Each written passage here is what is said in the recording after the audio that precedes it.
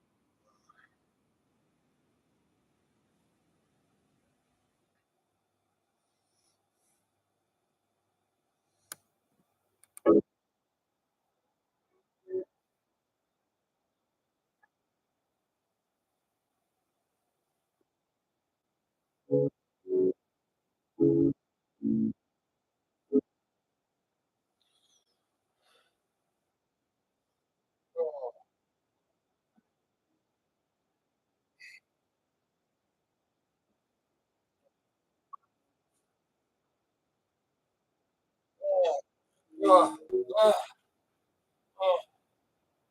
uh, uh,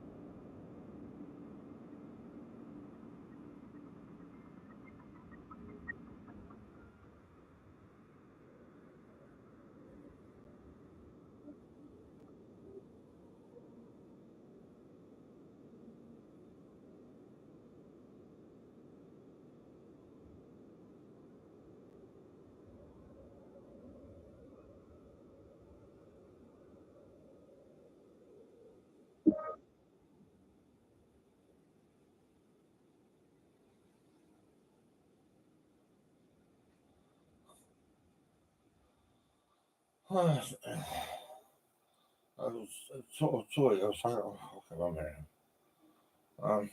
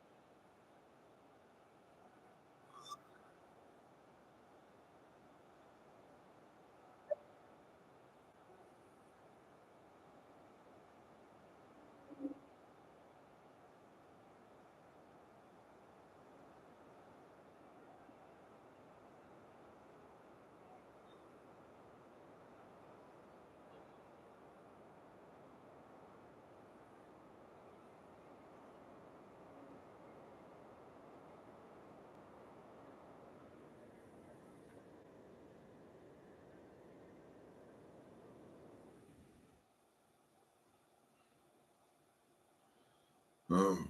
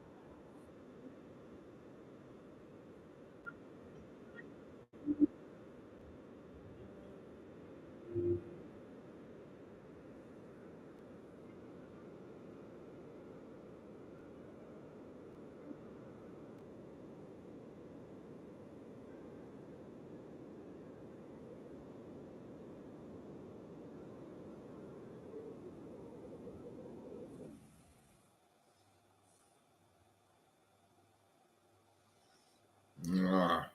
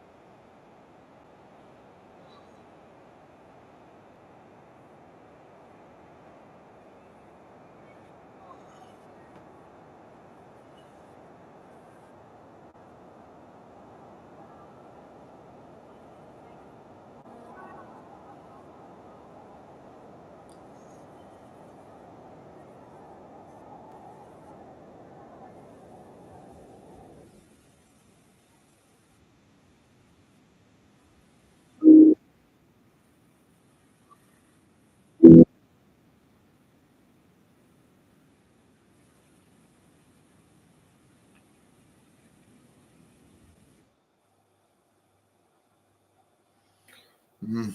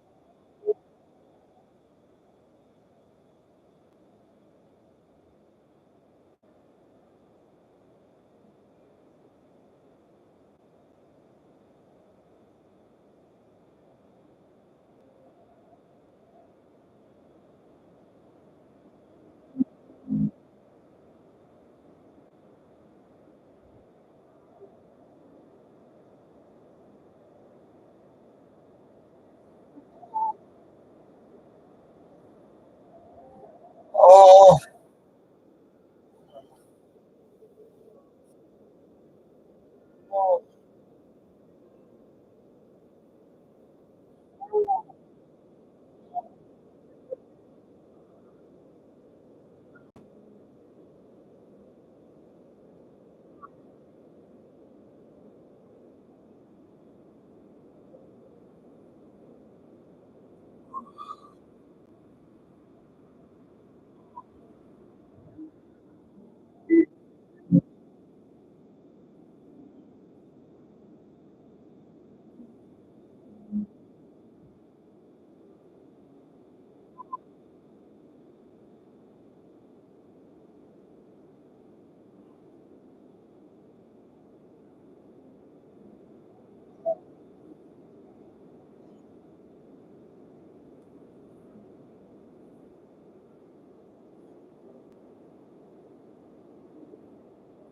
oh, oh, oh.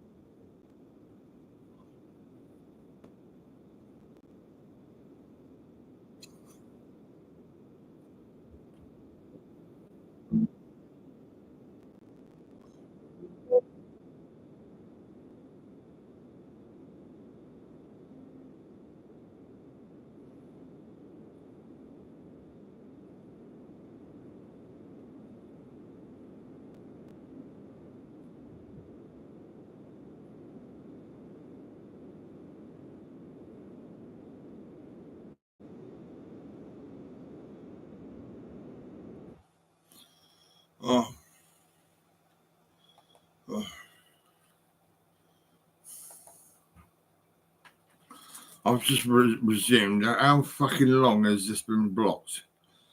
Facebook, you're a fucking shitbag. Facebook, if I had a gun, I'd fucking kill you until you died on the floor, dead.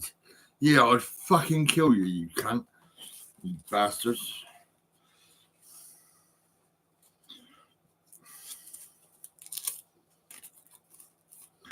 I've been on YouTube. I've been asleep on my settee, right? Listening to piano. And fucking hell, Facebook blocked it. It's probably been blocked for fucking ages. I mean, I don't know. Facebook, you're fucking crap. You know what I mean? Whoever you are, right, I'm going to fuck you up, you motherfucker.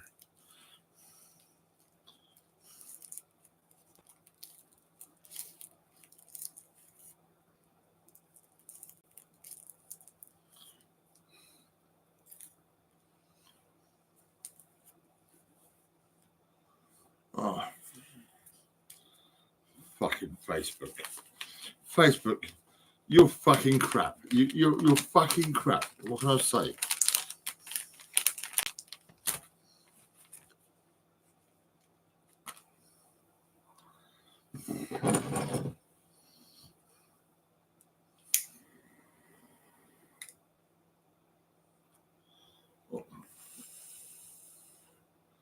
Fuck me, it's only 20, it's 11:15. That's fucking nothing, is it? Shit, man. I thought it'd be about fucking 1 or 2 or some shit. Oh, fucking hell.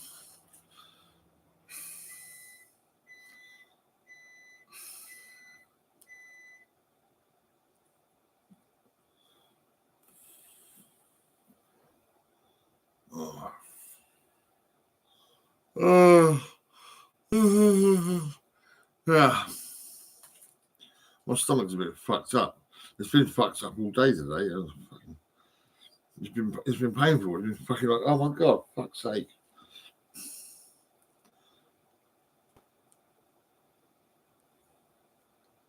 I'm not going to the doctors or the hospital. No fucking way.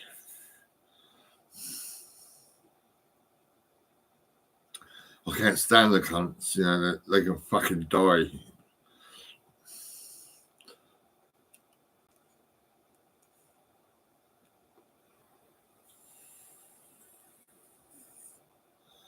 Oh.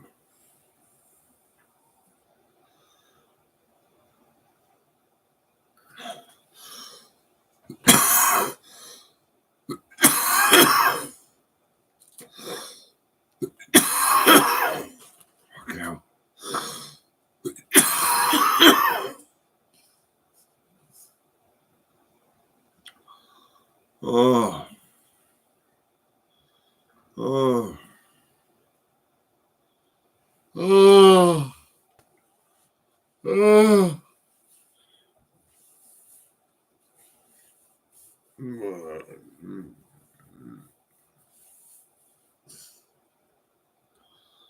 Oh.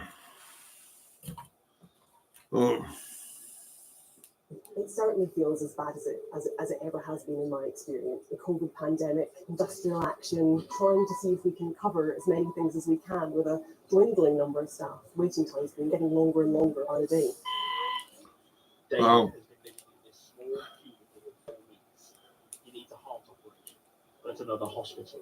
And there's the ever-growing waiting list. I can't say that I blame anybody for it, other than the fact that NHS can't cope. That's fucking shit, that's why, mate. If I was the old guy, I wouldn't fucking sit in the hospital for 5 minutes. The NHS was designed in 1948. Life expectancy was 68. We do need to see whether or not the NHS is fit for purpose. Now we need planning for the next generation and not for the next election. 300 miles north, this Lancashire GP surgery is prescribing similar warnings. They are seeing more patients because more are living in pain, waiting for hospital treatment. Like mine. I'm not waiting for hospital treatment at all. I'm sitting in pain, yeah. But I don't trust you cunts. I'm not, no fucking way. You listen to my mother. My mother's fucked up. She's in a council house with 3 boys. They're selling drugs, smoking drugs. Fucking mum's high. Yeah, and you listen to my mum, fucking hell. But they're so busy that they weren't able to fit them in. 6,500 people rely on this surgery, but Dr. Janjua says he's had a real terms cut in funding per patient in the last 5 years. You're going to start seeing more and more practices closing. We'd be lucky if we have general practice as we know it within a couple of years, unless things change dramatically. Public support for the NHS is unwavering, but faith is faltering in its capacity to cope. By any measure, it's under pressure, like never before. Daniel You Hughes. take me to a hospital and I'll be telling them to fucking die. Snapshot of our health service. So, what have the party said they're going to do about it? Rebecca has been taking a look at their plans. Rebecca.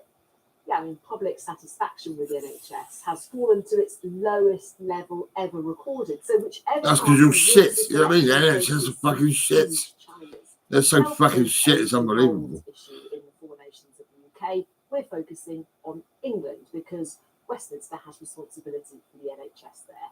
First up, the waiting list. Millions of people are waiting for non-urgent operations, things like knee replacements and cataract surgery. The total backlog is now 7.5 million. So what are the parties promising to do about it? Well, cutting NHS waiting lists was one of Rishi Sunak's top 5 priorities. And while the backlog has fallen by 200,000 since September, it's now higher than when he first made that pledge. Labour's promise to clear it within 5 years will be using weekend appointments and using the private sector. Meanwhile, Democrats say they'd invest in public health and promote and need to Fuck hell. staff shortages, resources and affecting morale. The NHS in England has more than 100,000 jobs that are under 7% of the workforce. The Royal College of Nurses. They haven't got the experience, they're fucking shit. Are currently planning or considering. Now, the Conservatives have delivered on their 2019 manifesto pledge to hire 50,000 more nurses, but unions say that's still not enough to meet demand. Labour's promised to create 7,500 medical school places and 10,000 nursing and midwifery placements a year, while Reform UK say that they would retain workers by cutting taxes for frontline NHS staff. Finally, the struggle to get a GP or dentist appointment. In April, more than 3 million people had to wait more than 3 weeks to see their GP. Meanwhile, there's a crisis in NHS dentistry, with tooth decay the number one reason. My dentist, no, my doctor's fucking harasses me, gives me texts all the fucking time. And I'm not even going there. I'm not fucking no way am I. And expand the use of pharmacies. They could fuck off. Say it will end that 8 a.m. scramble for appointments by using the NHS app and deliver 700,000 extra dentistry appointments a year. While the Green Party say that they'd ensure that everyone can see an NHS doctor or dentist by raising money through a fairer tax system. And on top of all that, Tom, there is the ongoing industrial action with junior doctors due to walk out just days before the general election. So it is a daunting to-do list. Thank you very much indeed. Well, exactly 80 years ago, tens of thousands of young men were gathered in military camps across southern England. What followed on the 6th of June was the largest seaborne invasion in history. This week, ahead of all the commemorations, James spoke to the US ambassador to the UK on why they are much more than looking back. At the US military cemetery near Cambridge, amid the graves of more than 3,000 young Americans who died in the defense of Europe, US Ambassador Jane Hartley reflects on the continent's bloody past and the threats to its future. For 8 decades, the US has guaranteed the defense of Europe to ensure there never need be another day like D-Day. But for the first time in those 80 years, that commitment is being questioned. Should Europe be prepared for a really significant change in American foreign policy? You're talking about a Trump administration. Well, I don't usually comment on a Trump administration. Destroy the NHS. Destroy the NHS. Yeah, we can fucking have that. I'll be quite happy if that happens. I mean, yeah, I'll be fucking happy as fuck. Will Trump do that? I don't know. Which is an unusual thing to hear an American ambassador say. I'm not sure about the future. I just don't know. is that Oh, no one country can do it alone. I would hope the Trump administration would see that, but I don't oh. know them. You can make the case that the D-Day was only necessary because of mistakes made in the 1920s about confronting dictatorships. Could you make the case that we're in danger of making the same mistakes again? You know, I think it's a really good question, and it's really, really important Ukraine wins this war. Because as you look at autocrats, as you look at dictators, if they have victory, they don't often stop. Why would they stop if they're succeeding? 10 years ago, at the 70th anniversary, Vladimir Putin was an honored guest, despite having just invaded Crimea. Was that a mistake? We didn't take it seriously enough 10 years ago. I do think what we know now, we might say that we should have been stronger. Somebody who is an autocrat, who thinks strength rules, and to stop a person like that, you have to show strength. For 80 years, we have been able to rely on the NATO. By the time we get to the 90th anniversary, will we still be able to say the same thing? I believe in my country. I believe that we. I don't believe in my country. always No be fucking on way. the front I believe in for myself, yeah. democracy, for freedom. So my answer to that would be yes.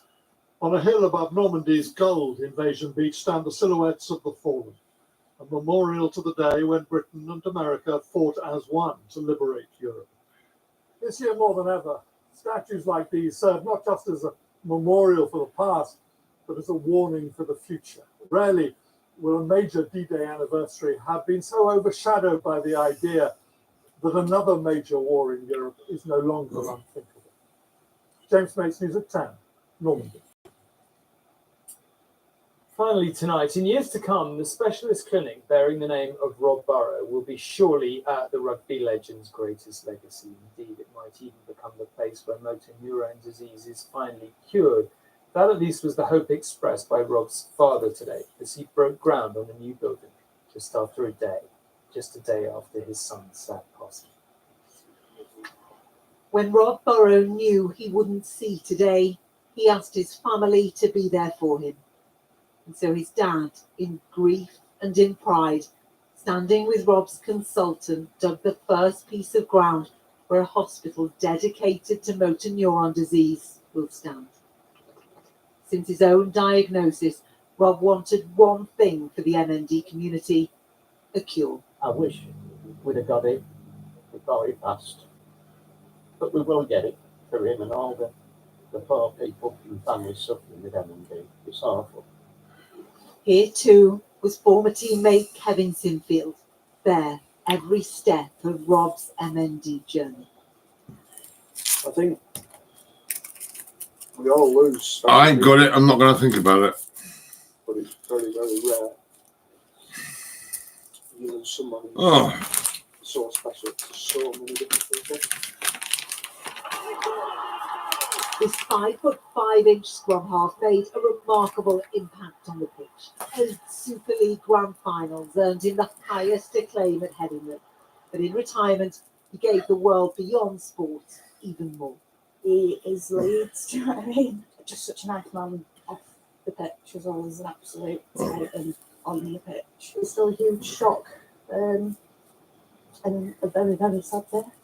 Tonight, Rob's wife Lindsay described him as simply the best, vowing to keep on banging the drum to help others. Together, they did so much to raise the profile of the disease. And when Rob wasn't fit enough to do so, Kevin Sinfield took the baton. It is hard to find a more profound portrayal of friendship. Together, they raised over £15 million. They did it for those living with MND. I ain't got it. I'm not going to think about it. Oh. He's showing us how to live. And that we can, we can all dream. At his spiritual home, Rob's family saw the depth of feeling for themselves. The special man who showed us all how to live. Didn't show me shit. At 10, Headingley. Okay, so I'll be on ITVX at 4 tomorrow afternoon for Talking Politics. We'll be looking forward to the debate. Do join me for that. Julie will be presenting the big debate at 9 from Salford. Feels like the first big moment of the campaign, and I'll be there afterwards. The news is 10. See you then. Thanks for watching.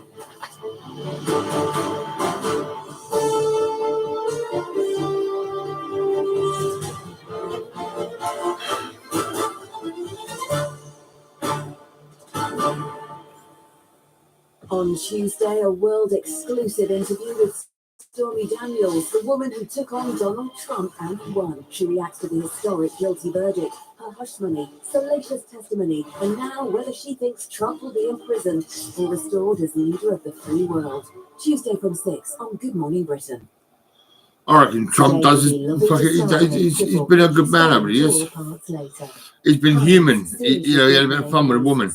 And what's the woman doing? Being a fucking greedy bitch. Hello there, very good evening. Fucking dog. Had a lovely start to Yeah, come over and suck my dick and I'll give you a £10 bitch.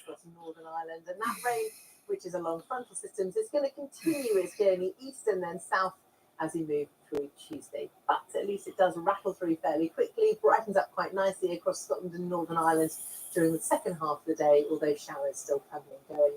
Elsewhere, I'm afraid, not looking quite so cheerful. It really is going to be quite a wet picture, particularly towards Cumbria. They're not really reaching most southernmost areas until the latter half of the afternoon. And if you look down towards the far southeastern parts, you might just about squeeze a lovely day, but don't tell anyone about it. Over the next few days, low pressure remains fairly close by, and that means it's a mixture of sunny spells and showers. Now, most of those showers are going to be across more northern parts, but by the time we get to Friday, they're fairly widely across the UK. Temperatures fairly average, not much to write home about. Good night. Sleep well. Heinz Seriously Good Mayonnaise sponsors ITV National Weather.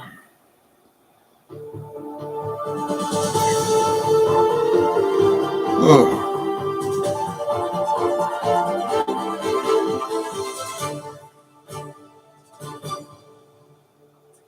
Good evening. People are being warned not to feed New Forest ponies after several animals died and people were also injured. Last year, fines were introduced to try and stop people getting too close, with up to £1,000 penalty. Paul Hepworth has more. With foals an extra draw to the New Forest today, most visitors were keeping a respectful distance, but not all. I mean, I've seen a car drive up this road throwing carrots out of the window. Lance has lived around Lyndhurst for more than 30 years. It then leads on to ponies being killed on the roads because they associate a car with food. And unsuitable food can also be fatal. Their stomachs are not geared up for digesting. You should see my stomach. carrots Fucking hell, it's and fucked. other, sandwiches, picnics. They don't. They survive on grass. Oh. It may be well-meaning, but now petting and feeding the animals has been made a finable offence of £100. Those enforcing it say it will protect people as well as animals. Yeah, so I've arrived before to a scene where a child had just been kicked in the head. It's obviously quite traumatic for community. I was kicked in the head by a bunch of fucking faggots. Wayne Smith and his fucking boyfriends, yeah. Over one cigarette. It's quite novel to You little cunt. be surrounded by these free roaming animals. It's an amazing thing to see and to experience. So it really is about education and people understanding the consequences. I think there's a lot of people who do live locally as well, who perhaps have had these habits or behaviours for a long time. And obviously the trouble is, if you see somebody else doing that behaviour, it encourages people to copycat effectively. New signage has gone up, and teams If you see that fucking Wayne Smith, fucking run the cunt over. Go on, just drive your car straight into his fucking face and fucking fuck him up, fucking really fucking fuck him up. So much, I just want to touch them and cuddle them and feed them and all this stuff. But I want to do my best to help them and make them feel safe as well. And you see the cars with their windows wound down and enticing them. And I think, oh, it's a wild animal. Don't do that. Not tempted to feed them, have been tempted to go up close to the little ones because they're very cute.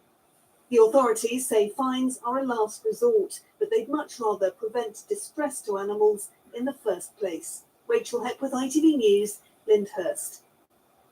22 man from Croydon is due in court tomorrow following a fatal stabbing on Bournemouth seafront. Sports coach Amy Gray was killed and Leanne Miles was seriously injured in the same attack. Nassim Sadie is charged with murder and attempted murder.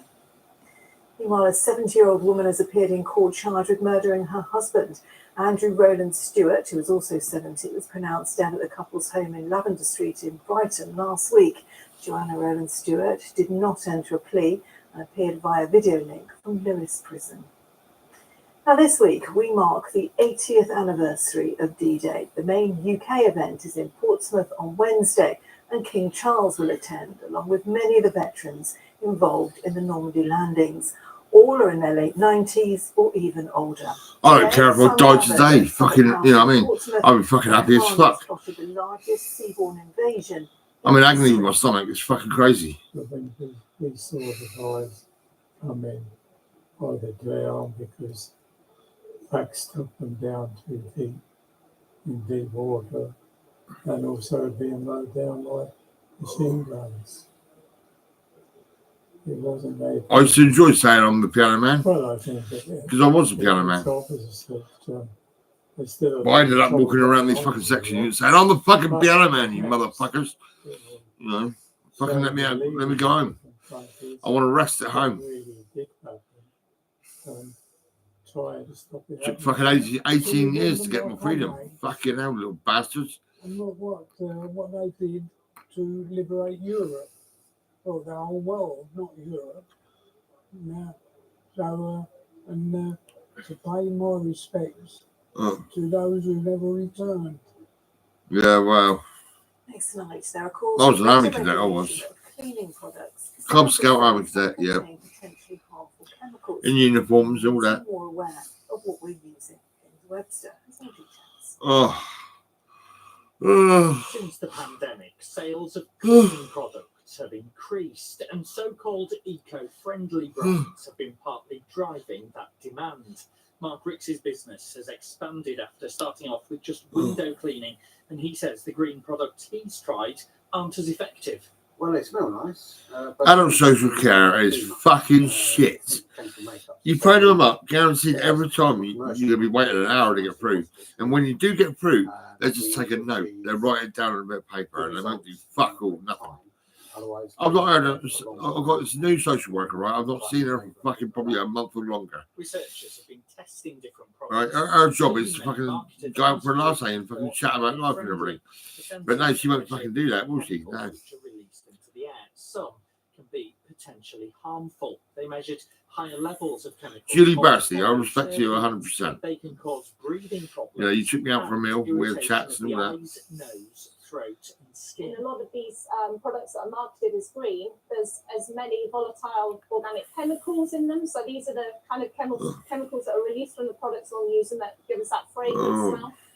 And the natural or green products often have as many of those volatile species as the more regular products that we buy. So there's very little difference between the two. So, what are the alternatives to bottled chemicals? Brennan Budden has thousands of followers after presenting TV shows that transform dirty houses. He promotes the benefits of natural products. Natural products that I would use is Yeah, fucking some black cunt in Basingstoke in the section unit, a doctor, right, a black doctor, said my home was squalor. I said, look at this. It's, well, you know, he didn't say fuck all to that cunt, that fucking nigger. Yeah, this place is fine. I like this place. I decorated this place, made it nice. I've done the garden as well. But the Vivid Homes, you fucking gardened up because you're fucking shit. You fucking little bastards. It was in the newspapers. Yes, it was. Because I made a fucking nice job of the garden. But now you fucked everything up, you little bastards.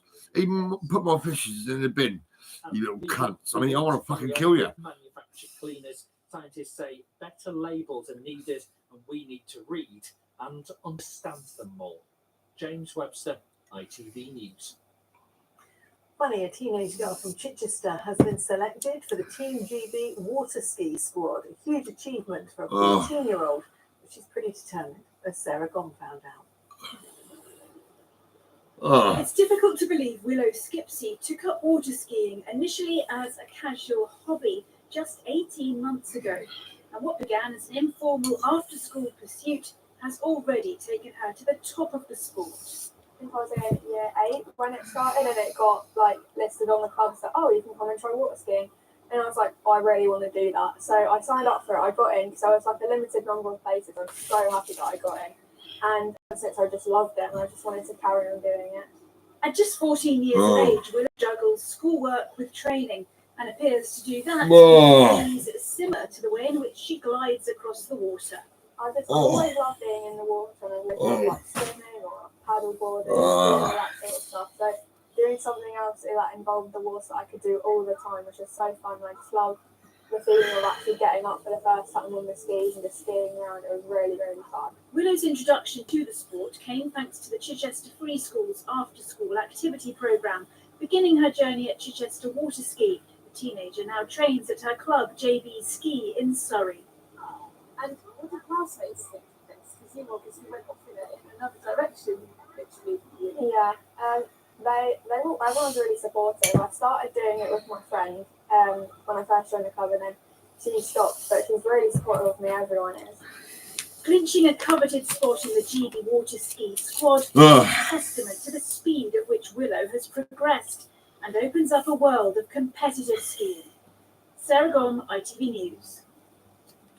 Well, let's now with the details tonight. Here's Philippa Drew.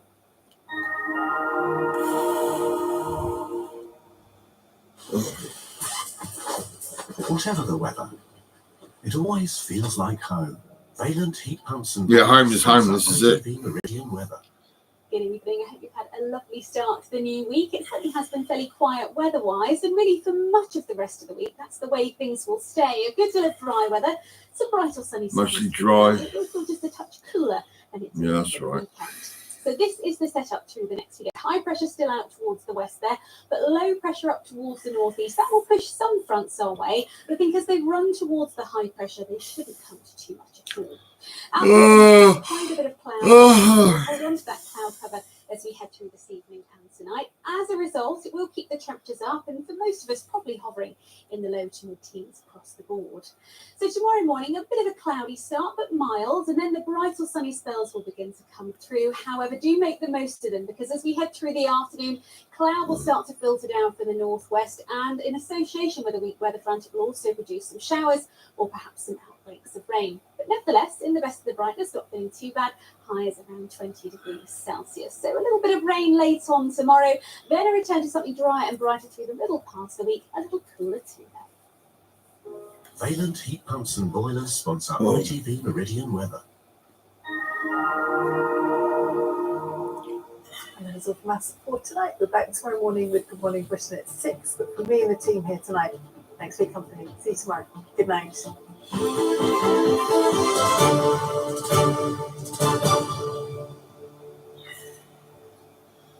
Oh.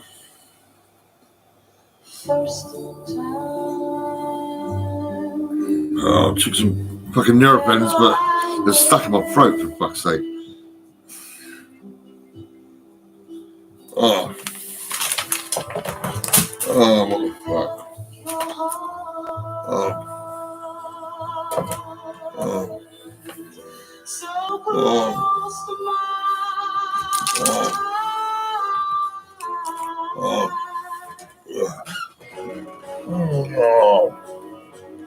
Oh. Oh. Oh. At Amazon, we offer apprenticeships to all fulfillment centre employees.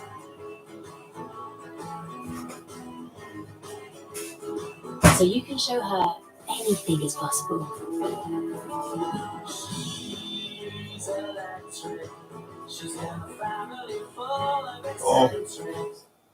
Want more shows, more films, more time for just one more episode? Then say hello to ITVX Premium. Bit more of your favourites in with ad-free streaming. We've got a great setup here. Plus, get hundreds more shows and films from Studio Canal Presents. That's more time to stream more of what you love. Start your free 7-day trial today and go to ITVX. You must be Imogen. Are you going to show me the chips? I'm going to show you the potatoes. Can I drive? No. This is my farm where McCain is starting regenerative farming. Well, a daft hand with a spade. That's definitely a 4. We cultivate the soil less to keep more carbon in. Almost ready for tips. Well, these are things. Oh. So when we became chips, we're all doing some good. Yeah, you're supporting the move to regenerative farming. Great. I'll have 2 seconds then. Nick in, let's all chip in.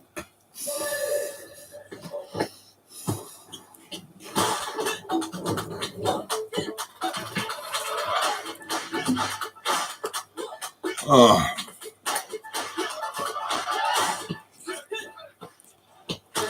When Europe's elite come together, magic can happen. Assemble them your way with a completely free hacker or bet builder, available every day for the first 5 days of the Euros. Betfair, play different. Hello, my lovelies. Guess who's come to Iceland? What have we got here then? £1 lasagna, £1 ice cream, £1 pizza. Guess it. I know. Oh. Alright, look, something caught your eye. Oh. 100% chicken breast. Oh, thanks. Oh. Gosh. Easy peasy teas. We're gonna need a trolley over here. All these bargains in just one shop. That's why we go to Iceland. Smile offers a fantastic range of holidays. Who offers interest-free payment plans to make holidays affordable? And who is trusted by you with a 5-star rating? Travel has over 460 branches nationwide, so wherever you're going, go to haystravel.co.uk or visit your local branch today. Now, and with strong language, with the concluding part of our documentary, looking at Instagram's worst con artist.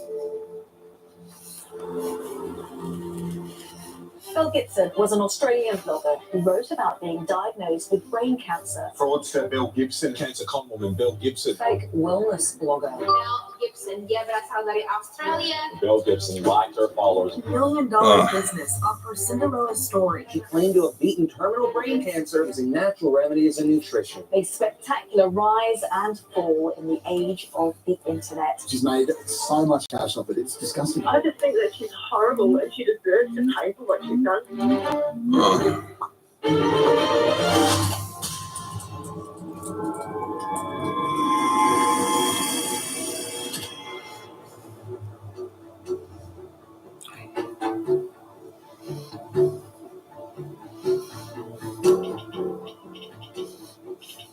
messaged Belle once I heard that the news had broke.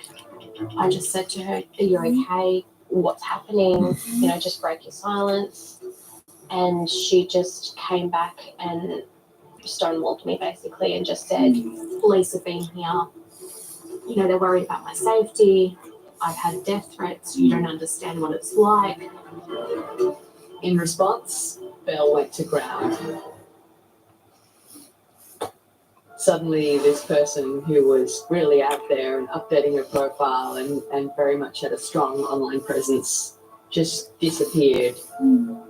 And it kind of left this void. If you were a follower of hers, you'd been through all of the ups and downs, the seizures, the new diagnoses, and the heart-wrenching, I could die soon. All these people who had this passionate engagement with her just left in a complete quandary. I went onto Instagram to have a look, and that's when she started deleting all of her posts. You know, first it was just 1 or 2 here and there, and then all of a sudden they all started going. I kept refreshing the page, and it was just like disappearing. Posts were being deleted, like literally right in front of me. And I'm thinking, my God, she's doing this right now. Like, it's all going. You don't do that if your story is legit. There's just no reason other than the fact that she's trying to hide something. And she's trying to remove all evidence. When I first approached Bill for an interview, I wanted to try and find her pre-Whole Pantry history. When I started looking online, the first thing I noticed was, although she had a massive presence on social media, it all started in 2013. Her entire social media history prior to 2013 just seemed to have been wiped. So I decided to do some deep dives into Google to go back earlier. And when I did that, that's when I found stuff that just floored me. I came across this skateboard chat forum, and to my surprise, there's this girl on there called Belle Gibson. But this Belle Gibson on the skate forums was completely different from the Earth Mother natural foods guru. She was this trash talking chick, and she's got dark hair, really goth looking. I just thought, well, because it can't be her, it was a completely different persona. And then I saw this post that she put up where she talked about this tattoo that she just had done. And it was the same tattoo that Belle Gibson from The Whole Pantry has. And so there was a whole other side of her life that she had kept out of public view. And of course, that really intrigued me. And so I started making calls, trying to find anybody who had known her during her previous life. Yeah,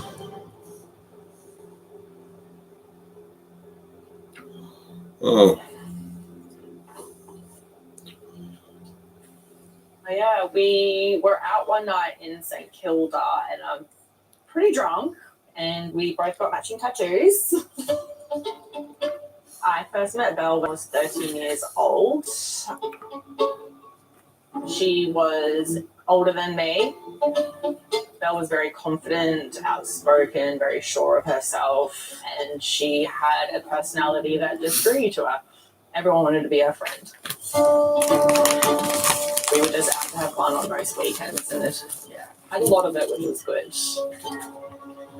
We were still quite young, so we're not going to divulge too much. She was my best friend back then. And Belle was very much all about the internet. I do remember her heavily into blogging and everything. I did never read it. I don't know, I feel weird reading my friends' blogs sometimes when I can just talk to them. So no, I never really did that, but yeah, she loved the internet. I reckon the internet's fucking shit, isn't it? Wouldn't it be good if you could actually get rid of mobile phones and get rid of the internet and go back in time and have a better life? Really sort of laid back, easy to get along with. And yeah, they were just kind of fun to hang out with.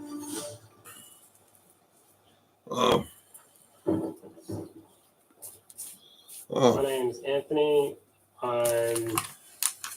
Should say my age. I'm already stubborn. My name's Anthony. I'm 33 years old now. I met Belle in February 2009. First impressions was she was very much a person at the front of the room, making friends, laughing, having a good time, nothing ever really negative. Very much the opposite of an advocate for a healthy living.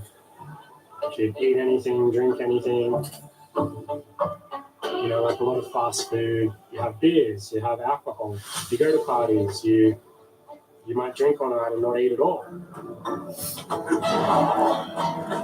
So back then, there wasn't too much social media around at all, so forums were, I guess, the place to go.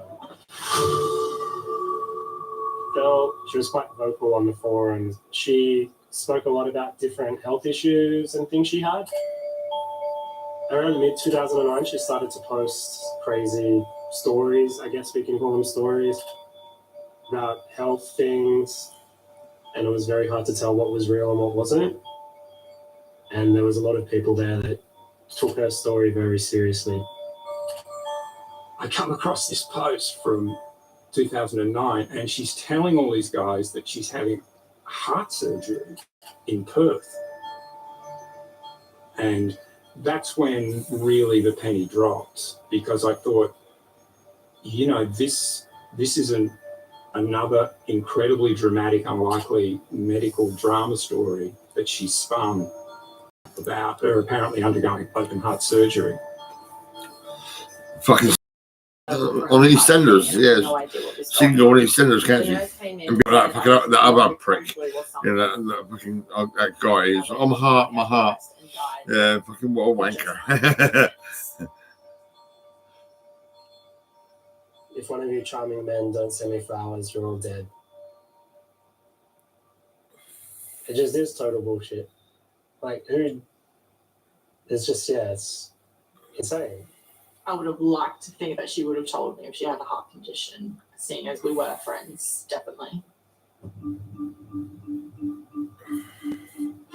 These are posts that are supposedly being sent in real time while she's in the hospital. I just immediately realised that you had someone here who told stories of medical drama, and she'd been doing it since she was 17. I've discovered through this skateboarding chat forum the story of a well-known figure in the Brisbane skate community who had suffered a brain tumour, and he in fact had posted on the skateboard chat forum about his illness and his treatment 3 or 4 months before Belle went onto the same forum and first made her claim about having a malignant brain tumour. Eventually that brain tumour killed him. I remember at the time, like, it was a very sad thing. There was like a lot of people that were really affected by it, and she could have very well taken influence from what was happening in the local skateboarding community. And as I later discovered, she had contacted him and befriended him and spoken to him about her own supposed illness. And so it appeared that she would appropriate other people's stories and absorbing them into her narrative.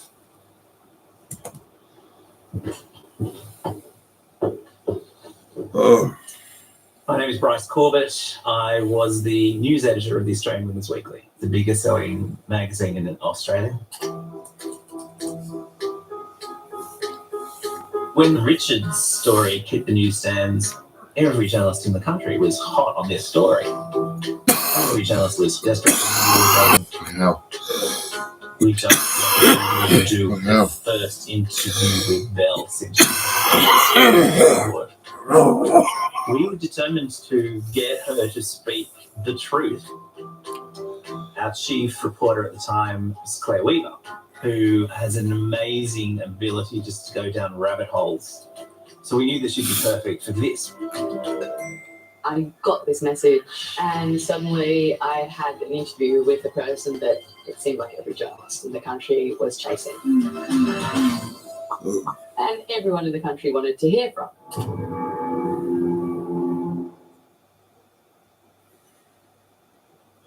Oh.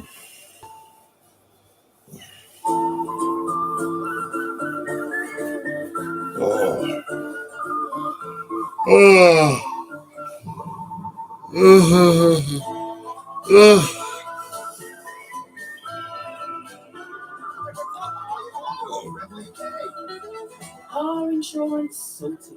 Hey, just use Confused. Just use Confused.com. Foodies, humans need such a variety of hobbies to keep them satisfied. Fortunately for us cats, all we need is the wide range of gourmet, exquisite mousses, savoury cakes, and mini fillets in gravy. What more do we need? Well, we both need this. Daily Delight is the endless variety of gourmet by Purina. ITV Win is here, and it's time to get back in the draw for a chance to join our list of winners from all across the country. You could be in with a chance of winning £100,000 in tax-free cash. How about a brand new car, a luxury holiday, or even the deposit on your dream home? £100,000 is not something you want to miss out on. So no matter where you are in the UK, scan the QR code or visit ITV Win today to enter. Don't just sit there, win there. Your family deserves ETV. Entertain your whole house with live and on-demand TV. And get ultra-fast full fiber with speeds of up to 1.6 gig. All for $44.99 a month. Enjoy shows like Bridgerton on Netflix. The Regime with Now. All in one place. Join today with no upfront costs. There's a reason TV lovers choose EE. This is new EE TV and broadband. At Frontline, we know your pet helps you feel better, happier. You can do the same for them with Frontline Plus. It kills fleas and ticks on dogs and cats, plus stops flea eggs from hatching in your home. Frontline Plus, the UK's best-selling flea and tick protection for our best friends.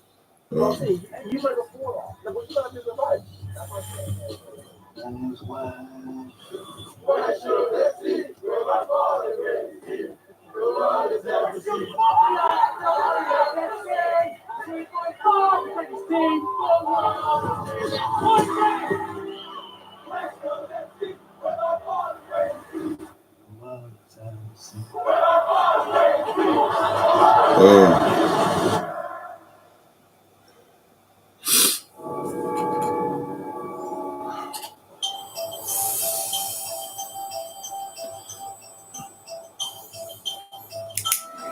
seemed like a nice young woman, but I think when I was interviewing her, she was on the back foot. During the photo shoot, she seemed a little bit nervous, a little bit distrustful, a little bit on edge. My approach to start was I just wanted her to feel comfortable because I wanted the truth. I don't know, it's just very scary, to be honest. Because you start to doubt crux of things that make up who you are. One, that I'm tall and I've got hazel eyes and, you know, and I've got cancer, and you also take away, you know, some of those high level things. I don't know, it is just really daunting. To be honest, I couldn't really get a read on Belle.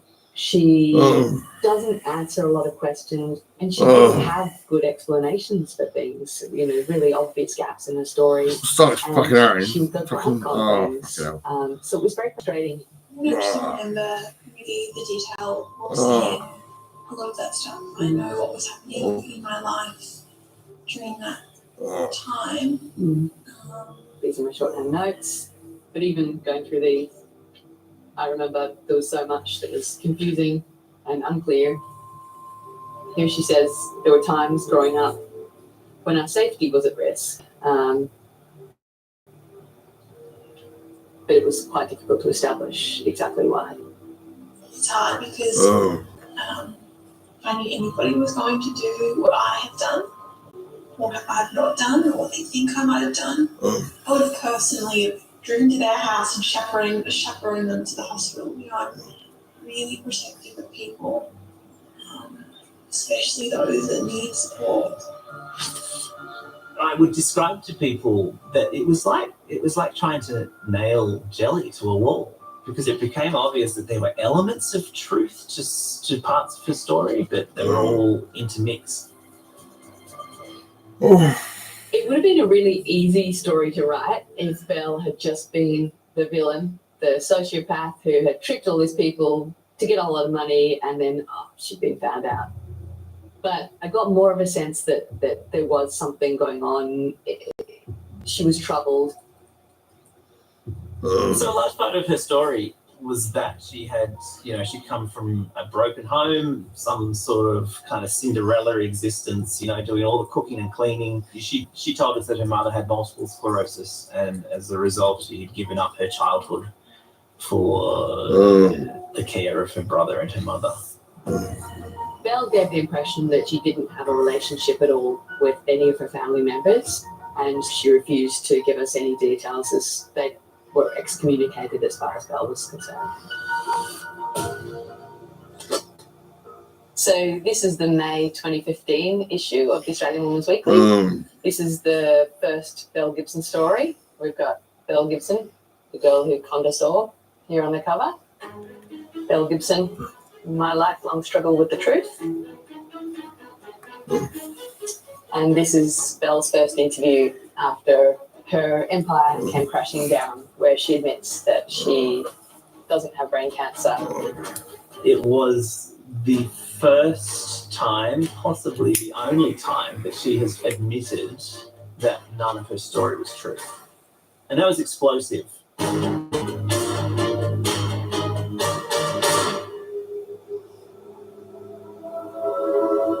So I guess not long after that article came out, I was at my desk and the phone rang.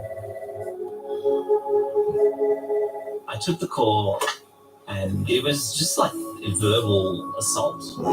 It started as a torrent of abuse. It was threats of legal action, it was angry, shouting, screaming. I had threats from the cop shop. Yeah, fucking bastard. Who are you and what are you talking about? It turns out it was Belle's mum, Natalie, calling, and her husband, Andrew, who turned out to be Belle's stepdad.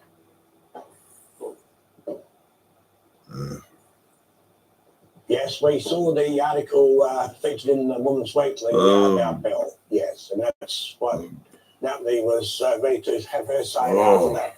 She said, Andrea, get on the phone and tell them how it is. Right. So I looked up the Women's Weekly's number and I called. When Natalie saw the article, she burst into tears. It became very overwhelming for her, yeah. Natalie was beside herself. She said, Andrea, first thing tomorrow, as soon as you get out of bed, I want you to ring the Women's Weekly straight away and have a chat to her and tell them what goes. All right, and I'll do it. We'd gone from her wanting to sue the magazine to, since she was just pouring out her entire life to me, and how all of the lies that she's told you in that magazine article about her background, none of it's true. She talks about me and my illness. She talks about her brother being sick, but that's not true. No one had heard from Belle's mother and stepfather. No one had found them. Here they were. It dropped into our lap. They wanted to meet with us and set the record straight, give us their version of events. I think Natalie mainly wanted to apologise for the people that got hurt, and also to clarify a few things that what Belle was saying about unfunctional home. That really got her mad. And so Claire and myself went with Andrew and Natalie to dinner. You know, it started out pleasantly enough. The more wine that was imbibed, the crazier the night became.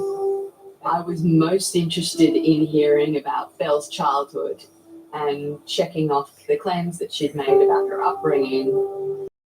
Natalie would deny some things, but there were things that checked out, like she had multiple sclerosis, which Belle had talked about and was true.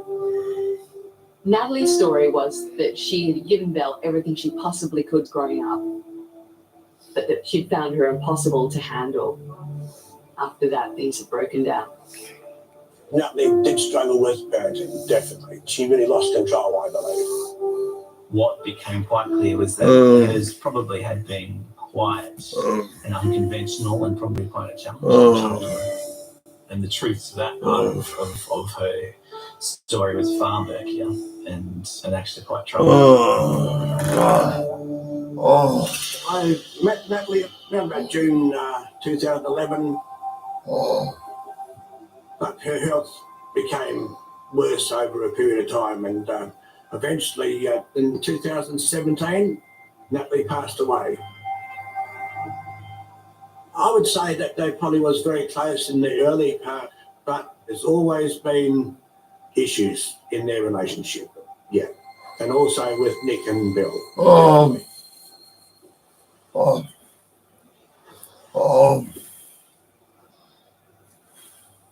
I'm Nick Gibson. Belle is my baby sister. It was very shocking. She said a lot of hurtful things about the family.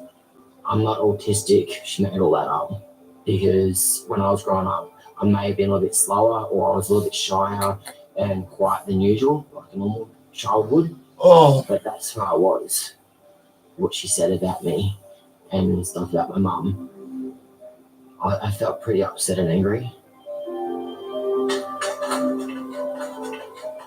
We had a perfect relationship when we were growing up.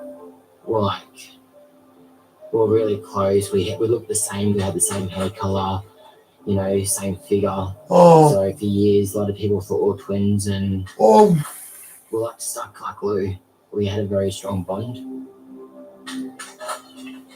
We always did everything together. I think it got harder when me and Belle got older and we drifted apart from each other. It was probably a couple of years before high school started. We did have a lot of fallings out. Looking back on it, I think it would have been pretty hard times for Nick and Belle, because Natalie was dating people that you and I perhaps wouldn't date, if you know what I mean. Took advantage of Natalie and didn't really give a lot, but took a lot. And also, some of them also did physical harm to Natalie. It was pretty tough times, yeah. Belle said when she was growing up that her name got changed several times and that her age would be changed, and they sometimes seemed to be hiding from something. When we checked with Natalie, Natalie confirmed that they'd moved around a lot.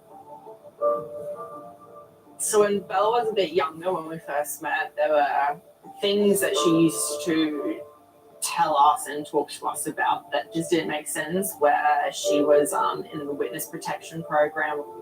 She also told us that Annabelle wasn't her real name, and at that age, you don't question, well, I didn't question it, I didn't look into it, I was just like, oh, okay, Belle's just being Belle sort of thing.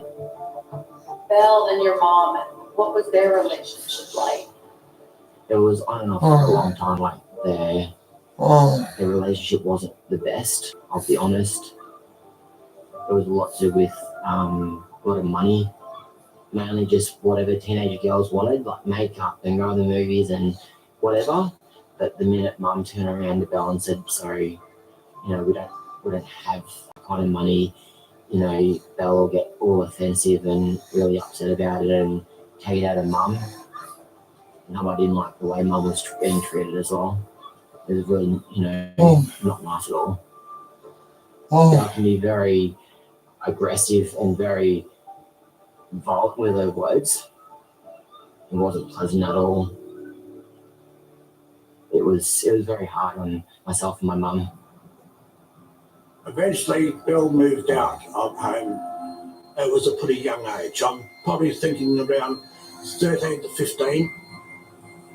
According to Natalie, she moved in with an old man not far from where Bill was living. Yeah, he just took Belle in. Personally, I didn't like the vibe from day dot. I don't know, it was something odd. We didn't really know him that well. Like, Mum should have really got to know the guy a bit better before her daughter moved in. But it wasn't done that way. Well, that has always been on my mind as well. Why would you be letting a 12 or 15-year-old go and live with a man down the road? An old man around a young girl doesn't look too good to me. Not the sort of thing that I would have been doing, but that way. I was very surprised. That was the one thing Natalie said that surprised me more than anything else.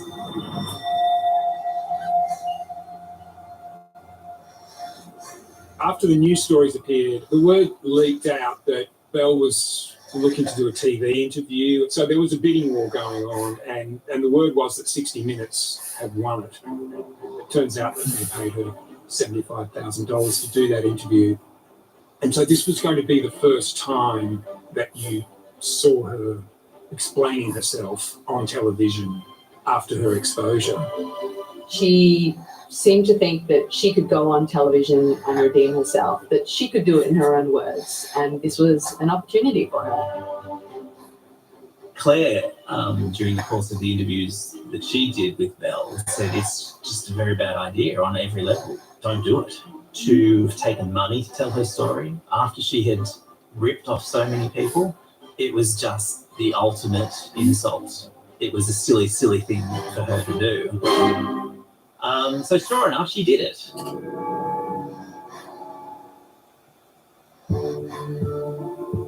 going to kill a man. Don't know his name. I have no idea what he looks like. You've got a secret. I'm going to find him. The Beast Must Die.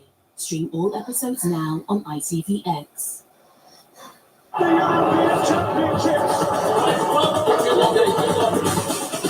Where the focus goes, the energy flows. The heat is on. UAB World 2024 starts Friday, 14th of June, live on ITV1 and ITVX. Emily, was I asleep? This isn't how I wanted you to. What is this? I bet you might have had a very different night. Please come back for me.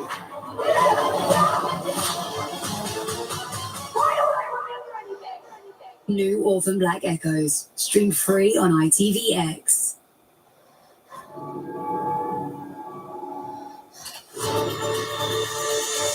Belle, are you prepared to tell the truth today? The whole truth? No little Absolutely. half truths, no gobbledygook. I thought the 60 Minutes interview was really strong. Tara Brown, the reporter, absolutely held her to account. You claimed, also in your book, that you underwent chemotherapy and radiotherapy for 2 months. True or false? At the time, True or false? true, because at the time I believed I was having radiotherapy. So, false. They were asking the questions and they weren't going to let her get away with not answering them properly. And it was very compelling viewing. You're 23, right? Well, actually, how old are you? I've always been raised as being currently a 26-year-old. This is a really, really simple question. How old are you? I believe that I'm 26. I have two birth certificates and I've had my name changed 4 times. The identity crisis there is big, but that was my normal when I was growing up. That was probably one of the most brutal interviews that I think I've ever watched on TV. It was pretty overwhelming to watch, to be honest, yeah. I was thinking in a way, I really hope these people who are watching this will work out it's not true. For a long time, I was afraid to even walk out my front door because she, mentioned about me. She said everything about me, what was awful and wasn't true. None of it wasn't true. It was just all fake. I've been openly conveying and speaking about what was my reality and what is my reality today. Will you accept that your reality does not actually match reality? It doesn't match your normal or your reality. Would you accept that you're a pathological liar? No.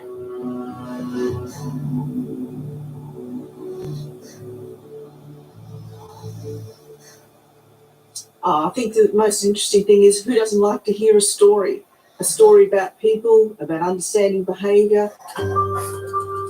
I've been a psychologist for over 25 years.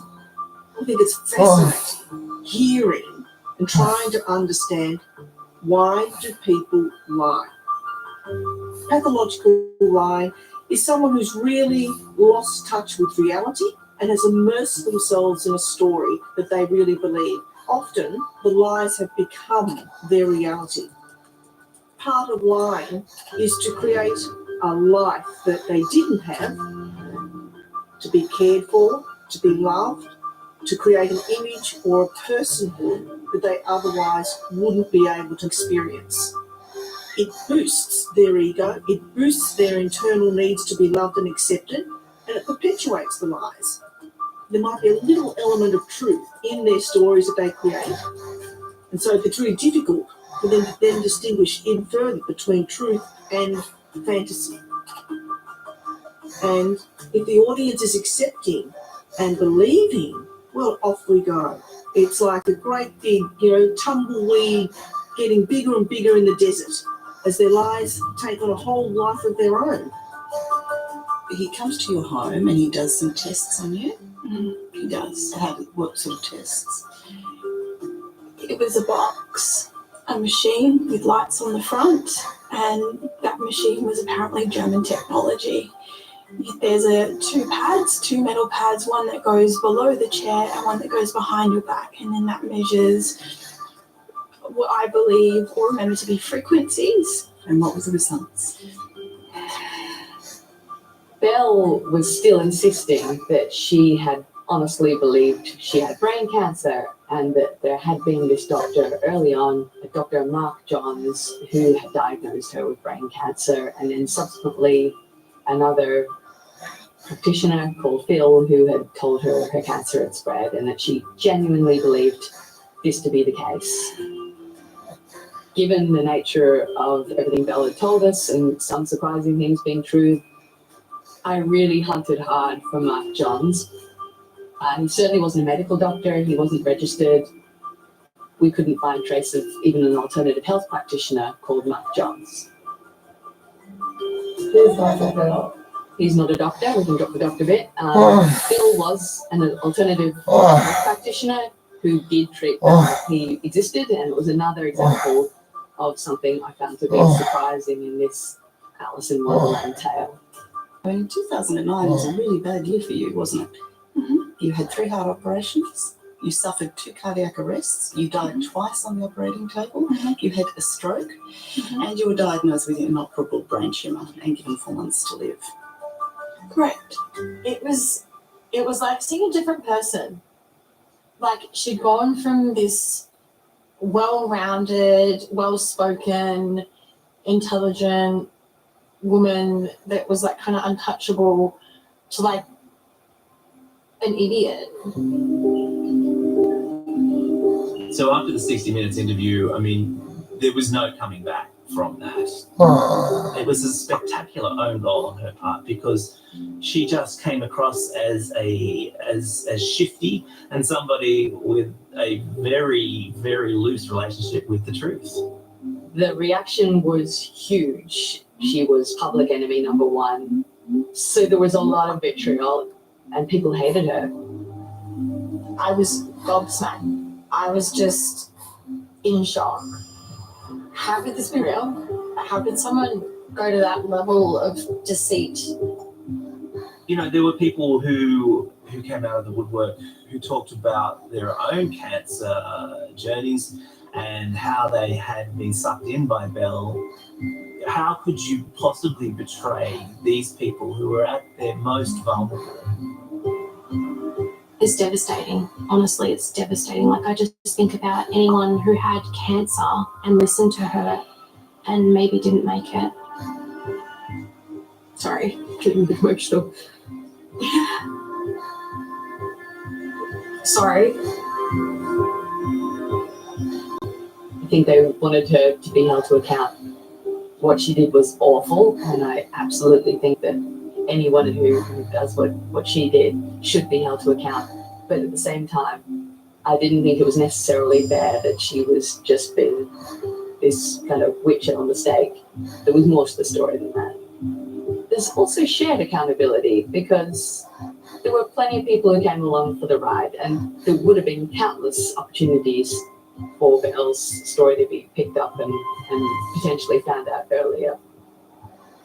She was in business with major corporations, Penguin and Apple, obviously, and I just don't believe that those people could have been oblivious to the holes in her story.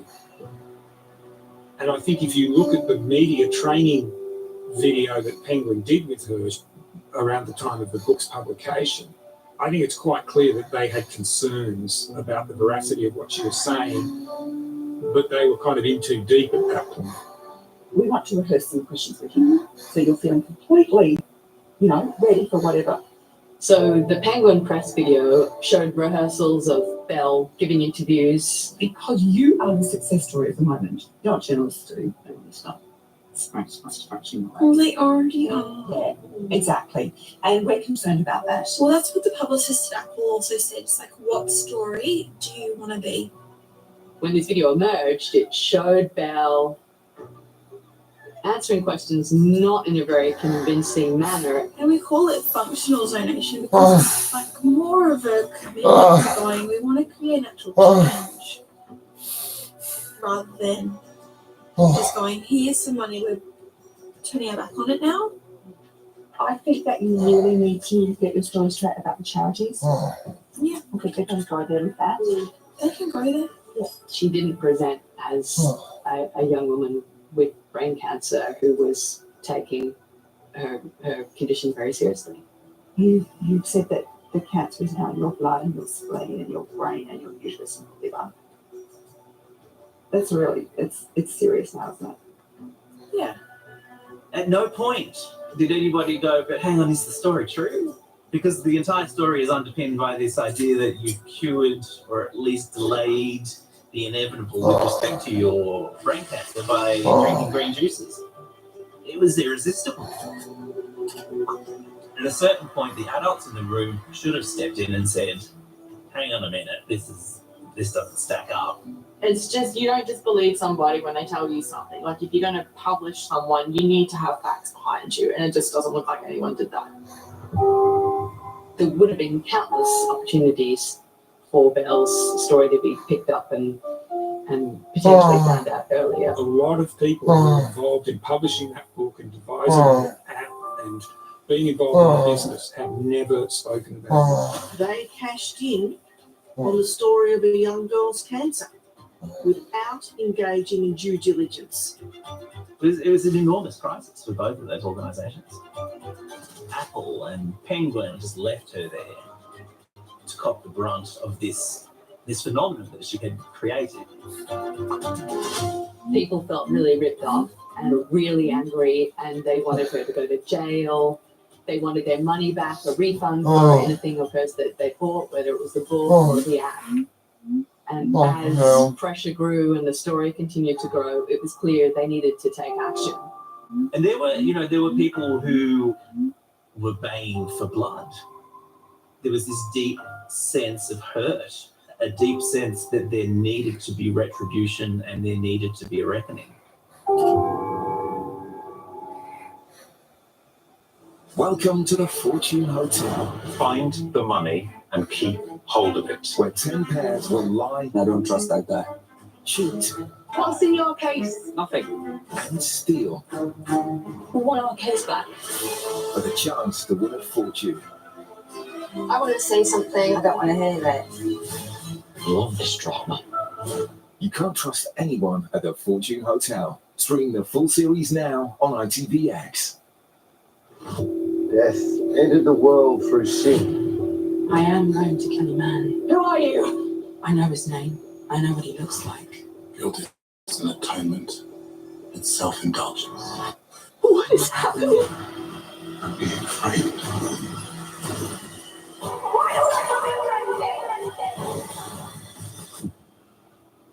Thrilling drama box sets stream free on ITVX.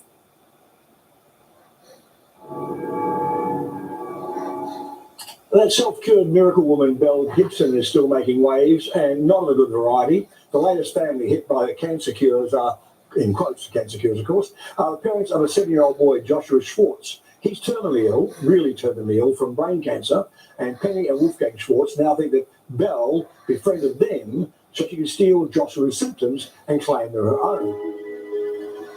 So back in 2013, 2014, Belle did some fundraising on behalf of the Schwartz family. The Schwartz family had a son, Joshua. He was 7 years old. He had brain cancer and it was terminal. And Belle attached herself to that family.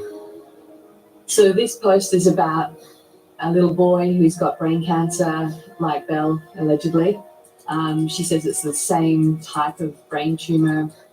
And she says that she feels the boy's pain, the greatest ache and pain in her heart. And she's going to donate all the money from the app sales for this week to help them. And they never saw a cent of it. And this was just another example of the, collateral damage that the Belle Gibson story took along its way. All those cancer sufferers, they're waiting for an answer. What is it? Isn't it about time that the truth came out?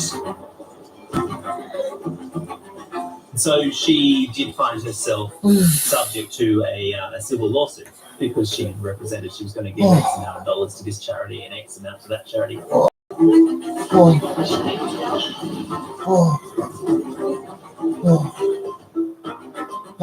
So eventually the Consumer Affairs Department in Victoria decided to bring proceedings against Belle, and she was fined $410,000. And then she just refused to pay the fine.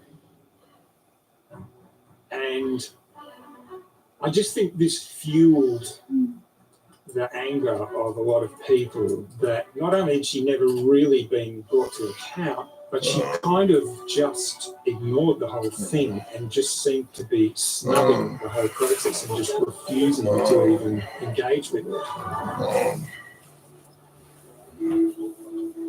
I suspect Belle was in denial, that she didn't want to face this new reality where instead of being this social media star and loved by everyone, it was the complete opposite. It's not like she's rotting in a jail cell or anything. It's been clear that, you know, in the period since that she's travelled to Africa, she's travelled to Bali, she's still moving around Melbourne with freedom, which is amazing in and of itself. I think Belle should be told to pay money back to all those families who got damaged by it all. It's not known if anything valuable was taken from the property this morning. The Consumer Affairs has vowed to continue to pursue Gibson for payment until the substantial debt is paid. So it gets to the point where, you know, sheriffs are turning up at her home to kind of take possession of items towards this fine that she's never paid. She's still living her life, and there haven't been really any repercussions or consequences served on Belle.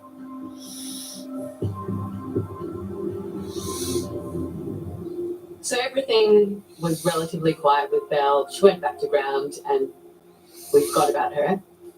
Then out of the blue, the weirdest thing that you could never have even imagined. Yeah, today we met in Melbourne, Australia. Our diaspora community, Oromo community of Australia, met to discuss the current situation of Ethiopia, specifically Oromia. There was a video that surfaced of her dressed in Ethiopian attire, speaking about her part within the Ethiopian community.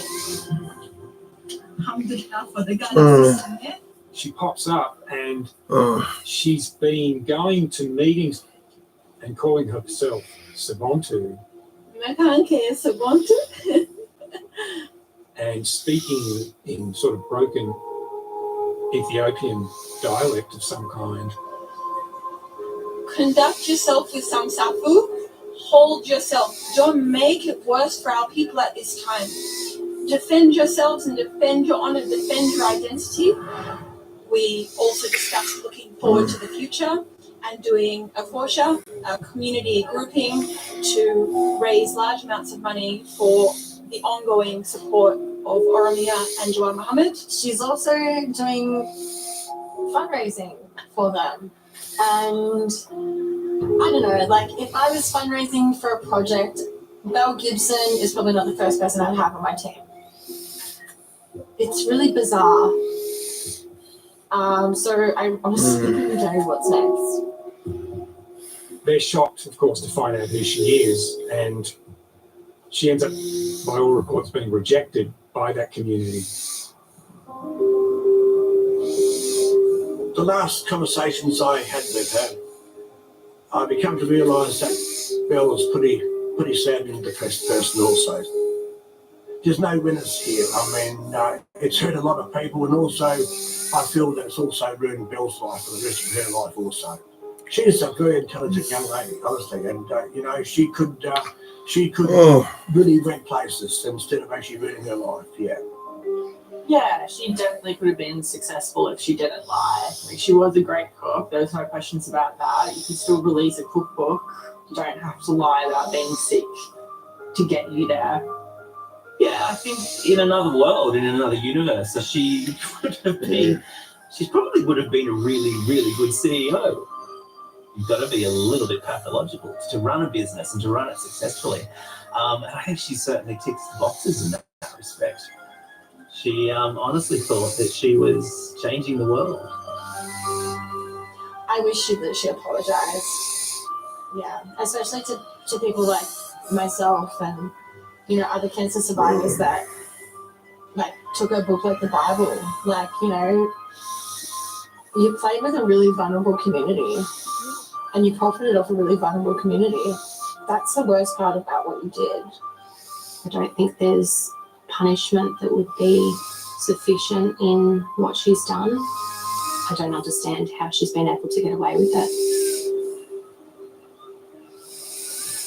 To be honest, after all that happened, like, her words don't matter to me anymore. She's got a big scar on me. Like, it's never going to leave me.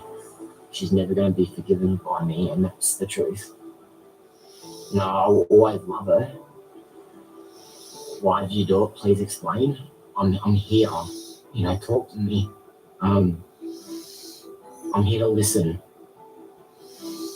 I just think she seems like someone who's sort of to some extent damaged, and there's probably a lot of reasons for that, going back into her childhood. And I don't know that going to prison is going to fix that. You do get the sense that Belle just wants to belong somewhere, and she's trying out all these different personalities, these different identities, in the hope of finding the right place where she belongs, she's accepted, and she's got this community of people around her. Perhaps she'll spend her entire life moving from one group to the next, and shape-shifting as she goes, being whomever it is that she thinks they want her to be. Have we seen the last of Belle Gibson? She's capable of reinventing herself, probably time and time again, so I'm not sure. There's a part of me that would like to see her get some kind of help. I think ultimately her exposure has done something valuable, which is to alert people to bogus ideas on the web, and the fact that people who appear to be altruistic and well-meaning and admirable can be exactly the opposite. I reflect back on my own personal experience. My wife's been cancer-free for 18 years after seeking conventional treatment, and I think that if this story did anything to make people wary of people sproiking untested and unbacked up wellness ideas of that serious illness, I'm very happy about that. But I don't think this is the first or last time you're going to see something like this happen.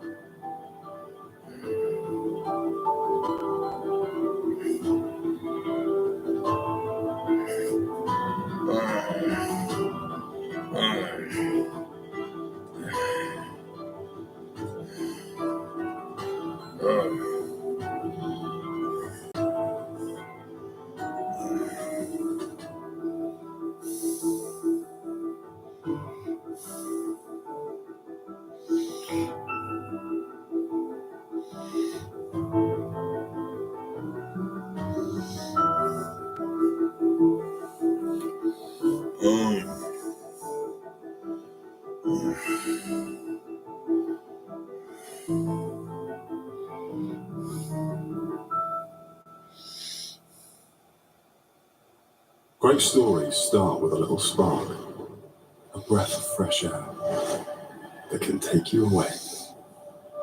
You need to let go. What's it called? It was a let go of me on the ground. Get drawn into the drama on ITVX, the UK's freshest streaming service.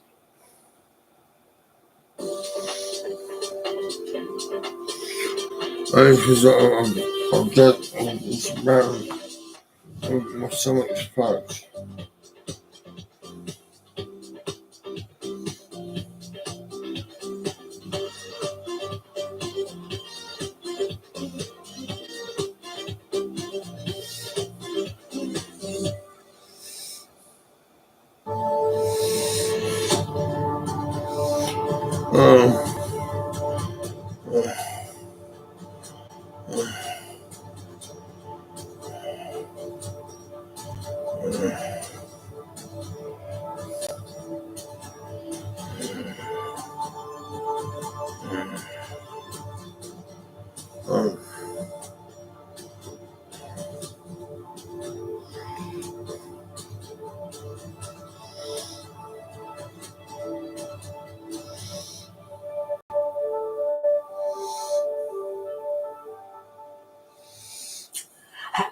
Very good morning. Welcome to Shop on TV. We have got the most amazing show coming up. I'm Hayley Green. I'm Sean Crawley. Together with Hayley, and we have got Burgos. We have got probably what's going to be the smallest appliance in your kitchen, but the most used. That does so many different jobs. This is not a handheld blender. It's a food processor. It's in the palm of your hand, but it's going to replace loads of different machines. Whether it's an ice cream maker, whether you want to froth up coffees, or whether you want to make desserts, whether you want to make cocktails, honestly, it is phenomenal. You've got 5 different blades. It's so simple to use, and you can use it in whatever appliance you want to use it on, whether that is a saucepan on the hob, or whether that is a plastic cup, or whether that is a glass bowl. It makes no odds. All of a sudden, you have got a food processor in the palm of your hand that honestly, because of the size, you'll use every single day. Whether it's baby food or whether you're making sauces and mayonnaises. Yeah, it's so versatile. The price is fantastic. It's a combined price of $268.95.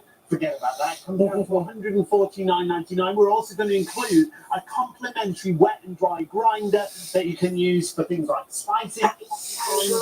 You've also got PayPal paying through, so you can interest-free, $51.98 on your first of 3 interest-free payments. If you've not shopped with us before, 593608 is the item number. shopontv.co.uk. Now we've got bets on because stock-wise, we have not got the stock we would like to have.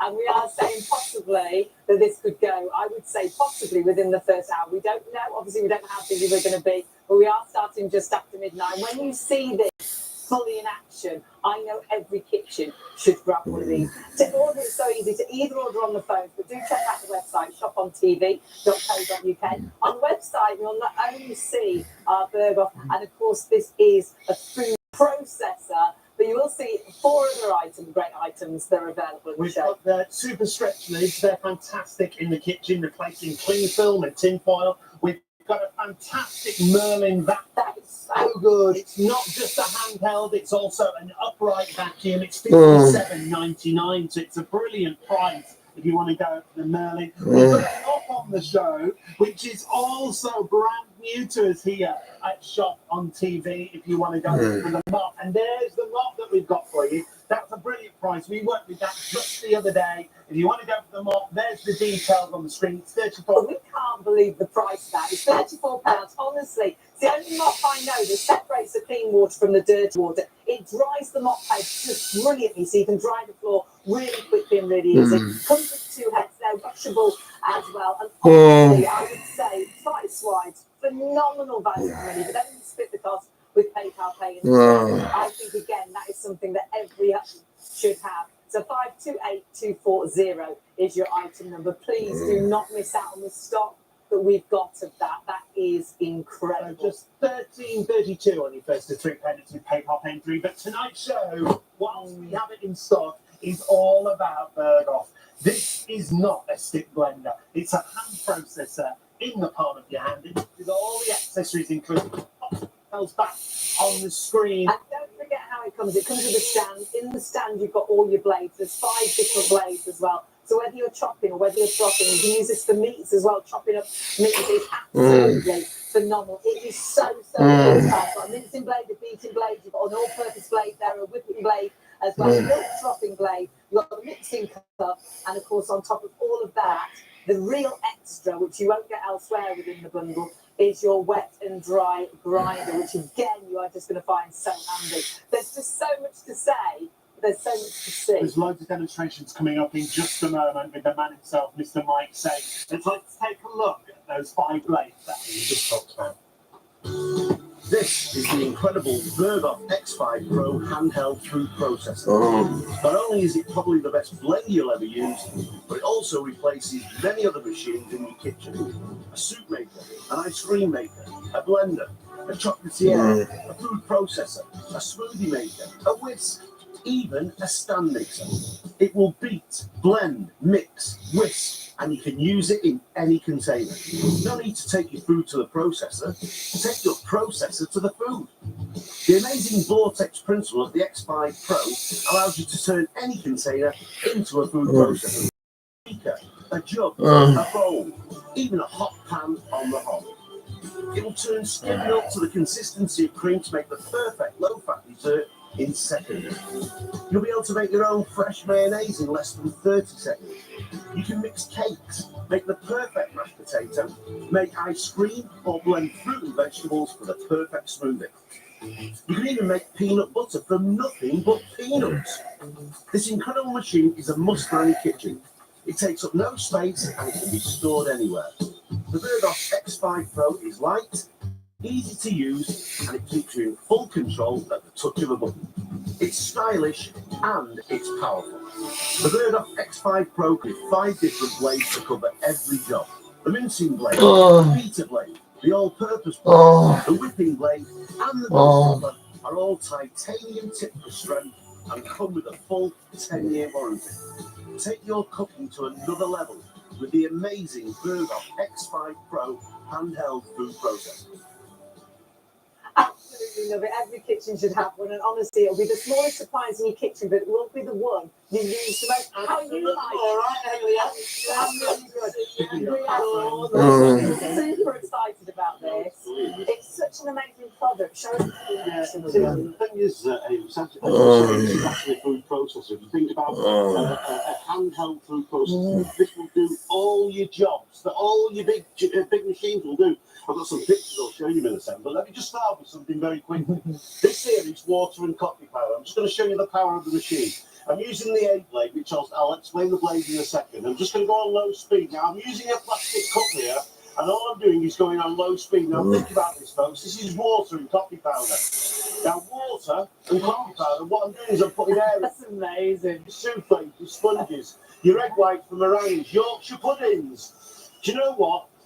They call me the padre of the pudding. You know why I call it? Because I can make yours. I'm going to show you something now that's absolutely amazing, and I bet you our producer Gemma will go, wow, she's really near now. She's going to go, wow, watch this, turn that upside down. Look at that. No way. What do you think would happen if I press that button now?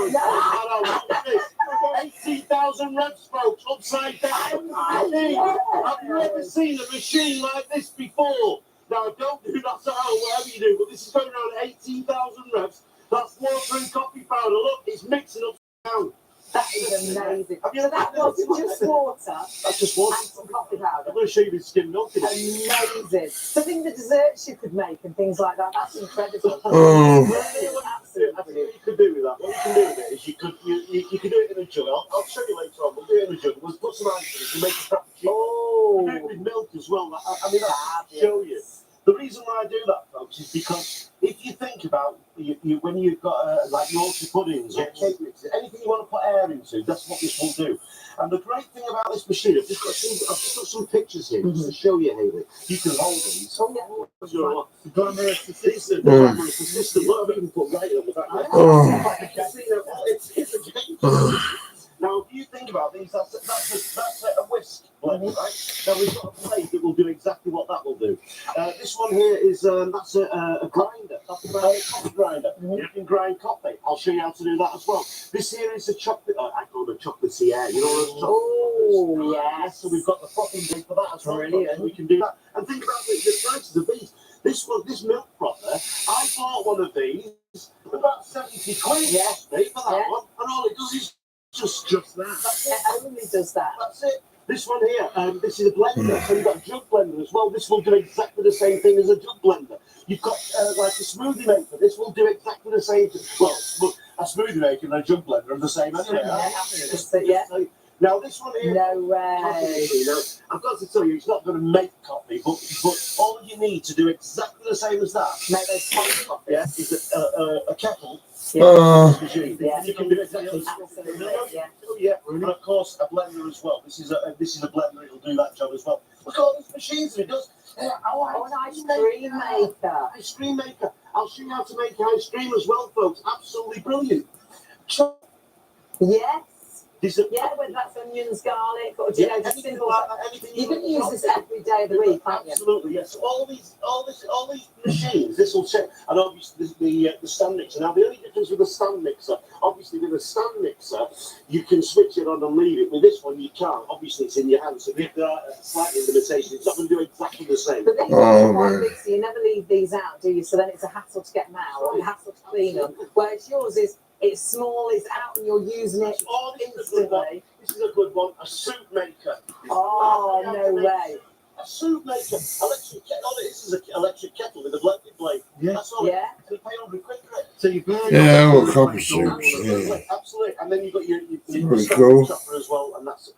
So I worked out these are anything from, this could be anything from £700 to £1,500, depending on what you. And you've got all of these in one machine.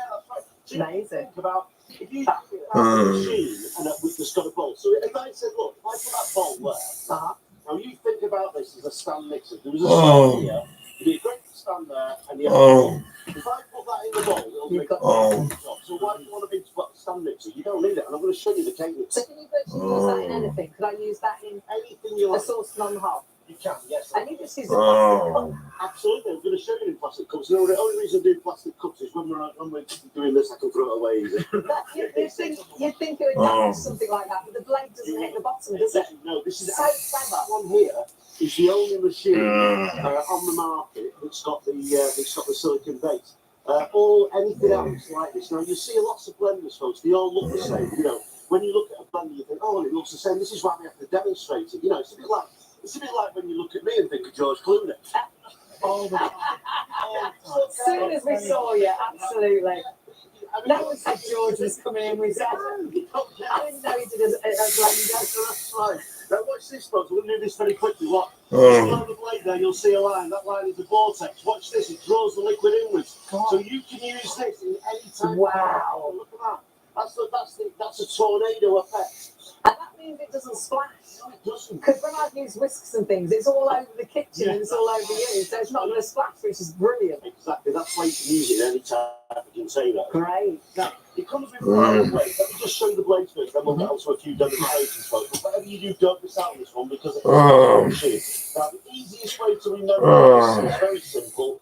ABC. Aerate, blend, chop. Oh, like it, yeah. So think of that, ABC, those three blades there. Now, the only other two blades you've got, one of them is sharp. This is great for doing anything like stringy vegetables, things like that, anything that needs to be chopped, meat, things like that. So these two blades are very similar. It's just that this one here is sharp and this one isn't. But this is the blade that you use most of all. And that one there is just your frothing blade. Okay, so basically it's the only machine that's got 5 blades and it's the only machine that's got the silicon base, so it doesn't damage the cook there as well. We're going to go through all of them. I'll start off with this one. The first one was the A blade, the aerating blade. Just push bit, that's it, just pushes on, nice and easy to do. So what I'm going to do now, I'm going to use some plastic cups because it's just easy for me. I'm just going to get some skimmed milk. And it proves the fact that you can use it in absolutely anything as well, which is brilliant. And it does come with a beaker as well. Yeah. Yeah, it comes with a well, it comes with a beaker, and you get all the blades, and it comes with a stand as well. Now what it comes with the stand, and you can put your blade All the blades will be in that set. We leave ours out because we use it virtually every single day. It's great for baby food as well, but you could pop that into a drawer if you wanted to, but I think have it out because you'll use it every single That's day. making your own. Come on. Exactly what goes in.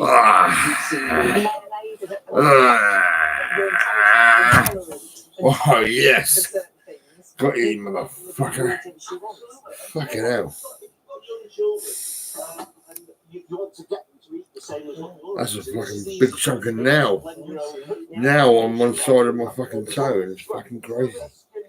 And I pulled the fucker out. There it is. Things like cappuccino, coffee, latte, coffee. But what we're going to do, we're going to make a fruit bowl. Now, this really, folks, is just skim milk. Now, I'm not saying you're just going to use this for doing this job, but if you think about this, if you're on a low-fat diet, you're watching your weight. This is a great way of saving some calories. Think about this. This is just skim milk. Nothing more or nothing less. That's all it is. Just a little bit of skim milk. And look at the air that's going into that skim milk. That's amazing. Now, there's no calories in there whatsoever. There's nothing in there. All it is just plain, ordinary skim milk. Now, I'm going to show you I'm going to do some coffee in a second, but the only reason I'm not going to do them now is because when I came on, I forgot to bring the coffee. We'll save them for later. We'll do the coffee in a bit. I mean, that's amazing. That was just skimmed milk. Yeah, that's just skimmed milk. Brilliant. I'm going to show you, look, there's the water, by the way. I've got a bottle of water there, nice and easy to watch. Got done. Now, I'm going to put some fruit in here. Just raspberries. All these are frozen raspberries. We'll pop a bit of a few frozen raspberries in there, defrosted, and I'm going to blend it again. Lovely. Lovely. Watch this. Now, I've got to tell you, folks, this is really, you know, it's like a fruit food, but it's low fat. This is low fat. There's no calories in this whatsoever. You can eat as much as you like of this. Are you sure? There's no calories in it. Well, I mean, it's like making it into ice cream. It's like making it into an amazing dessert. No, which is what is an amazing dessert. I think there'll be some calories in there. No, there's none. But I'm not going to let sugar. You don't have to put the sugar in there. No, you don't have to. Still 2 pence in my bank. Fucking 2 pence. Oh my god. So that's a great low calorie dessert, isn't it? That's phenomenal. It is. So quick. So quick and so easy. Tasting time. Oh. That's delicious. I'll give it an hour and the money will be in there. You don't believe that, would you? We are so Oh. delicious. You would not believe it's just skimmed milk and some fruit. No one else can have any more. You know when I can, because I live with you. Oh, I think I had a really nice sleep actually. I'm sure I did. Strawberries and raspberries, that'd be delicious in that. Oh. Because when they're matched up, you know, they taste just as good. You just don't want to eat them as they are. Oh. That was my last microwave meal, yeah. Can you do some dips or something? Can you do some mayonnaise or something like that? Because I think for dip, because so often you go and buy a big jar of something and you don't use it all and you throw it. We're forever emptying the fridge and throwing things out because there's only 2 of us. Absolutely, yeah. Absolutely. You know, So what sort of things can we do, like mayonnaise? I can show you mayonnaise, but everything that you buy Oh. in the jar, you look down here, all these things, Oh. you know, like the jars of Things like that. things like that. We'll show Oh. you you can do all that with peanut butter as well. Oh. So all those things you buy and you end up throwing half of that away, you just make the amount Oh. and you know what you've put in there as well. So what can we do now? This is the B blade, this is the blending blade, okay? This is the B blade, this is the one with the holes. By the way, you just want to remember this though, it's very simple. ABC, as I say, aerate, blend and Right, so that's your simple. That's your aerate. So it's flat. That's your simple blade. That's your Haley blade. Yeah, that's your magic blade, but it's got a little movement on it. Right. And then it gets a little bit more technical because it's got holes And you in. see that one's got holes in. There's So your that's B blade. so that's for That's for your blending. for the show. And there's your chopping blade. And then can you see that? That's the chopping blade. That's the It's like a fancy star that with the I'm belly. going to show you how to do smoothies with that in a second. Now Show you we're so busy for this. You need to check your baskets through and use PayPal Pay Free as well. So do check those baskets out. We haven't got the stock that we would like for this show. Already hugely busy. Oh. There's loads more demonstrations coming up. What we recommend you do is put it in the basket, check it through, keep watching the demonstrations. We're right through till 3 a.m. 51.90. 3 a.m. There's the 3 interests. Oh. I don't understand it's got 5 blades, and you can't believe that this isn't this is a food process. It's amazing. Right, so what have you done here? We've got an egg. That's everything you get, by the way. Sorry. And of course, because we mustn't forget, you get the grinder in with this as well. That's a wet and dry grinder. Oh, this is shit. I can't fucking watch this program. Fuck me. Make peanut butter with that. You do all your spices, all your herbs, and grind. You do everything. That's fucking shit. And some heroes, like the medic, he was half the time you're like, what does he do? But there was a couple of times he had to step in. My door's open. AJ. Anytime I have a conversation with Firenze, I'm like, just remember like how much of a spark we kind of have and how much emotionally we get each other. John cares. You always want to care. But the connection I have with Hannah is just too strong to ignore. My head's a mess.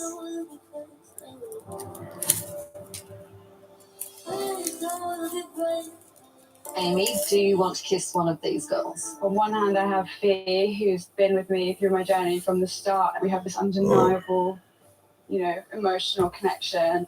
And then on the other hand, I have Hannah, we have this amazing, organic, undeniable chemistry. Both in a young offenders institution. The final passenger was given an 18-month detention training order. No further action was taken against the taxi driver. Whilst people are asleep, we're out working, and hopefully people can see that we are actually catching these criminals that are about causing misery. People are going to wake up in the morning, find the television nicked, possibly a Jaguar nicked. Fortunately, on this occasion, we've struck gold and we've caught them in the act, which is always nice. If you're on a raid, you want to be sure the suspect's home and doesn't know you're coming. That's why the interceptors often strike before the sun is up. You're not interceptors, you're fucking animals. Noisy fucking animals coming through the door. A bunch of cunts, yeah. It's the early hours in County Durham. Sergeant Kev Salter and his team are ready to raid a suspected cannabis farm. So fucking what? I don't give a fuck. That was a cannabis growing premises within Bishop Auckland, and fingers crossed find a substantial cannabis grow. And we want to get in there as quick as we can, but it's quite risky as we don't know what's behind the door, we don't know what's going to be there. On arrival, the streets are quiet.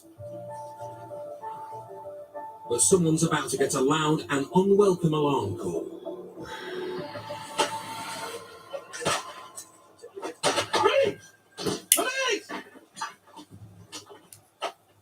There's no one downstairs.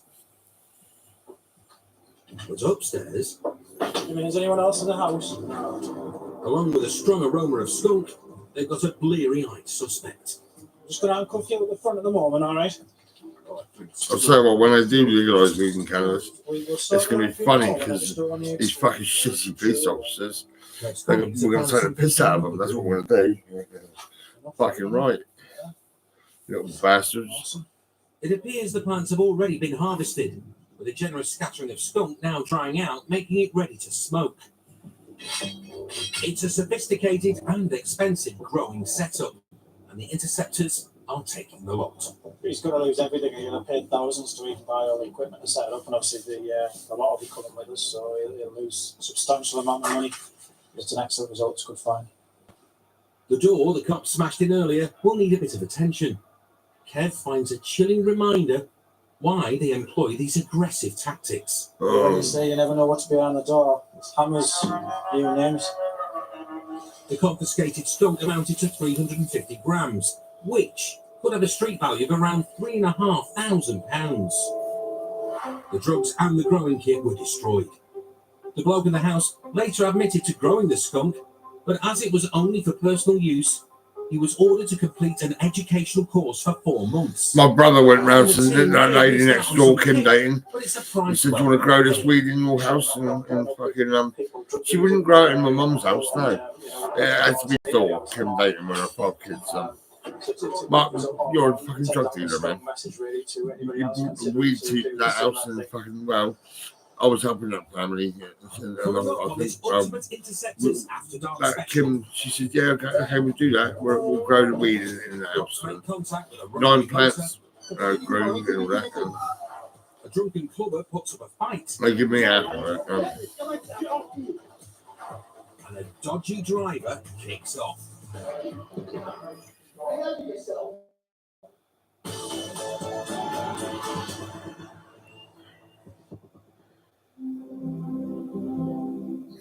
Did you know Alivia is non-drowsy in most people? Because Alivia relieves your allergies without causing drowsiness in most people. Alivia, try it now. It starts with an engineer on a mission to install thousands of Shell EV chargers by 2035, helping supply more than 20% of the UK's gas. Getting it from here to here. Investing in people and communities to build skills for the energy transition. Shell is helping power the UK now and into the future.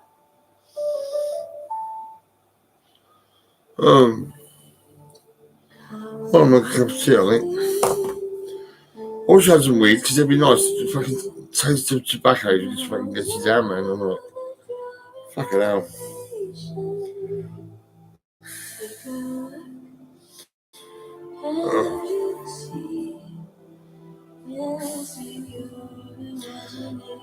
I will always be pissed off with Lisa Terry. Fucking, I phoned her up when I was in a section here in Western Superman. She didn't give a fuck. She stopped talking to me. And Mark, the only time you come to my house is when you charge me £10 fucking diesel to bring me a smoke. And another time I caught you in my place and it was like, great, I'll get a picture. And I got a picture, didn't I? Fucking, yeah. But my family's fucking all fucked up. They're fucking insane, all of them. Get that Ojo feeling with over 5,000 slot, table, and live casino games. Feel the fun. New Comfort Scent Booster Elixir is here. Now you can boost the fresh feeling of comfort Oh, she fucking feet. to the next level. Use Comfort Scent Booster Elixir with your Comfort fabric conditioner for up to 10 times more fragrance. Yeah, 10 times. New Comfort Scent Booster Elixir. Now that's next level fresh.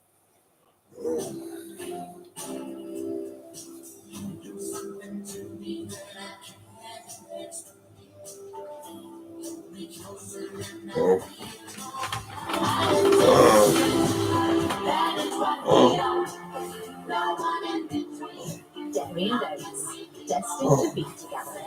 Only the delicious goodness of both. Sweet blended oat and dairy.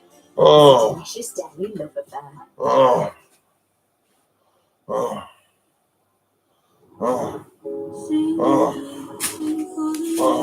Sing for the light and sing for the tear. Dream on, dream on, dream on, dream on till your dreams come true. With so many holiday homes on Booking.com, there are so many Tina Feys I could be. So I hired body doubles. Wild Tina at the holiday home. Wild Tina at the apartment.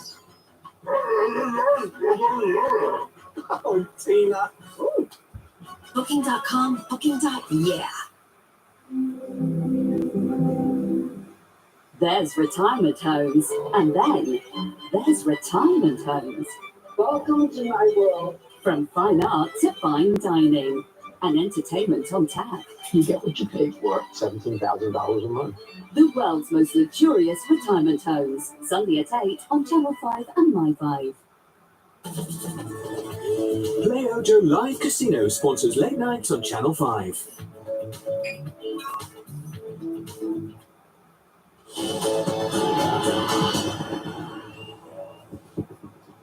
Decom! No! One running over the fields. Most of us don't go running in the early hours. Just what I need, some running at 2 o'clock in the morning. But if you're an interceptor, you often have no choice. Getting the bad guys in the darkness, In the words of Kevin Keegan, I would love it if I could. I would love it. Isn't easy. I don't particularly take it well with a load of people, but you're not going to catch everybody all the time. I'm just now looking for my pen. Ah, there it is. But more often than not, Screw it! they do get their man. You injured? No, just tired from running. Yeah. Me too. You're dafty.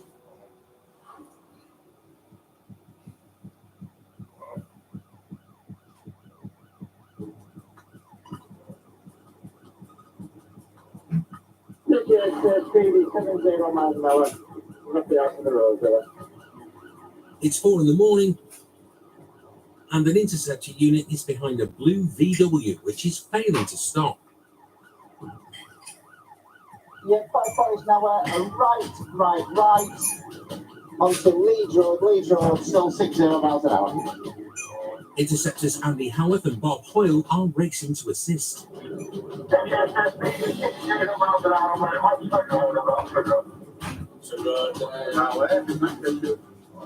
Andy and Bob are coming from the opposite direction to the pursuit, and as they head over a junction, Oh, yes, come on. Stop. Andy smashed into the rear of the VW, but it's not enough to take it out. Other interceptors arrive and try to escape route. The getaway driver somehow manages to squeeze past and make off. Stop. It's back up and running. But the interceptors are still hot on his heels. Go. The VW ups the ante and takes to the wrong side of the road. Oh, run of a Patrick Road. Back towards Clockheaton. Oh. Assume police car remains on the track keeping pace. But the VW dives down a small side street. The interceptors are forced to wait till they can spin their car around. Yeah, put the left side on the central reservation and you do it right. Give it a sec. When they arrive to find an empty motor. Yeah, big of abandoned Ruben Street over there. But the interceptors don't give up that easily. Fight for Jason on foot.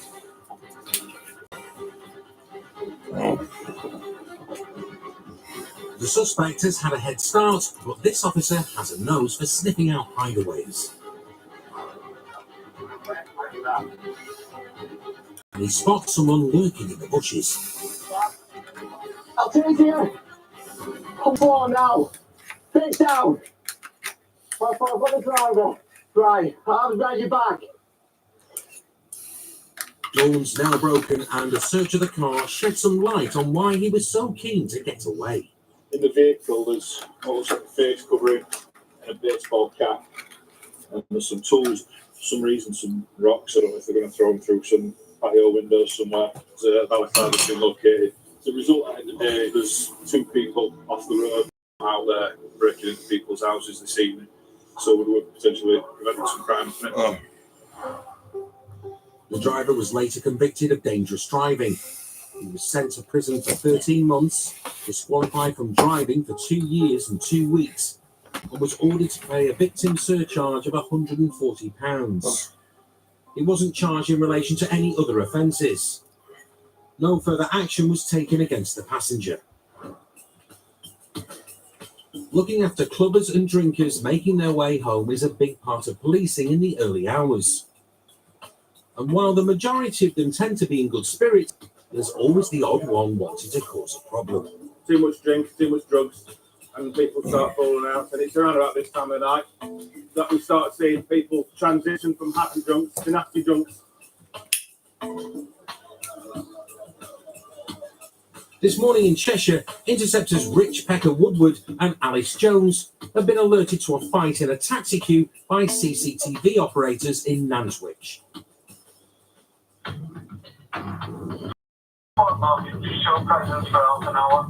There's a few people getting a bit pushing and shoving over a taxi queue jumping by the sound of it. What started as some drunken pushing and shoving has quickly escalated into a full-scale ruck, with some violent blows and kicks being exchanged.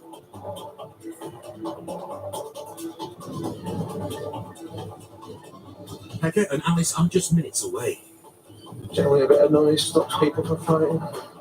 But by the time they get there, the fight has broken up, and they arrive to a typical post-club scene. Looks like the usual Friday night in Nantwich. People been idiots, so it's a few too many drinks, all falling out over who gets the next taxi because it's raining. Another day in paradise. But paradise is soon lost. A man who was involved in the scuffle earlier has taken exception to our cameraman and he's having a go at him. And Pecker. Hey, why aren't you knocking? Get out of the road! It's all right, please lock me up. If he carries on swearing and causing trouble, the man's going to be paying a visit to the local Nick. Next time, you start swearing. Why have you done wrong? Get arrested. Pecker's giving him his final warning, but he runs his mouth one more time. So he's getting nicked. Stop grabbing me! Yo, why are you grabbing me? You're getting nicked because you're a black man. I've not done anything. They need the man off the street, but he's fighting to avoid going in the van. No, I am not getting And even when they do get him in, he fights his way back out. Pecker's got no option but to take him down. No, stop! Resist it! If you don't stop, you get sprayed on you. The underestimated public order. Yo, I ain't done anything wrong, man. Listen, no. That's a spray on He's continuing to resist arrest, and Pecker reaches for his cactus spray. Spray if you're getting all right. Get it down! Get it down! Get in! Spray! Spray! The spray eventually does the job. The man's finally secured. Yeah, he's pretty fucked now, isn't he? An attitude has caused a lot of trouble. We're going to notice that. My behaviour has led to an unnecessary altercation and a trip to the local Nick. The chap, for some reason, went out there and then he's just walking down the street putting everyone. But unfortunately, because he wants to put on a big public Fucking hell. screaming and fighting the ball, he's ended up getting himself sprayed. Pecker sustained a bit of damage as well. Bit of a cut on the finger, but you know. Back at the station, Charging him ABH, sexual bodily harm. You know, you got blood on your finger, man. So brave. before taking out the man, who seems to have calmed down a bit. But he's soon running his mouth at Pecker again. You got frustrated because I called you one single word. Are you? You're not. Are you? So why take it to offence? The man spent a night in the cells before being given a fixed penalty notice of £90 for a public order offence. No action was taken against anyone else involved in the incident. Just a black man. Taken the advice to go home, like his friends were trying to tell him to do. None of this would have happened, but he couldn't keep his mouth shut, unfortunately. Yeah, shut your fucking mouth, man. You know what I mean? Name call at the police in public, because it just becomes an acceptable thing to do, which it doesn't.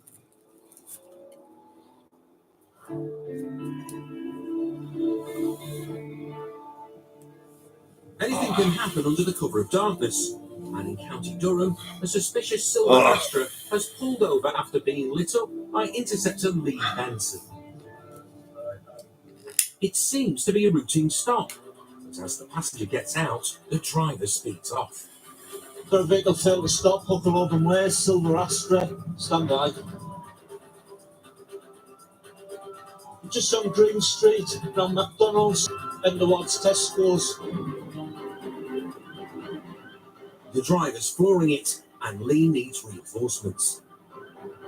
Right, vehicles continuing Brayton Lane, speed is 70. Thankfully, the roads are empty, as the runaway's driving like a maniac. The vehicle's wrong side of the traffic island, continuing Capcoat Road. Vehicles left, Midlothian Road, stand by. The driver's ducked into an estate and decided to ditch the motor and leg it, with Lee right behind him. The runner's using the darkness to hide. From there, some man. Males about 18, 19, dark clothing, short dark hair. Other units come to join Lee. This one or that one? This one. And after 20 minutes of searching, they found the suspect and stuck him in the back of a van. The guys are just coming round now. He's not a happy bunny. Job's with. Not there. We'll job our police cops on in this. Now, Bruce, not there. Back at the station, the guy's even more wound up. All right, come on. I'm up. Job. Doc said, go and get a proper job. I'm up with. Yeah, I'll stand on camera because you know what Doc said. The guy's got a right cob on. Time to book him in. His high kicks worthy of Strictly. I remember that nipper who had a gun and he fucking got it. They put him in a cell and one of the police officers was in the room with him and then there was a little bit of a scuffle and suddenly that nipper fucking killed that copper. That was quite funny, really. Lee has found the mouthy lad's not only in trouble with the police. Well, that nipper was fucking walking around at night and probably going to his mum's or whatever. And fucking hell, loads of police fucking surrounded him, fucked him up, and done his brain in. Apart from the wrath Yeah, no wonder they got fucking shot the at. motorist was convicted for dangerous driving, no licence, and no insurance.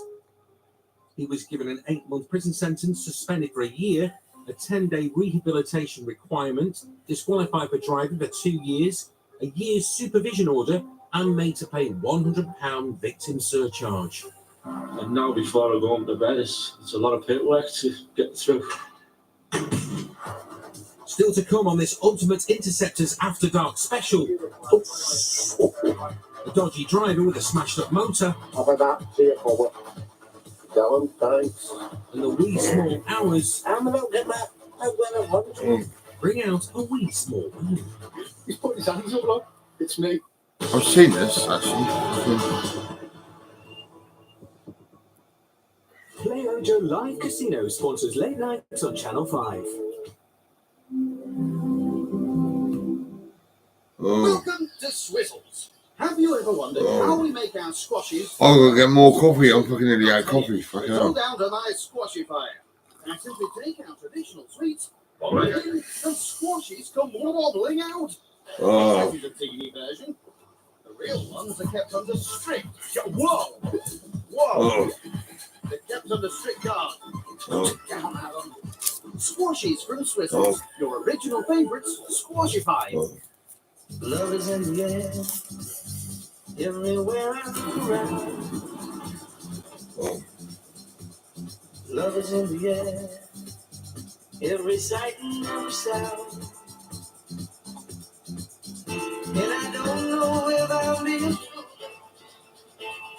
don't know if I'm being wise, but it's something that I must believe in. And it's there when I look in your eyes.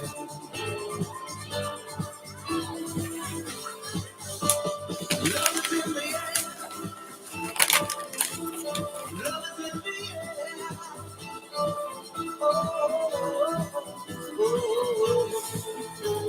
air. Those ones you love, now not in the bag. Don't go to the co-op shop because they don't know what love is. They ain't got a fucking clue. They're nasty bastards. And same goes for Matt's Bakers. It's fucking disgusting. Just don't go to Matt's Bakers and don't go to a co-op shop in Falkland Court, Falkland Road, Chandler's Ford, Eastleigh Hants. Yeah, just don't go there. Chris was such a loving person. I don't know what went wrong that night. On that day. Co-op was selling you a sandwich, right? Fucking nearly £4, about $3.95 I think it is. If you go into the fucking Poundland, it's just £2, that's it. In fact, some of the sandwiches only $1.25. Captivating true crime. Stream now on My 5. Yeah, and I'll tell you what, right? Actually, this, right? Yeah, fucking, you'll pay probably 2 or 3 quid in fucking co-op for this in a co-op shop, right? But if you go to the Poundland, it's 75 pence. That's it. Got a drink, can't you? Not say. The interceptors are stopping. You're all over the road, and I can already smell intoxicants on your breath. And catching. Gone 98 here 3 times. Drink drivers. Actually, if you go on Google, you can see people are complaining about the fucking co-op shop. Why are they so expensive? Because they're greedy, robbing bastards. That's what they are. You know, they're fucking greedy. They had car insurance and pay them a load of money for car insurance. And I drove Carol Flood to the Royal Surveillance Hospital for medication. Sat in Sainsbury's Cafe. Sat in Subway as well. And fucking, people who drive under the influence. yeah, I looked after Carol Flood. You know. Really about anybody else, about themselves. My mum was a jealous woman. She was fucking jealous. I know that. It talks about whether they should be doing it. I don't even think it crosses the mind to think about the impact of what they're doing. My dad was fine. He was a good man, really. Extra $1.65 on 2 minutes off. It's the early hours of Saturday morning, and Interceptor Steve Huntington has been called to help out colleagues. My mum allowed my brother to smoke drugs in the house and all that. She was always fucking high on drugs.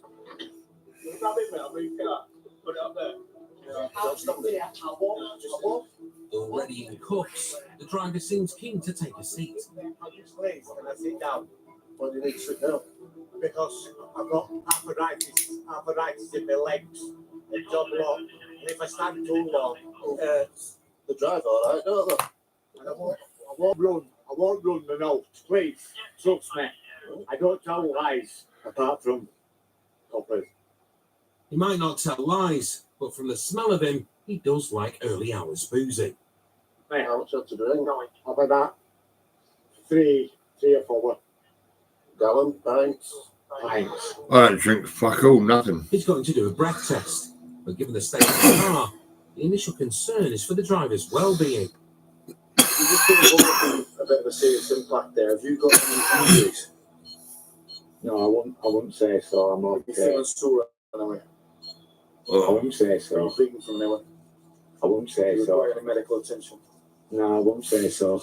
The suspect is remarkably fine, or if he wasn't, he probably wouldn't say so. But he has said that he's under the influence of alcohol. Last time you had an alcoholic drink. Maybe an hour ago. I'll hold on to this. Just blow into it like you're blowing up a balloon. I'll tell you when to stop.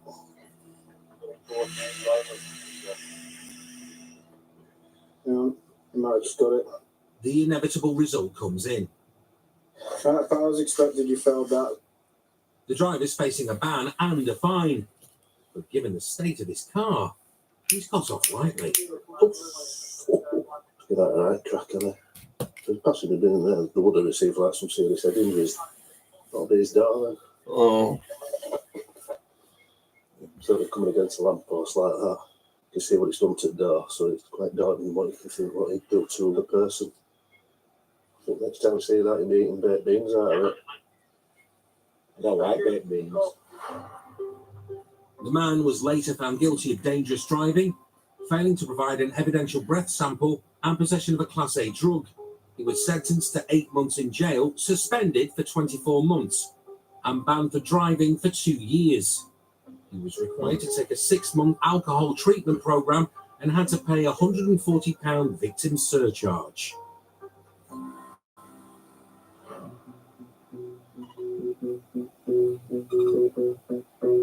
Interceptor Lee Wilson's in the middle of a busy night shift. A vehicle being reported abandoned, not so far away. Sounds like they've been driving like a pack of idiots and have crashed the car. So they made off on foot. Lee's soon at the scene. The car has crashed into the curb Yeah, just put that out. and is also on fire, requiring quick action.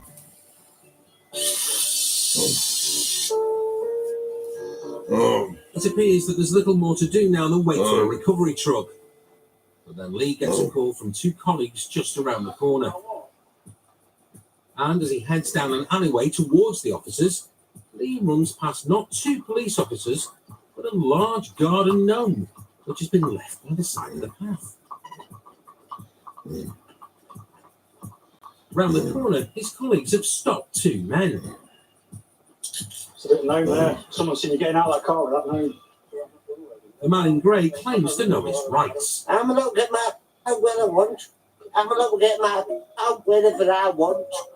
But whatever he thinks he can get out, he doesn't want to get in the police van. Get out there. 436 quid. Relax. Come on, get in. That means that must have took £14 for a loan or something. Even with his mate locked up, the other suspected thief keeps on complaining. Relax. No, don't worry about it, mate. I'm not letting go, so shut it. Lee now has a clearer idea what's happened. What they've done is the lads have got out the car with the gnome, walked up the road, abandoned the gnome, come back and just stood nearby as we arrived. I suspect that they come back, set a light to the seat to try and destroy any form of evidence, which they've not been successful in doing because we came along with fire extinguisher, put that fire out, Payment sent. Yep. and then they decided to walk off. And then the member of the public being good enough to come over and tell us that those are the 2 guys from the car. That's what we paid for. Allegedly nicked a gnome. They've also apparently stolen something else as well. They've done a theft just before they've crashed. There's a fuel station a couple of streets away from here, and they've reported that a car has driven off without paying. As well as showing the men stealing fuel, the CCTV footage also 100% confirms Lee's suspicions that they were driving the crashed car. The man in grey was later charged with failure to provide a specimen of breath. He was fined £127 and banned from driving for 3 years. The other man was convicted of theft of fuel and fined £250 plus costs. And while his colleagues deal with a dodgy duo, Lee has got someone else to look after before he can finish his shift and go no. Hey, lads, come on, give us that. He looks like a wicked office lad. You looking him up? He's an outstanding offender. Get your cups out. Oh. He's putting his hands up, look. It's me. Do you mind giving us a statement, mate? Come on, just calm yourself down. Calm down. I'll take away for witness statement, yeah? Got somebody to talk to now. Can't be a little chappy, isn't he? Eh?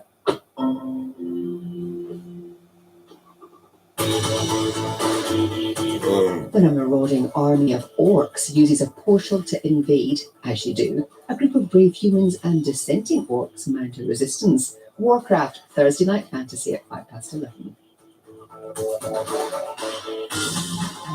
Oh.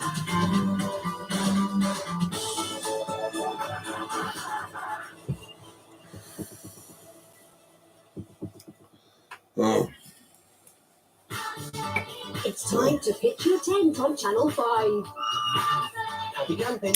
Come rain or shine. Nice and sunny down here. There's always a reason to smile beneath the British skies. Just another day in paradise. The new series of Happy Campers at Caravan Park starts Thursday at 8 on Channel 5 and My 5. Now we hand over to Play Ojo for the live casino show.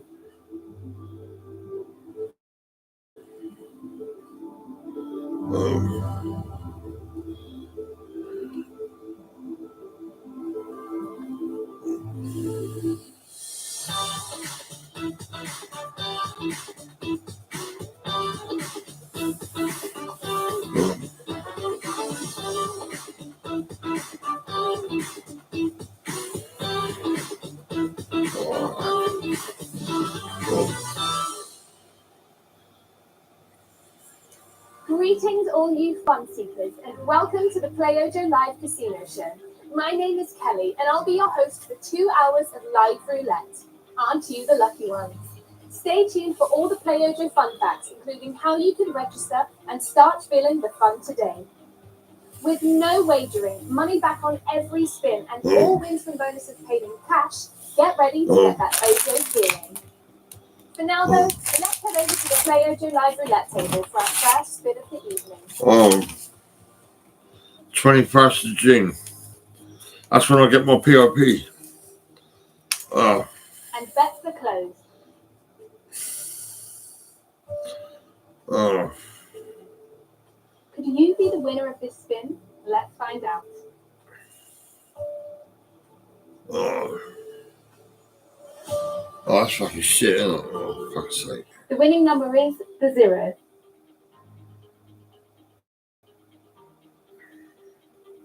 Ready to get that Ojo feeling? Come and play with us live on 5. Getting started is a piece of cake. Log in now at playojo.com or down. And it's serviced by the longest running trolley route in the world. It's a really popular place for tourists and New Orleans younger crowds. But all of these factors haven't kept the Trolley Stop Cafe from going off the rails. Oh, Gordon Ramsay. My name is Fucking hell. Ragnar Carlson, and I'm the owner of the Trolley Stop Cafe. The Trolley Stop Cafe was founded in 1995 by my grandfather, Hans Carlson. Before I owned the Trolley Stop, I was an energy consultant. My grandfather was getting older. I like your shirt. And I wanted this place to stay in the family. When I purchased the Trolley Stop Cafe, business started to decline fast. I bought the restaurant for all of my life savings and then some. Ragnar has a master's in business administration, but he's not a master at administrating business. Ragnar called me. He called me too. I just didn't answer it. Ragnar is a hands-off owner. He's here maybe once or twice a week. When it's check time, that's the only time I see Ragnar. If you've got an owner that doesn't want to be in here, it's going to trickle all the way down to the bus boys, and it does. Let's call and see if you're on the way to work. Aaron, you try? I work out of my home office because the work that I do for the restaurant mainly is paperwork. You don't understand because you're not looking at these customers and listening to fucking rail you. My name is Darren Bartman, and I am the kitchen manager at Trolley Stop Cafe. People are afraid of Darren. I'm afraid of Darren. Don't buy a restaurant with a menu you can't afford. I grew up dirt fucking poor. I grew up in a trailer park, so I worked really 21st, that's Friday. Saturday, Thursday. Ragnar's here because of a family. Wednesday the 9th. Tuesday the 18th. Nothing could have prepared me for being a restaurant owner. Carrie has right now. He's so busy at the home office. Oh, In terms of Ragnar, he believes that the 14 days from manage a restaurant you don't want to show up to. Every month, sales continue to decrease. But spending the same amount of money on food costs and on payroll, I'm out of runway. I'm out of time. If I cannot make this restaurant work, I know the family legacy ended with me. With only 24 hours to try and make sure this isn't the Trolley Stop Cafe's last stop, I needed to find out what they were doing wrong. So my team told the restaurant that they were trying out for a traditional renovation show whilst they were being interviewed. Where's my eBay? Let's have a look. Hidden cameras throughout the restaurant, and I've been secretly recording surveillance footage ever since we left. What's going on with this? Fuck it. Is this charging or what? I mean, fuck me. The Trolley Stop Cafe could be closed within a matter of months. As you know, when people know I'm coming, they'll tend to be on their best bloody behaviour. So, I'm going undercover.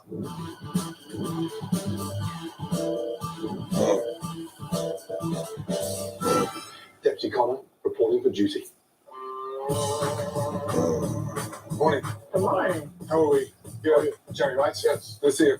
Oscar, good to see you. Still? Yeah. Nice to see you. Thank you so much. South Pass as an officer. Yes. Do you want me to drive? No, I'll drive. Let's go. So this restaurant had a great reputation. Oh, yeah. Yeah. Is it on your list now, or have you crossed that off? Crossed it off. Crossed it off, yeah. Well, let's hope it looks better on the inside than the outside. At the Trolley Stop Cafe, sheriff's deputies eat at a discount. But as I look around at the mismatched tables and filthy decor, I would hope that discount means free. You can tell that there's no manager present. How you guys doing? My name is Nikita. I'll be your server. Y'all ready to go? Yeah, I'm ready already. We're ordering classic diner dishes I'm gonna get a seafood omelet. that any New Orleans restaurant should consider a Big Easy. And can I add a pecan waffle to it? Yeah. We'll get the fried chicken sandwich. Natural cheese. Let's see. Oh boy. Viruses. Thank you. Yeah, waffle down.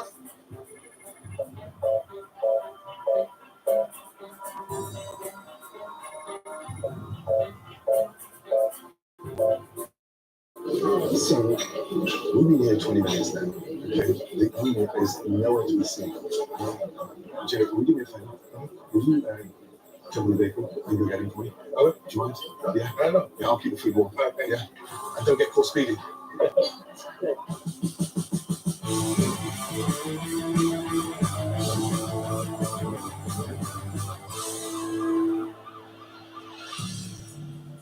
Seafood omelet. Cheese breast, white toast. Yep. Oyster po boy. Thank you. And nachos. And smell. Can you smell that? It smells hard. Yeah, it has a smell.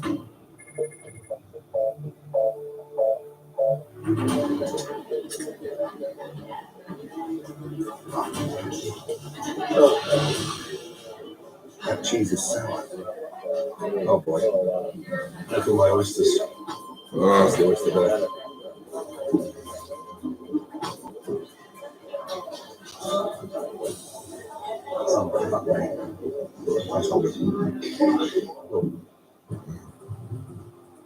Guys, this is some of the most disgusting thing I've ever seen. Please don't eat anything else, okay? Yes, sir. I'll go to this out. I'll be back in a minute. Okay. Thank you. That cheese on the nachos. Jesus Christ. Time to sort this shit out.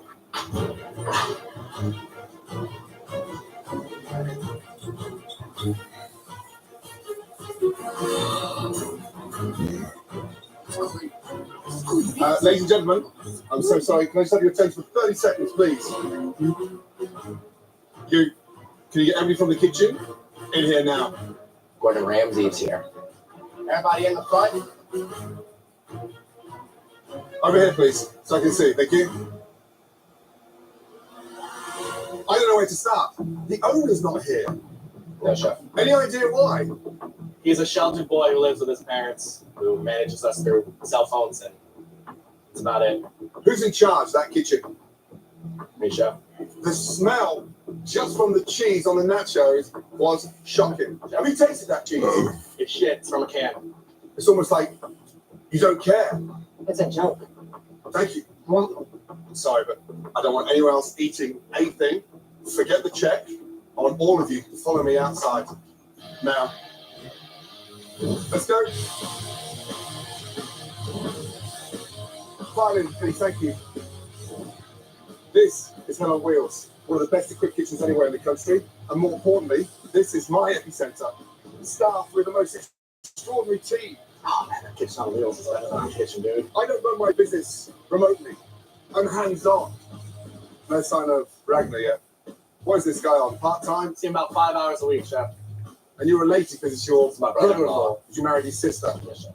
Why would the owner open a restaurant if he's not committed to it? Any idea? His grandfather sold it to him and told him that the job entailed him staying at home and collecting the deposits and doing the paperwork. His exact words were, "This is the easiest job you'll ever have." Running a restaurant. Yes. Oh my God. Oh my god. This is gonna be ugly. You put the briefcase down. Your expertise is in energy. That's what you studied. Is that right? Yes, I was an energy consultant.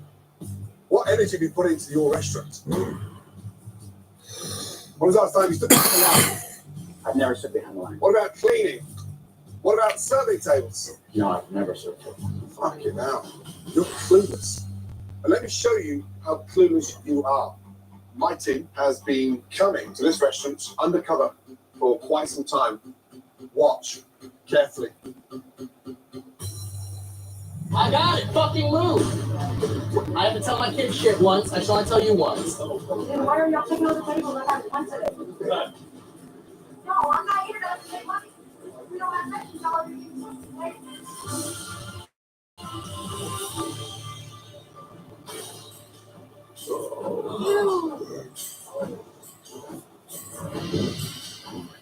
It's so gross.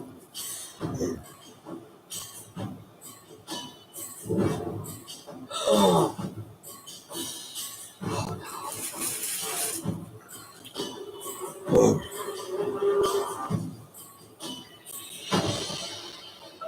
Talk to me. I think it's embarrassing. Yeah. The place is filthy, madam. You've never come here again.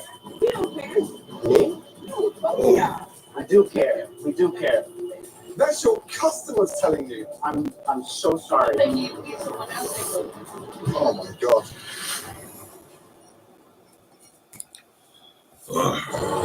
Channel 4 Late Entertainment, proudly sponsored by William Hill Vegas. Does Grandma know that her baby's living in the trap house? Would we call it a trap house? Yes. I don't know what's wrong with me. Your life's looking a bit messy. You're too much, Queenie. As long as you're happy. You're happy. Queenie, brand new drama on Channel 4. Starts Tuesday at 10. I can have this all day. It's delicious. Bake Off the Professionals is back Roll up, roll up. with TV's toughest judges. This is the opportunity for you to shine. It has to be perfect. Do not mess it up. Serving up some more home truths. Is it classy? Did you manage that? Can the bakers rise to the occasion? Such a pressure. Paint me like one of the French girls. It's falling apart. Oh, it's not good. Walk away, walk away, walk away. I don't like it. Because I love it. Die happy.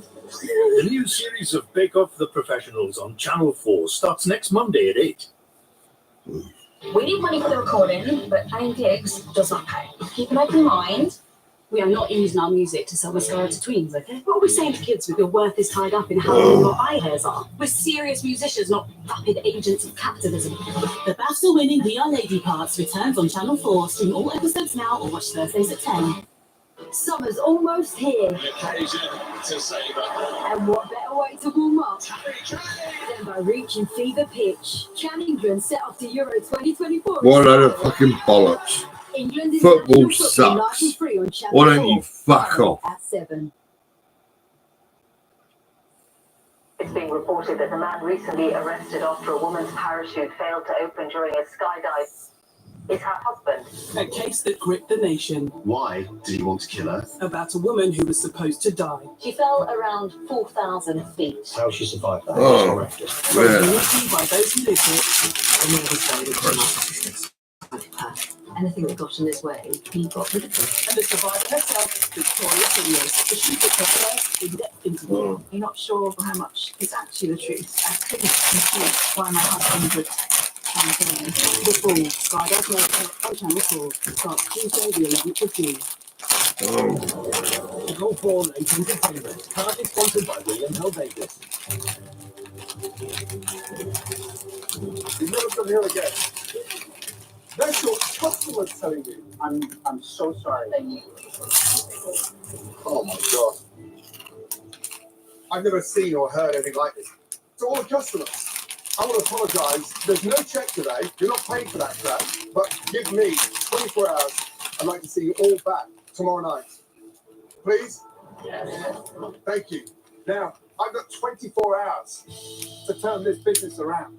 And the clock starts now. Get on your phones and explain to the loved ones that you're going nowhere and they can find you in that restaurant. Yes, chef. Within 24 hours, we're in a race against the clock. I'll load you the data for the night. My team has installed monitors around the restaurant to track our time. Don't worry about picking me up tonight, okay? I'm happy because everything about Gordon Ramsay, I absolutely adore. So I think he's going to give me the wake-up call I need. I've tried to save a lot of restaurants in my career, but I've never seen a fucking bunch of customers so pissed. This place is one of the best restaurants to work at. After seeing what I saw today, I don't know. I want to know who you all think is the biggest problem here. Is anybody honest here? Am I on my own? It's Ragnar. It's fucking Ragnar. And a lot of people can't afford to sour that relationship and risk a lot of shit. A lot of people have families. They're scared to say it, including myself. I'm not a member of this family. Suppose the place went fucking bust. Suppose I'm the only one that doesn't have Carlson in my fucking name. I can't sit here and pretend that I can openly badmouth the guy or criticize him. And that's the reason why you're so shit. He feeds my fucking family. What is wrong with you, young man? Listen that up. Because if you are a good chef, get some pride and dignity. Or don't call yourself a fucking chef. Shame on you. Chef, why are we failing? There's no communication. It's quick errand. Like, if this person's doing it, why do I have to uphold these standards anymore? Like, so anyway. And you're his brother-in-law, so you don't want to tell him the truth. It's hard, yes, sir. If I don't feel like the owner cares, it's hard for me to care. Owner. You just heard it straight from the horse's mouth. A chef has given up, but he's scared to tell you the truth because he's worried about his family. A brother-in-law, stroke manager that doesn't give a fuck. You have a degree, right? MBA. You have a master's degree in business. I didn't know that it was getting that back to the customer. You don't need a half a degree to walk in here and start pinpointing cleanliness, standards, service. I try to not give in to despair. How can you honestly expect this place to function without a presence? How are you still open? I guess I'm just surviving on the history that my grandfather made with this place. Let me ask you all a question right now.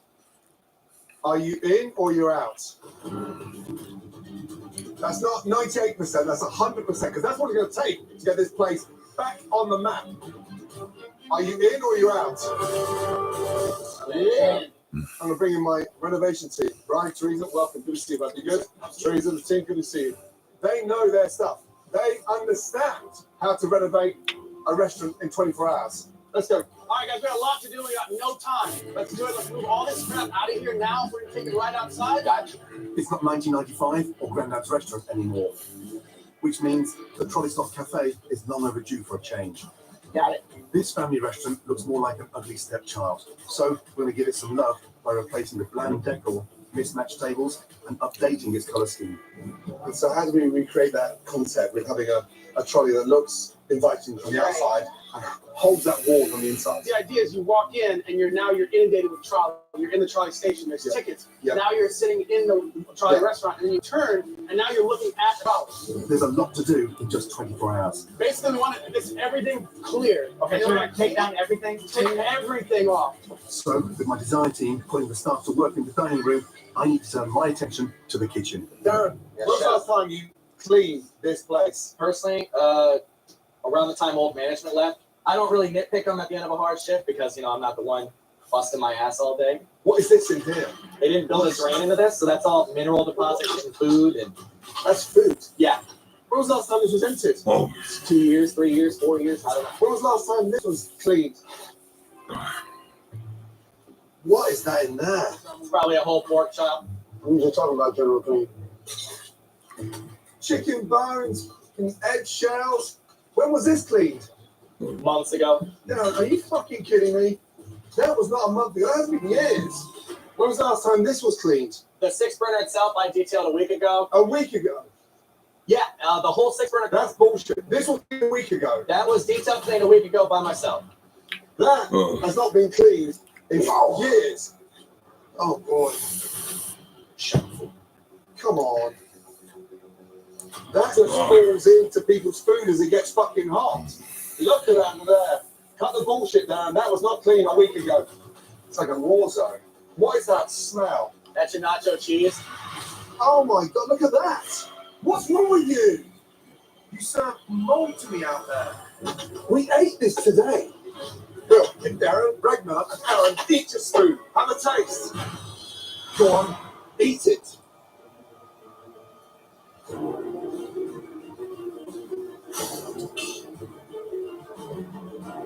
Do you have any idea how long that has been festering in the fridge before it gets fucking mold? Very long. How many fucking scoops do you need to take before you realise it's shit? Or do you want to go down as the most famous restaurant in New Orleans of fucking killing people? You're charging fucking money for that! Oh my god! What's all the blood down here? Stinking. You should thank yourself you haven't killed anybody. Smell that shit! That is fucking rancid! The most disgusting kitchen ever! Get it fucking clean! Yes, chef. Nah. God. Let's clean it from top to bottom. But the big shame for me, everybody's given up. My biggest challenge right now is getting those 3 idiots to commit to running a business. It's been a year since I probably even moved. It's probably fucking crusted to the wall. It is. Look at it. Someone whose career I adored watching is telling me you're doing shit in yours. This fucking grease. I respect where it's coming from, and it's hitting home with me. We're cleaning everything. Because he's right, man. I fucking let it slip. I don't know. It's looking good. Looking better. You're always sweeping. You're always cleaning. You're always doing something. We're staying busy. We're staying out of the way. Because this floor is disgusting. Welcome to the trolley. So, what we've got going on here is we're going to start building our ticket booth sign. This is a beast of a project. It's a beast. So, But you know how important this is. This is the first thing you First see. thing you Walk through see. the door. I know. You know, it's cluttered. It was badly run. The setup was bits of shit everywhere. Everywhere. It's the most Everywhere. disgusting place I've ever been. On the physical transformation of Trolley's kitchen is long overdue. Darren, meet me over Hell on Wheels in 20 minutes, please. Yes, chef. A clean kitchen and new equipment mean nothing without a guiding force behind them. Let's go, let's go, let's go. Right, out of the kitchen for 5 minutes. Let's spend some quality time. Yes, chef. This is the menu that we're going to use to relaunch. So, oysters open, another butter in there, beauty grilled, creamy spinach, topped with terrace ham and some breadcrumbs. Next, frittata. Roasted bisque potatoes next to it. Fried chicken, buttermilk, marinated, beefy dipped, once, and crispy fried. Waffles. Green tomato, BLT, cornmeal crusted, beauty seasoned, slightly marinated first, and a smothered pork chop. It's beautiful stuff. We're going to cook all these. Yeah. We're not going to reheat, we're going to cook. We're going to fucking cook. How did you get into this? How did food first start? I grew up very poor. Never got to eat anything good. Grew up in the Midwest. What did that do? Yeah, he's a criminal. He's a criminal. He's dead now, yeah. And how long ago did you lose him? When I was 12 years old. It taught me a lot, though. What did it teach you? Don't fucking end up like him. There's a reason why I wanted to spend quality time with you. I was in your fucking shoes once. I know you just think, no, I fucking got straight to the top. You have no idea. You have a chance of making it here. And you don't get that second chance, second opportunity in your life. It doesn't come along often. So I want to make sure that you grab hold of something that's coming out of you into that food. And that's what's going to be your shining light going forward. I want you to watch everything I'm doing. I want to ask as many questions as possible. I want you to open up a little bit. And this is just me, you, and the pan. What's the most exciting thing about a pork chop? The bone. Getting nice and sexy. And that's why we cook it on the bone. Pan lightly smoky. Pan get it off first before you put the oil in. And then get it in. The gentle said, it's not a robust cut. Overdo it, you're going to dry the outside out. And then put the herbs and the garlic in there. Right, as that's going in there, we turn it around. From there, a bit of butter. So, we baste, and that goes in the oven. 8 minutes. But this is where it goes up a level. We're going to make an amazing sauce. Garlic. Keep the flavor in there. Working with someone who I really revere is pretty fucking cool if you ask me. From there, that is a little bourbon. Wash your hair. You haven't got any hair. Wash your eyebrows.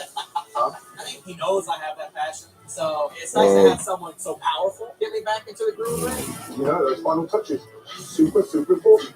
And that sits and it steeps. Over to you. Let's go. All right.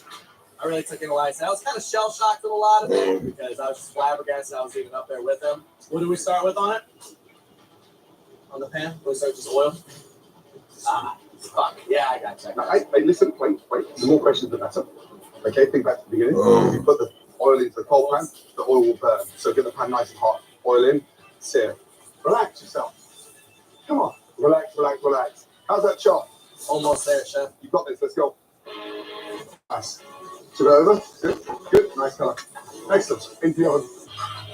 There you go. So you know this. Yeah? Burn off that alcohol. Be my guest. Dig it. Here's what I am. Yeah, I got. When you let go of something as precious as this, you're absolutely doing yourself no favors. Can you do this? And more important, do you want it? I want to be proud of the trial. And I'm proud of myself for what I give to the trial. I want to be happy at work again. I'm not. I can see that. I can see that. Hey, I can see that.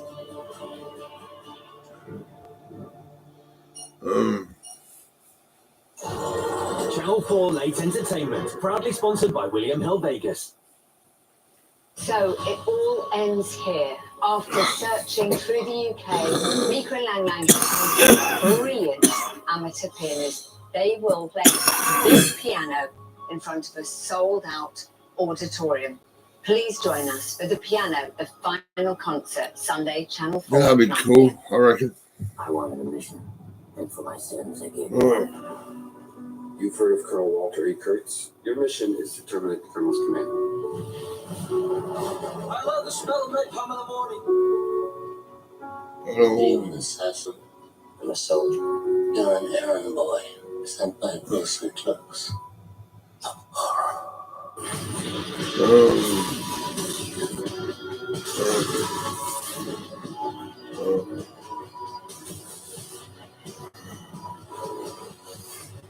Apocalypse Now, final cut. On film 4. I can make you or I can break you. Attention, soldiers! Your competition isn't confined to the battlefield. It's out there, in the ranks. The worst part is the moms. How many times has my daughter beat your daughter? And it's a no-hold-barred street brawl. Do you have what it takes to be a dance mom? Dance Moms on E4, stream or watch weeknights at 8. Join Dick and Angel in a brand new series as they escape the chateau to explore their adopted home of France. That is spectacular. Uncovering its hidden gems. Flamingos in France. And venturing off the beaten track. This magic. Secret France with Dick and Angel on Channel 4. Stream or watch Sundays at 8. This is a public health warning. Secure your loved ones and brace your bellies for an onslaught of gut-busting comedy. Comedies this comedic can come with catastrophic comical consequences. Jesus Christ. Side effects may include watering waste, murdering your midriff, severing your side panels, blowing out your bags.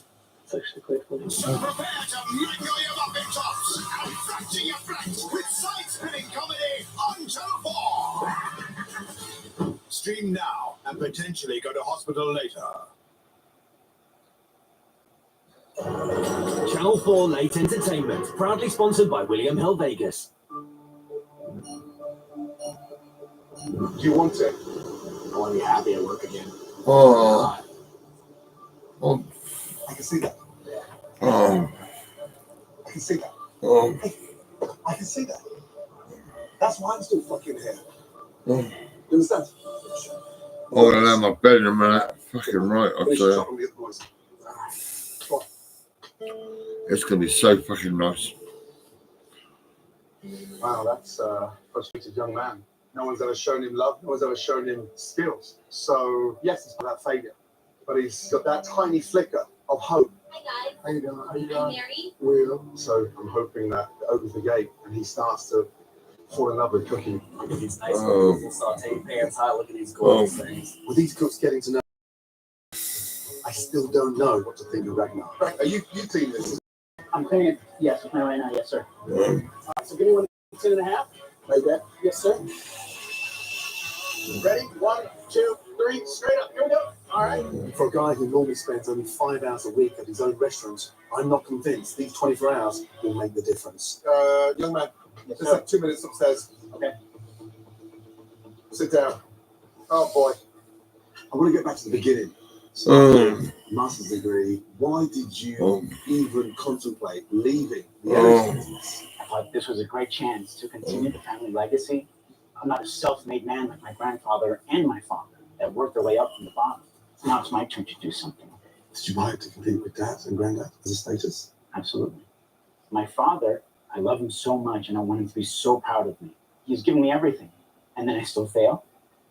I know that I'm not capable of answering all these problems and they just keep mounting and it's just non-stop. I'm just letting so many people fail. My wife, she had a job, a career, and I can't give her the house that she wants. What's been pretty evident here is that you haven't found your passion. You tried to buy it. If you want to run a restaurant, you need to work in it. Be part of this team daily, not remotely. That's the only way this is going to work. My saving grace was watching you on your hands and knees, sweating like a fucking pig, scraping shit off the walls. When you walk back down those stairs, lead like a boss. Yeah, Ragnar's got some issues. You can't buy success. You can't inherit that success. You need to make success. And so he has to become an employee and show each and every member of staff how important he is to the business. As New Orleans sleeps, there's no rest for the trolley team. I'm so tired of delirious. My arms are shot. My legs are shot. I'm hungry. My wife wants me home. As dawn breaks on the Crescent City, there's still much to do. Great job. Really good. Man, that's a good move. That looks great. Son, come on, hit. You bring it up. Okay, welcome to the Trolley Stop Cafe's new kitchen. We have a brand new steam table. A brand new refrigeration unit with windows. Darren, how you feeling? Awesome, incredible, proud. Here you sit. Fall back in love with it, please. Yeah, sure. Yeah. Let's work. I'll be back shortly. This new equipment doesn't guarantee success. If Darren and his trolley team don't use the skills I taught them, tonight could be a train wreck. And with minutes ticking away, we're truly fighting the clock. Kind of cool, huh? Brilliant. Guys, come over so I talk to you. How are you? It's you. Good to see you. Everyone doing well? Yeah, sure. Thank you for coming. My partner in crime, Alan Sanchez, great. I don't want to do it. I don't pleasure. He's a judge and master chef with me.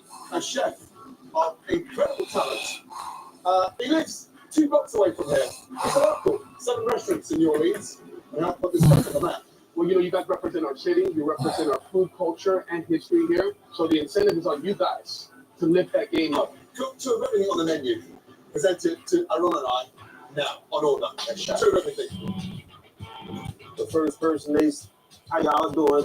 We about to take care of y'all. Right. Silverware. You sit them down, treat them, say how you doing? Come on, guys, let's put in second gear.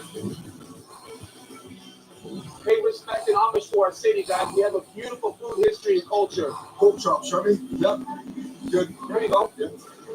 I'm good. You're good? Yeah, I'm a good man. Up we go. We're 5 minutes away from opening. Yes, chef. 5 minutes away. My only come over here. Stand in the line. Oysters a little bit sloppy. Way too much garlic. Take your time. Cook on the top. Lovely. Really good indeed. I love the seasoning on the potatoes, guys. You're spot on with that, okay? Who cooked the chicken? Oh, God. Right here. Well, Fried chicken. A staple here in Norwich. We're 5 minutes away from opening, guys. Yeah? Let's remedy that chicken, guys. That's paramount. We're far away from that being done. Let's go. Yes, chef. No more mishaps. We're gonna do this. I need Darren and his team to bounce back. Because I've pulled out all the stops to celebrate the reopening of this iconic New Orleans restaurant. VIPs and customers have arrived via the trolley out front. Biggest night of your life is about to kick off. Yeah. Yeah? But if the trolley team can't finish in time, the party will be over. The bigger ones is what we roll with the knives. This half is going to be one section. This half is going to be one section. It's the same number of chairs between each row. That sounded fantastic. This is an historic evening as we relaunch this incredible local restaurant, and I couldn't do this without your support. So join me in counting down and getting this restaurant back on the map. 10, 9, Look at this. 8, 7, 5, 4, 3, 2, 1. Let's go. Thank you. Let's go. This is it. While our guests are excited, it's too early for the trolley team to celebrate. Yes, chef. They still need to win back their customers. Pick a station, check a table, straighten up everything, yes? And Nav needs to prove himself to his team. Get you some menus. You're about to get a table. Get you some menus from right there. First customers here, guys. First customers here. Guests are on their way, yes? Good to see everybody. My name is Ryan. I'm your server tonight. Welcome to the brand new Trolley Stop Cafe. Please follow me. In just 24 hours, my team of the Trolley Stop Cafe staff have gotten this beloved restaurant back on the tracks. Oh my Lord, I'm happy to see you. Good to see you. Welcome back. This time you're going to stay for about 2 weeks. Thanks to some coats of paint and trolley-inspired decor, so do you recognize the difference? We've given this restaurant new life and its own identity. The booth's new, the interior is new. Gone are the mismatched tables, broken sign, and broken management. The decor, first impressions. I feel like I'm riding a streetcar. I like it. Customers are no longer greeted by a cluttered, unwelcoming bar. Instead, they're promised a ticket to the best cafe in town. Let's hope this ride is a good one. What would y'all like to drink to start out with? Get ready to enjoy the new food, too. You've noticed the difference, right? First impressions. Great. Great. It's going to be a hard night. And like I said, just remember, our night's not going to be as hard as Ragnar. Drinks coming. Yes, I have 2 white wines right here and a red. Right, so you need to write that down, does it? Yes, sir. Right there. No, you need to write that down. Next time we go to a fucking treetop, don't write anything down. Degree, masters, right? Let's go. Yes, sir. Yeah, we were all here all night. Leader, right? Chicken and waffles. Chicken and waffles. Chicken and waffles. Here we go. All right. Let's get one chop on, one fried chicken. Now, don't let me down, Will. Okay. Put down managing his kitchen. Remember, 10 minutes on chicken. I need Ragnar to step up and be the face of his restaurant. To the blogger's table now, check in there and make sure they're okay. Which table number? Table 7. Table 7. The blogger's table. Table 7.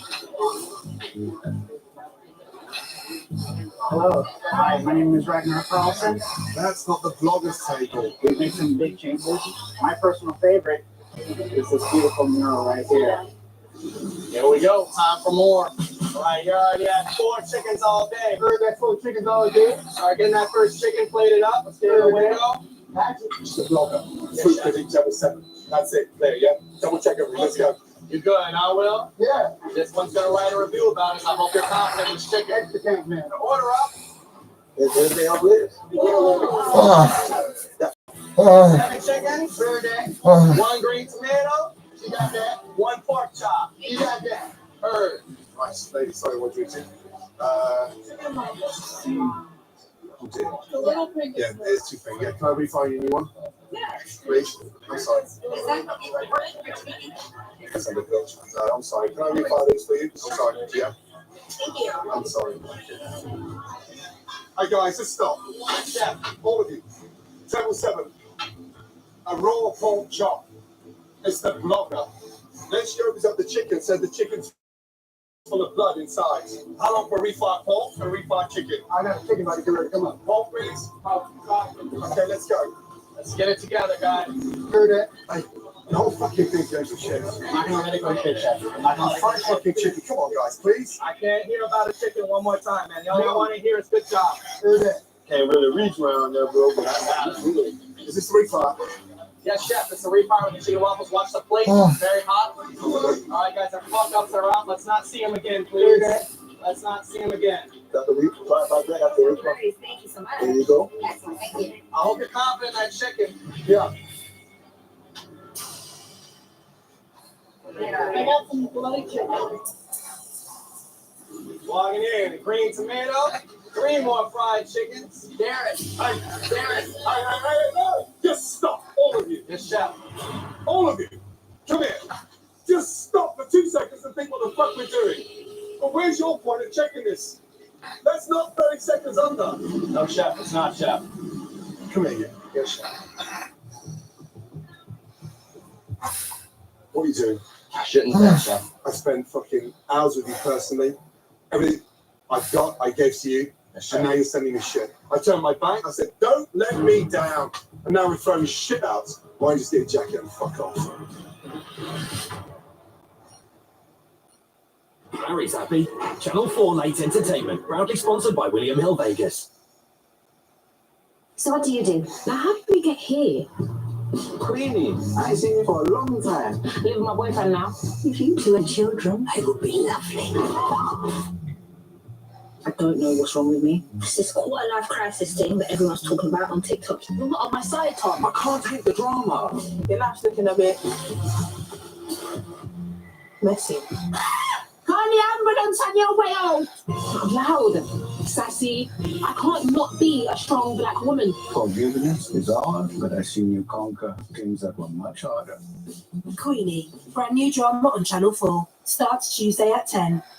When lives hang in the balance, when every second counts, these are the incredible medics who respond to the sickest and most badly injured patients. On promise, we're going to look after bringing the hospital to those in need. A new series of emergency helicopter medics on More 4, coming soon.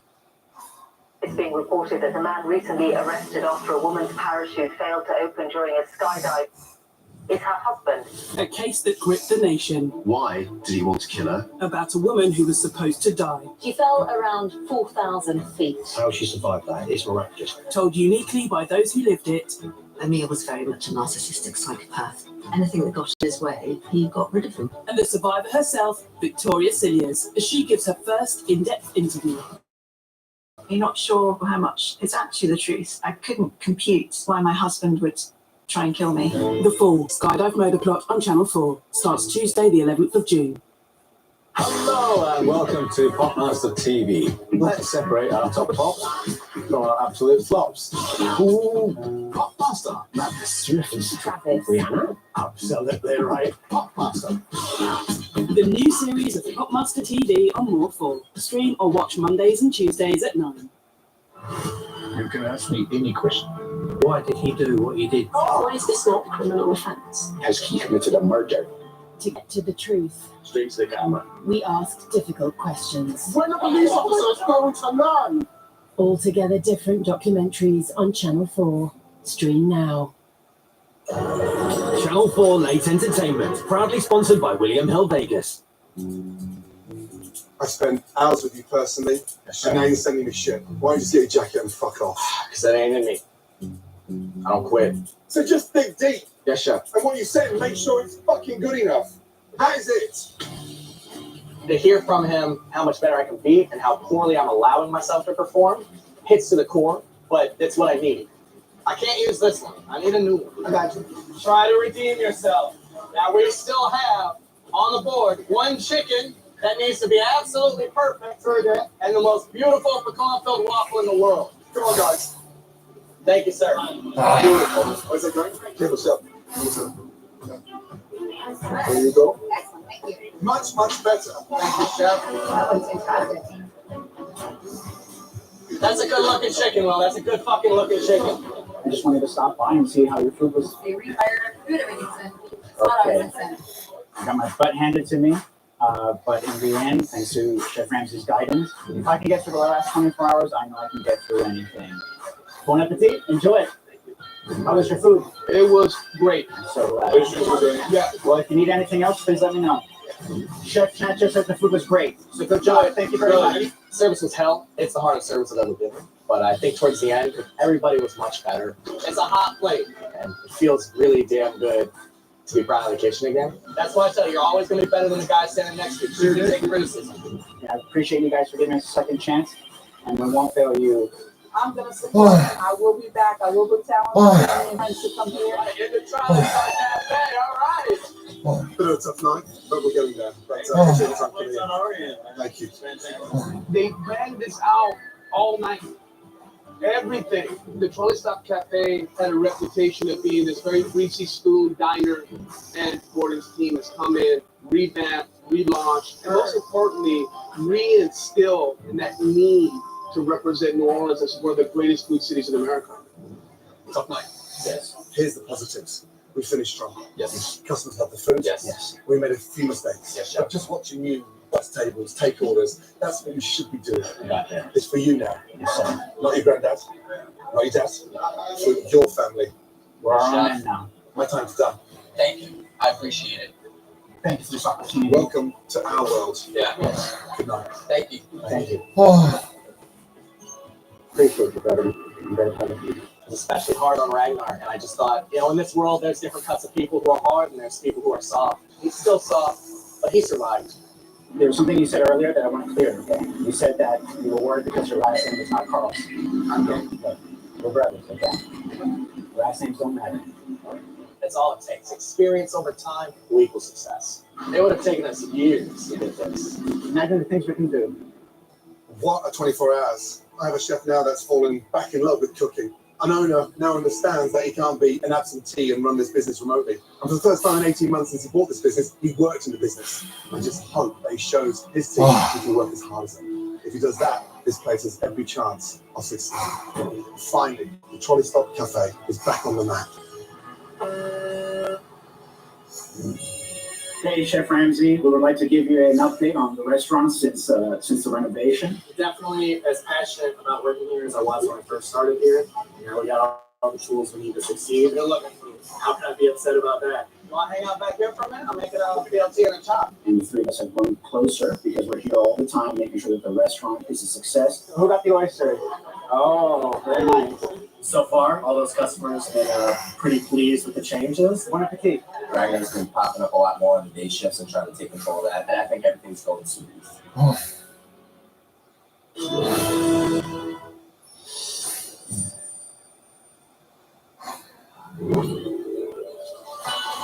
That's what we call star-studded entertainment. Channel 4 Late Entertainment, proudly sponsored by William Hill Vegas. We need money for the recording, but playing gigs does not pay. Keep an open mind. We are not using our music to sell mascara to tweens, okay? What are we saying to kids with your worth is tied up in how long your eye hairs are? We're serious musicians, not vapid agents of capitalism.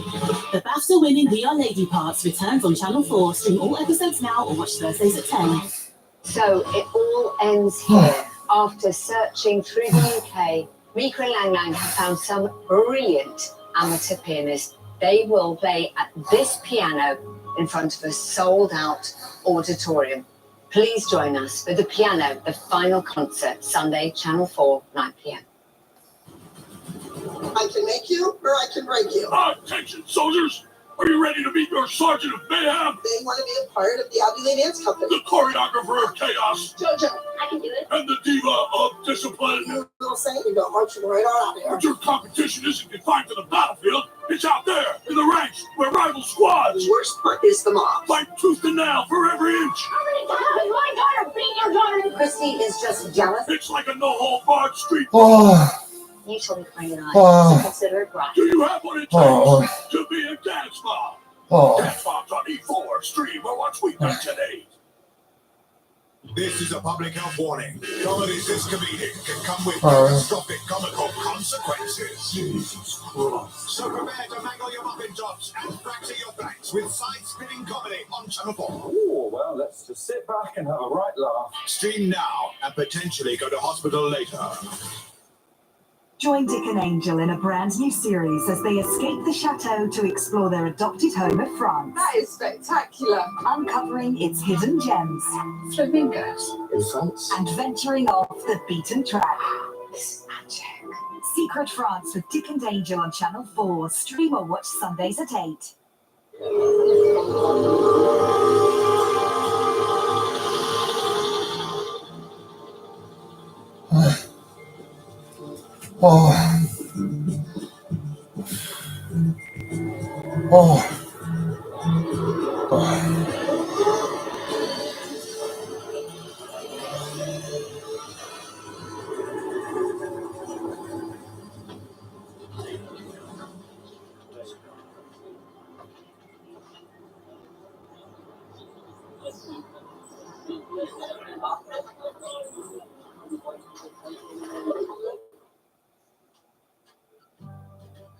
For dads and mums, bumps and sons, for nans and gramps, aunts and chants, for us and them and you and me.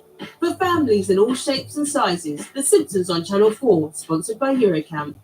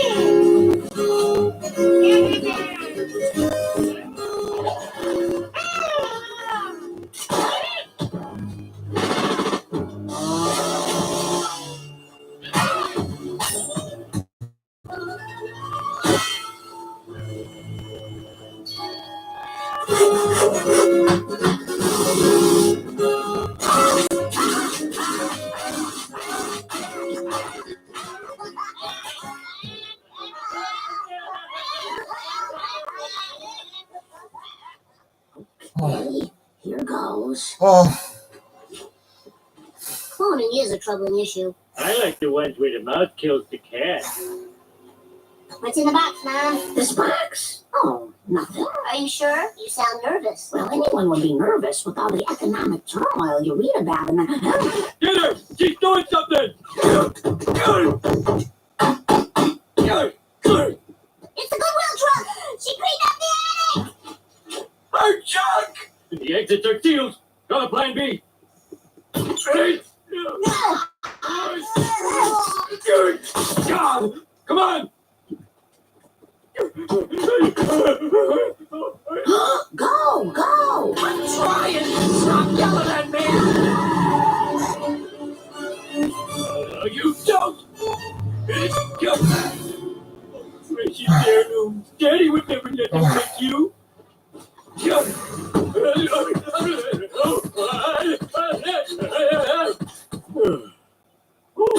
That was scary. We came this close to losing our spare Christmas tree stand. You monster. Look, there's a box for my pitch bat. If I still have it, I could put it in here. I'll never get rid of this useless junk. Useless? This flash tube has 2 flashes left. You guys never use any of this stuff. Look at these. You bought them after the Nagano Olympics and never skied once. If it would just stop being so impulsive, maybe... Hey, let's go skiing right now!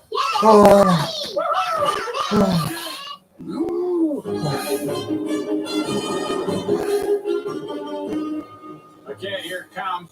Keep your eyes on the chair. Look, Dad, it's the drummer from Brad. Where? Go!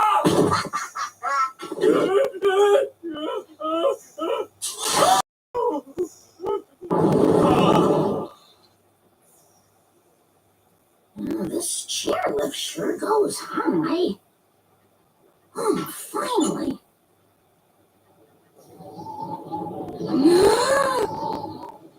Some gentle rubbing will relax you, Mom.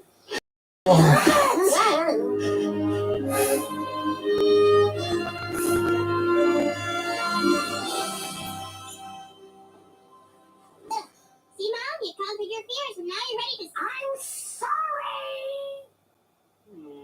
The Widowmaker. Oh, that one's for the lady.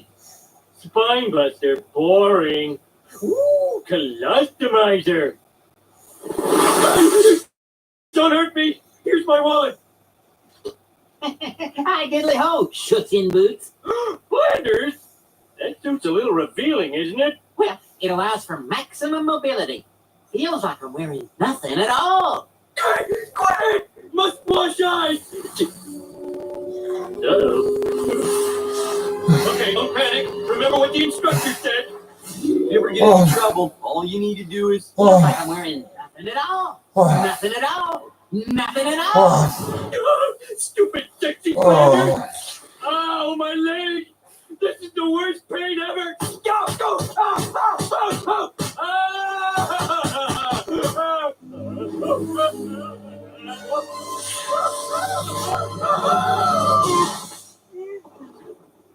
Single.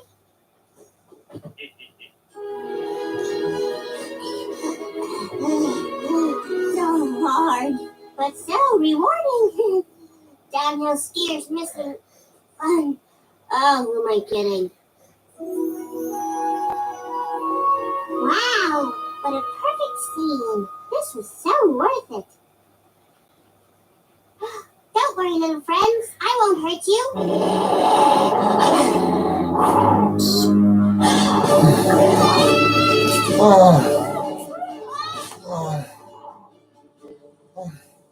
Leave those deer alone. They were trying to eat me. Those deer?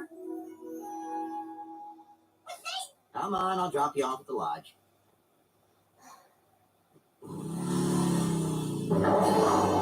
Whoa! Fat 540! I'm getting aggro on this kicker. Stop that pickle revert. Excellent. Your lingo is progressing nicely. Can I go to the bathroom? Say the snowboard. I gotta blast a dookie. Dugan! Snow Fox at 5 o'clock. Move it in, shove it out, disco lady. Is the seat taken? I think that's an armrest. So, did you party? You mean like hats and noisemakers kind of party? Sure, baby, whatever your trip is. Disco Stu wants you to be comfortable while he does his thing. Who's Disco Stu? Hi, pumpkins. Kids, back away, not today. Disco lady. Have you been in here all day? You missed all the fun. Skiing fanny first into a crevasse isn't my idea of fun. The only risk I'm taking is running out of marshmallows. Ow! Somebody get a doctor! Oh man, another clock accident. No wonder. Look at this. That'll hold it.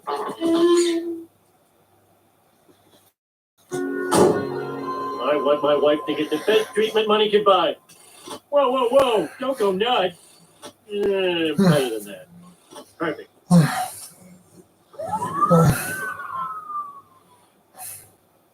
Yeesh, I can't believe she went home with those guys. Well, as you can see, it's a compound fracture. The leg must remain motionless, otherwise a hunk of bone could zoom right to her brain. I can't be in the hospital. Tomorrow's laundry day, and I've got to demeat Lisa's bologna. We'll be fine, honey. The main thing is for you to get better. And don't worry, all the laundry and dirty dishes will be there when you get back. No, they won't. We'll all pitch in on the housework, right, guys? Guys?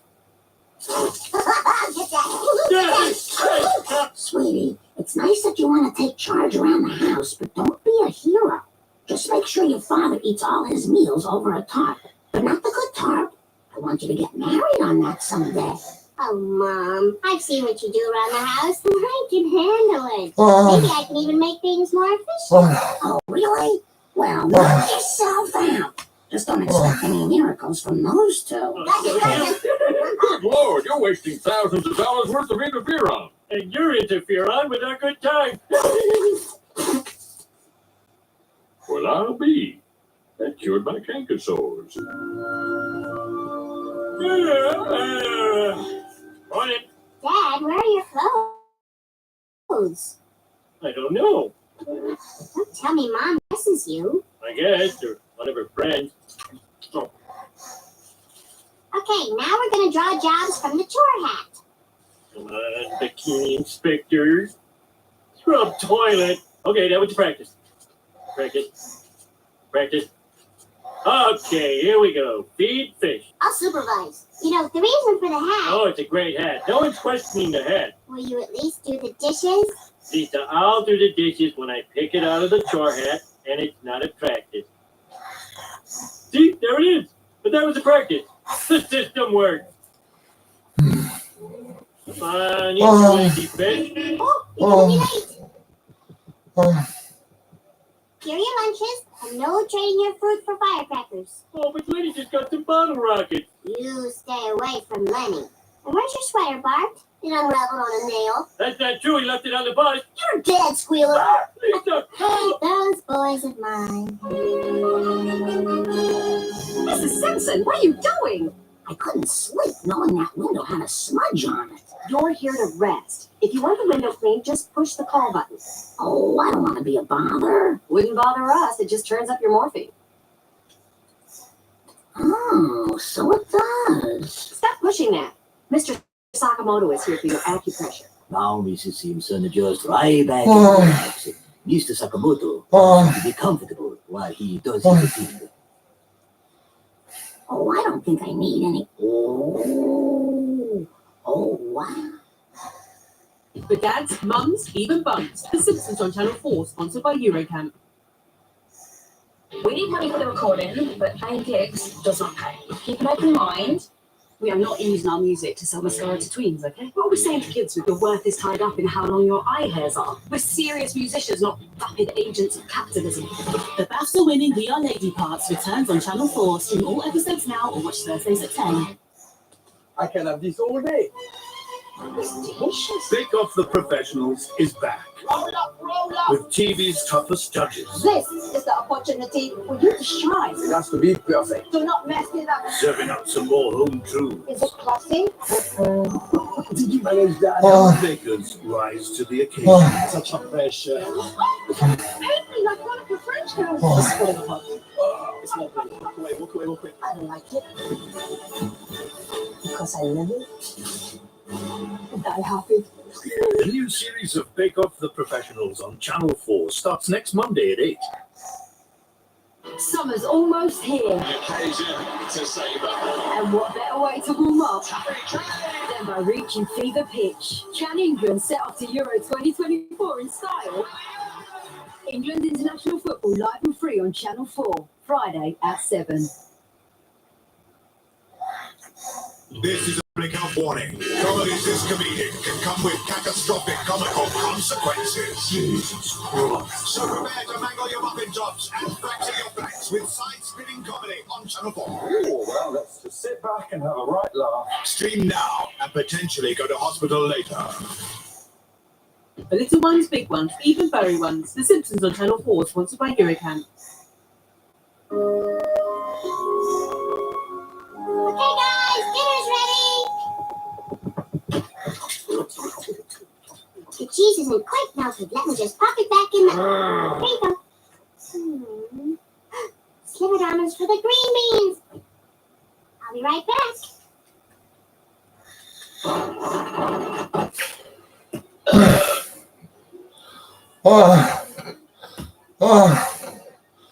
So, how was your day?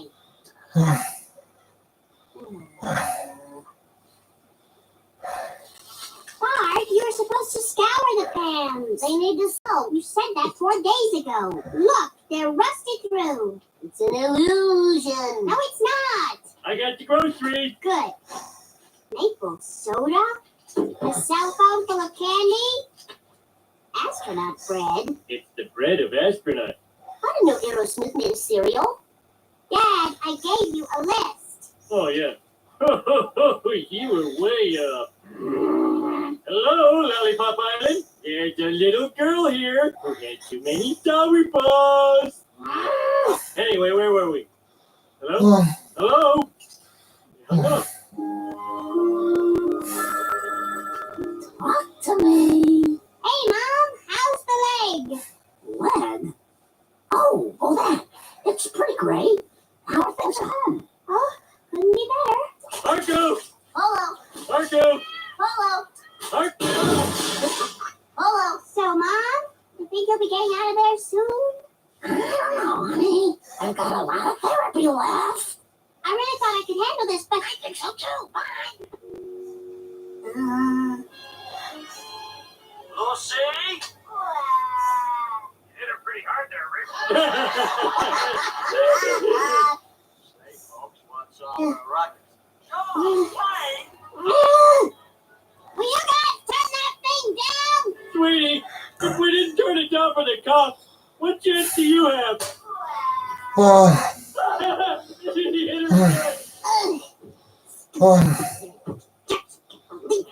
Losing your marbles, huh, kid? Lucy McGillicuddy, Ricardo Carmichael. I think there's some more. What are you doing here? I came from heaven to help you get revenge on these bums. Is there an ashtray around here? Will this do?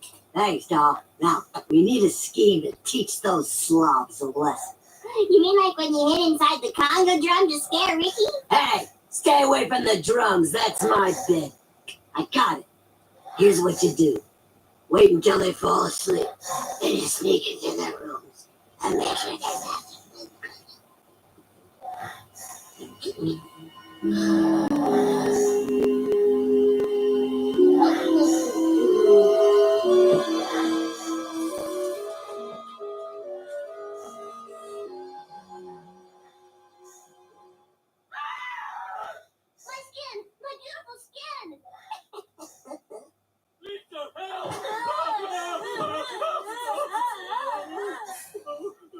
What's wrong with us? Oh, I don't like the looks of this. You don't? Because that's what I said. Tell her, Bart. Shut up, shut up. We better check with the doctor. Welcome to Virtual Doctor from the makers of Dragon Quest and Sim Sandwich. Enter symptoms now. Let's see. Crusty sores. Yes. Horrible wailing. Yes. Yes. Any exposure to unsanitary conditions? Duh, we're pigs. Okay, and diagnose. You've got leprosy. Leprosy?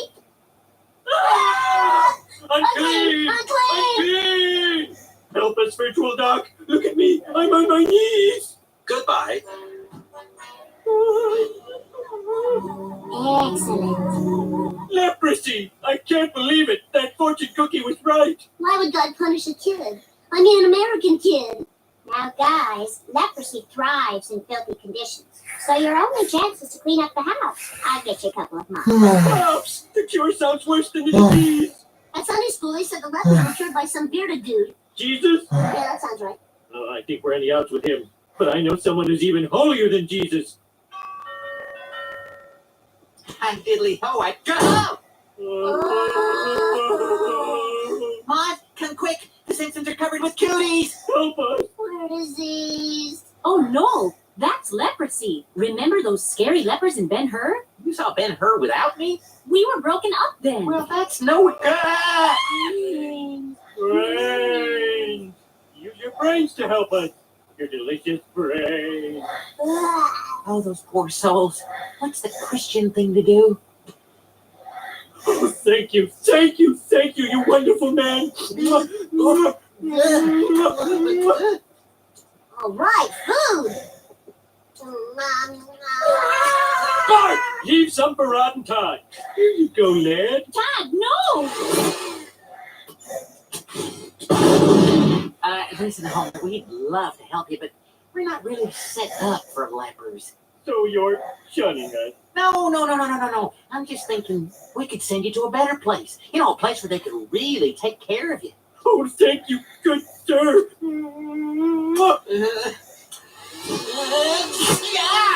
Ooh, that's smart. Boys, get the alcohol-free alcohol. I can just get this cast off and you can go home to you. Oh, my Lord. Well, it has been a week. Coke Blue, 1,000 cc's of leg wax. Stat. Lazy, no good lepers. Making me clean everything myself. Hey, is Homer there? No, he isn't. I don't know where he is. I'm a little worried. He usually stops in for an eye-opener on the way to work. He told us he'd been going to the gym. Wow. Anyway, you don't think it could be another bar, do you? Because I couldn't take the night. I just couldn't. Don't hang up on me. I'm home, everybody. Gee, the house looks great. Mom, Oh, I my lost God, Daddy right here. Lost them? What do you Oh, mean? my Thinking they had leprosy. It's disease. You know, like the horrible cream soda. Dad and Bart ran away and no one seems to know where they went. Okay, calm down. They haven't gone too far. Molokai. You mean Hawaii? Mm-hmm, that's the one. They've got a top-notch leper colony there, so we shipped them right off. Ooh, cost us a bundle, too. I guess we'll have an imagination Christmas this year. Yay, Imagination Christmas! I got a pogo stick. I got a hula hoop.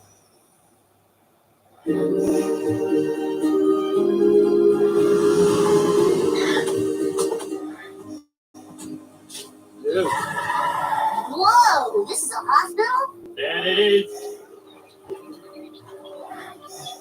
We'll take the cure, bag a few lobsters, and watch some gay guys get married. Ah, you must be the Simpsons. Howdy, and thanks for not recoiling in horror. Thank you for the friendly howdy. We get a room with a view? Oh, you'll have a great view of the whole beach from the Electric Needle Room. Really? The whole beach? Yes, from the Electric Needle Room. Electric Needle Room?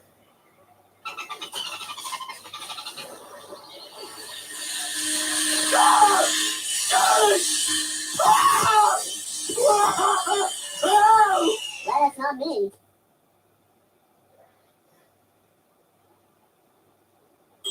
Time to turn over. Here they are. Oh, thank God you're all right. Dad, Bart, I played a horrible trick on you, and I'm really sorry. You don't have leprosy. It's just oatmeal. Yeah, we know. I figured it out after I ate one of my chest toys. Well, then let's get out of here. No way. We scored a free Hawaiian vacation. This place is a blast. All we have to do is endure 2 hours of blinding pain. Then it's nothing but shopping and surfing. Tonight we're going to put our fake stores back on, then jump the fence at Club Med and scare the normals. Well, it all sounds lovely, but... Come on, loosen up. This is paradise. Number 1 reports the dermabrasion hut. That's me. Do, do, do. Da, da, da, da.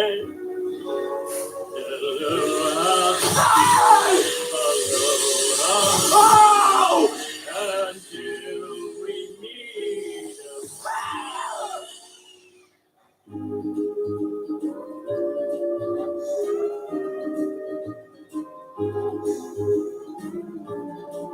again.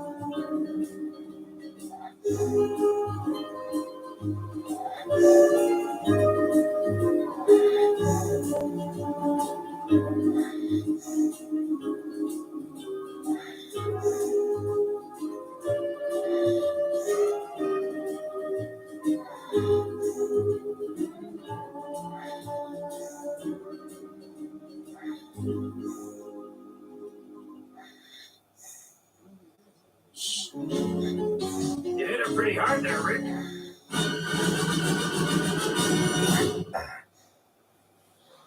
For dads and mums, bumps and sons, us and them, and you and me. For families in all shapes and sizes. The Simpsons on Channel 4, sponsored by Eurocamp. So what do you do? Isn't it enough that she can see inside me? Does she need to know about my baby as well? I've seen you for a long time. Not pregnant, are you? What? No, if you two had children, they would be lovely. She always makes such a mess. I don't know what's wrong with me. This is quarter life crisis thing that everyone's talking about on TikTok. I'm not on my side talk. I can't take the drama. Your life's looking ugly. Messy. Call the ambulance on your way out. Loud, sassy, confrontational. I can't not be a strong black woman. A girl's vulnerable. Is this you? I can't breathe. I'm so far from where I was. I don't even recognize myself. Forgiveness is hard, but I see you conquer things that were much harder. What did she say your name was? Queenie, brand new drama on Channel 4. Starts Tuesday at 10. Trending now on Channel 4, teenage lives and loyalties tested in hit thriller The Gathering. A reality groove with starry-eyed kids and their feisty dance moms. And the Nevermets, virtual lovers hoping their romance thrives IRL. All streaming now on Channel 4.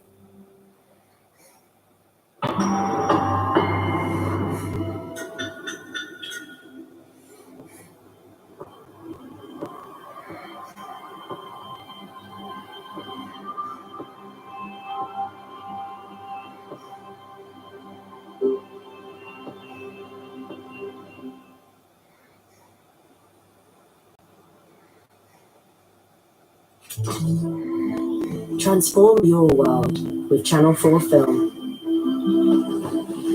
Sponsored by Hyundai.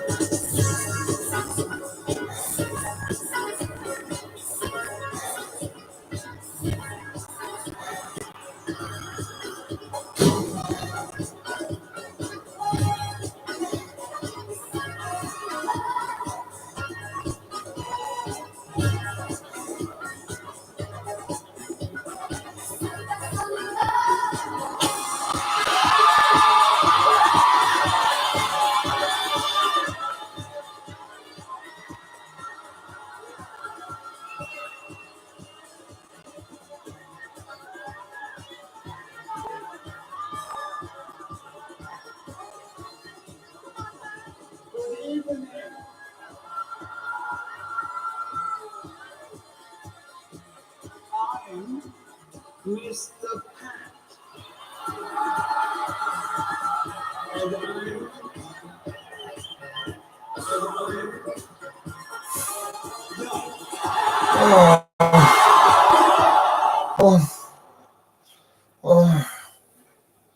Oh, come on.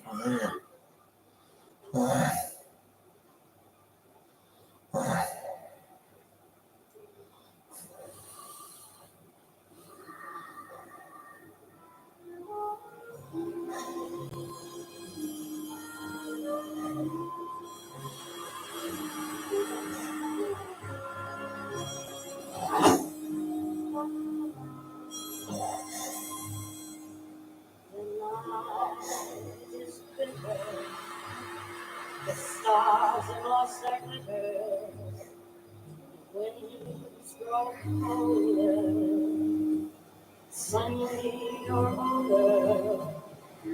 And all the eyes of the past Presidents, lunch will be served in 5 minutes. Our special item of the day, fruit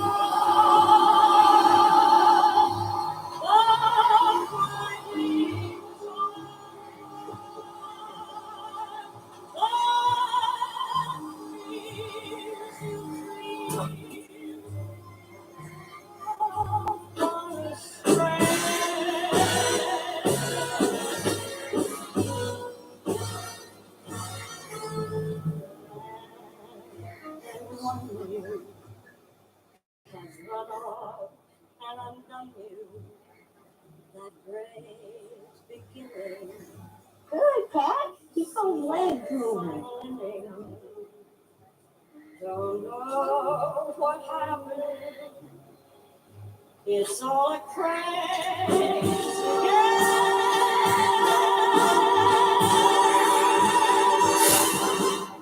Oh, words. What'd you say?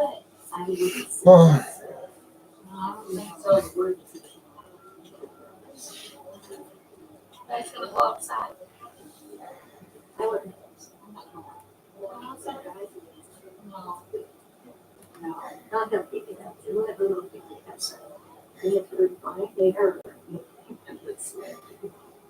You're not gonna let people outside with you? Sure, it'd be fine. I don't know. I think my daughter's coming. Well, I don't know. How's your book coming along? It's not very interesting. Why do you keep reading it? I haven't got anything else to do. That's too bad.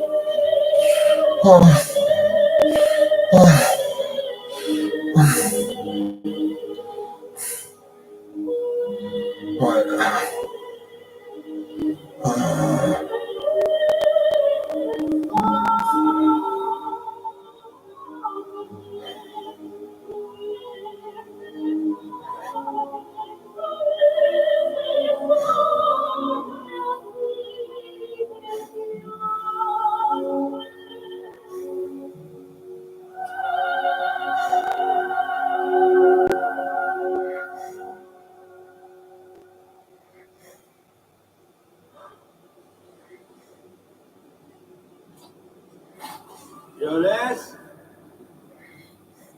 Eunice?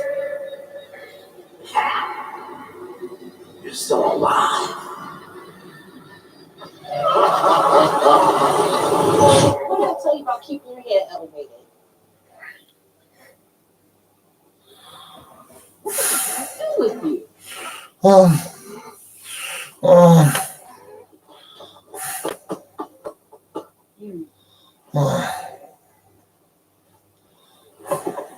I saw that bitch.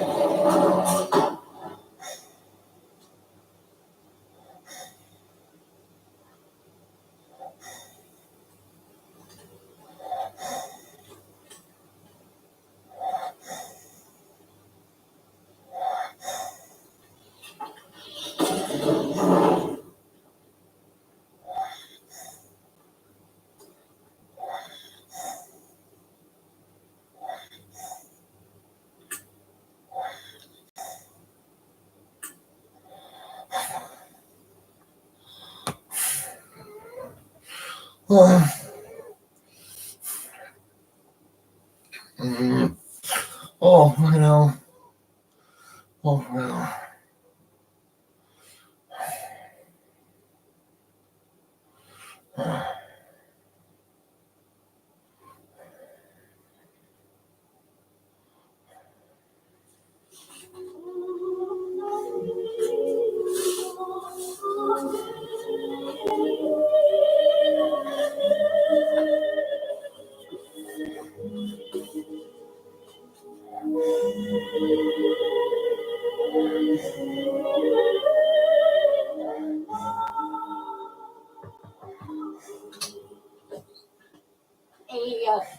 Shamrock here to see you? Says he's an attorney. Should I tell him you did? Patrick Pitzenbarger. It's been years. Have you seen the register today? I'm sorry to let you know that a former client has passed away. We've lost Rita Parker Sloan. Rita specified in her will that you were to do her hair and makeup for the funeral. First showing is day after tomorrow at 11 a.m. Ransom Funeral Home will require your services tomorrow night. Let's go to bed.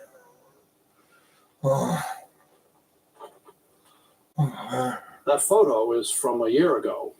Perhaps you could recreate the same hairstyle? Split ends and all? He speaks. Oh, I'll never forget how you used to make up Rita for her Christmas parties at the mansion. Boy, oh boy, Patrick. You made Rita Parker Sloan the most glamorous woman in town. She should have updated her will. I entered her final revisions personally a week before she died. Rita left me. I was a client, you remember? I also remember you were close friends, dear friends. I haven't pulled hair in years. Naturally, the will makes a provision for services rendered.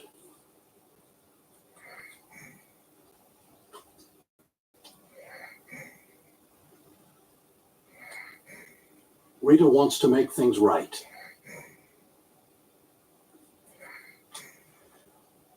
I'm retired.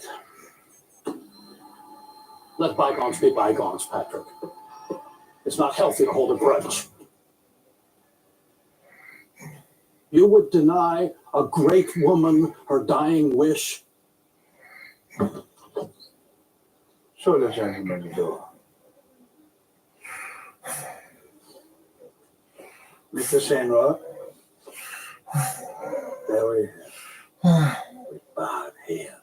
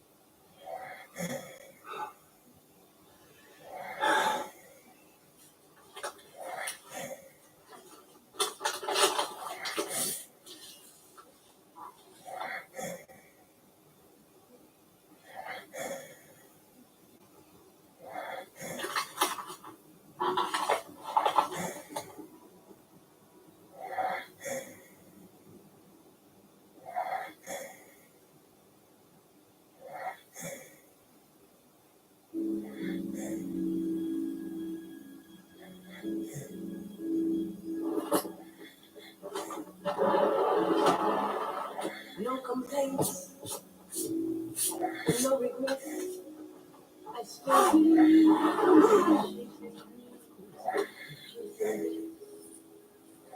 But I have learned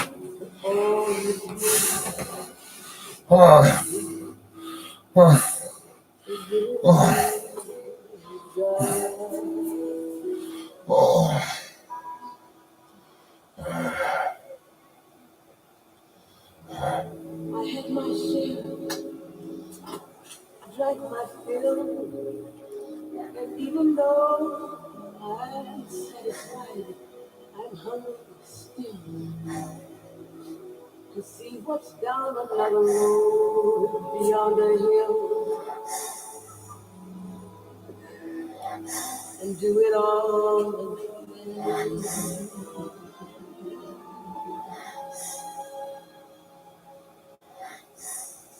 Here's to life.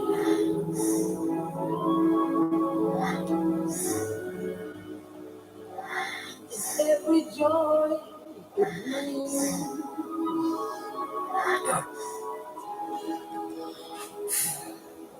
So here's to life. Oh, fucking hell. Oh, man. Fucking hell.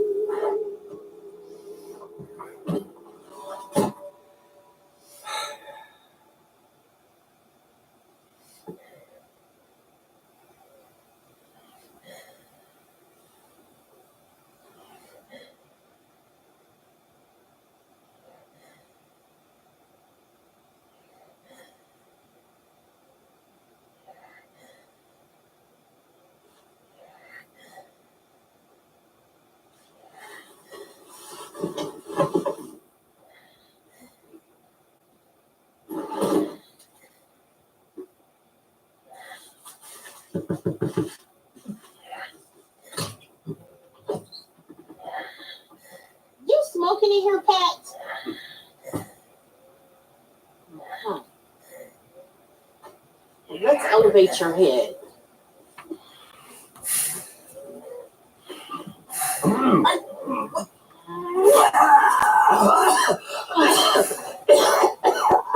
Okay, stay calm, stay calm. Breathe. How many times have you promised? Where they at, Pat?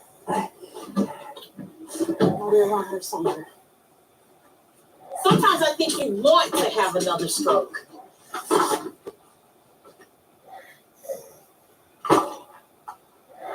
And that's what I had.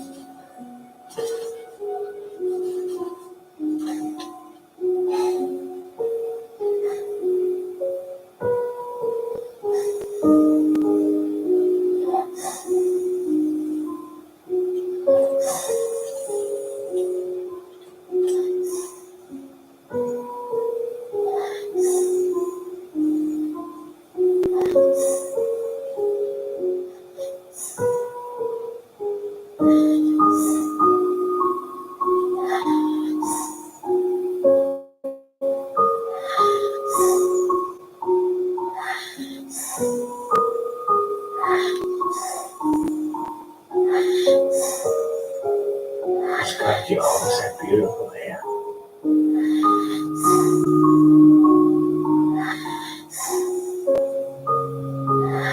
What happened with this one?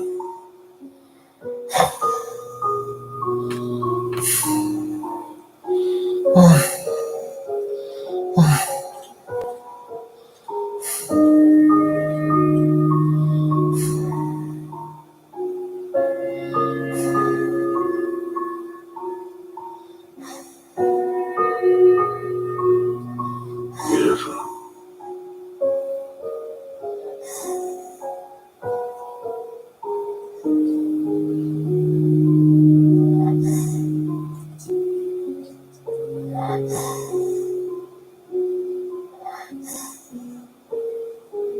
Turn it on.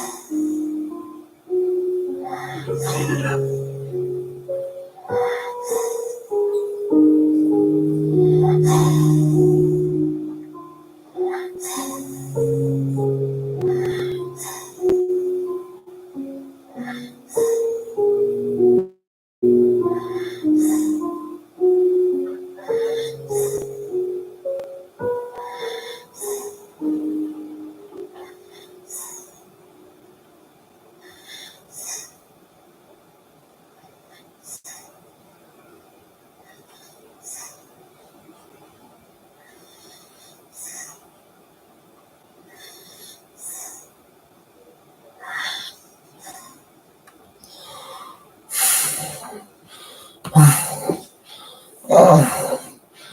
Oh. Oh. Oh.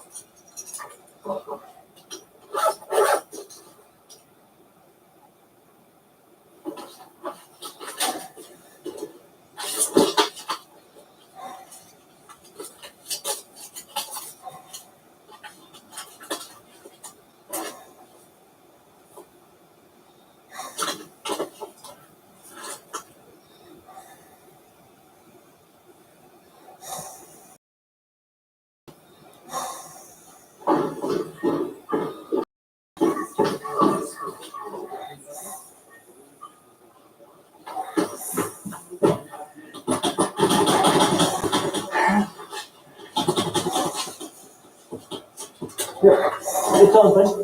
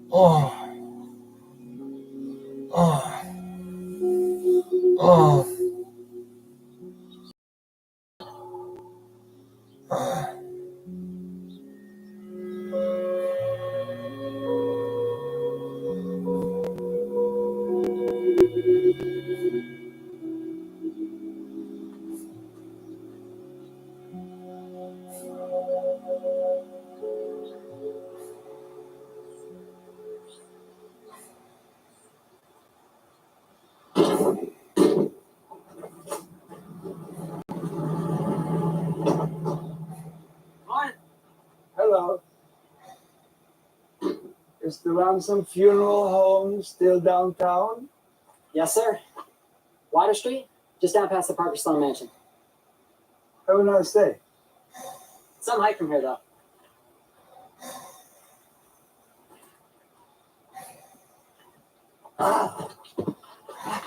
Sir, all right? The behand.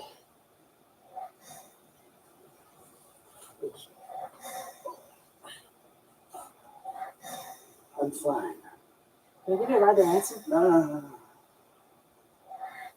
I'm going shopping.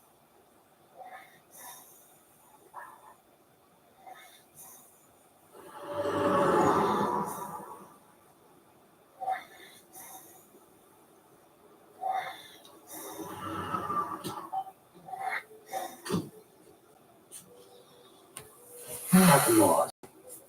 Mars? For real?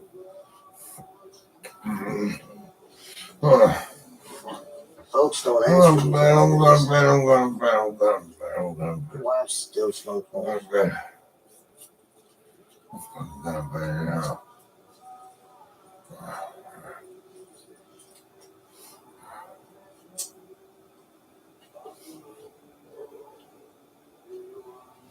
She adores them. Not Beauty Supply. Still on Tiffin Avenue? No clue, dude. There's a fabulous salon down by the waterfront, Dee Dee Dale's place. She's still alive? Dee Dee has everything. Thank you, miss, but my client demand high-quality beauty products, like Vivante. They still make Vivanti? Try 23. For one pack? You can charge it instead. You cash checks? Personal? Government. I know what you're thinking. How can someone so flawless possibly be on Social Security? You took the words right out of my mouth. 2 more packs of Moors for the road.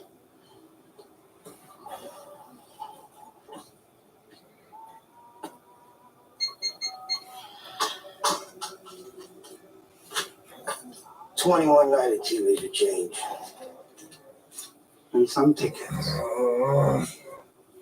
2 Some Like It Hot, 8 Casino Royale, and 1 Fastest Road to 1 million. Hit me.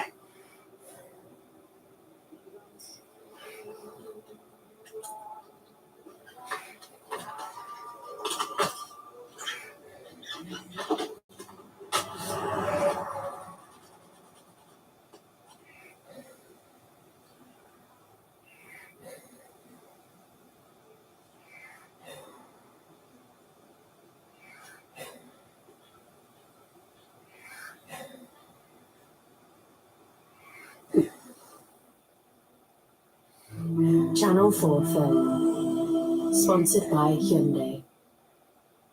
It's being reported that the man recently arrested after a woman's parachute failed to open during a skydive is her husband. A case that gripped the nation. Why did he want to kill her? About a woman who was supposed to die. She fell around 4,000 feet. How she survived that is miraculous. Told uniquely by those who lived it. Emil was very much a narcissistic psychopath. Anything that got in his way, he got rid of them. And the survivor herself, Victoria Cilliers, as she gives her first in-depth interview. You're not sure how much is actually the truth. I couldn't compute why my husband would try and kill me. The Fall, Skydive Murder Plot on Channel 4. Starts Tuesday the 11th of June. So it all ends here. After searching through the UK, Miko Lang Lang have found some brilliant amateur pianists. They will play at this piano in front of a sold-out auditorium. Please join us for The Piano, the final concert, Sunday, Channel 4, 9 p.m. Channel 4 film. Sponsored by Hyundai.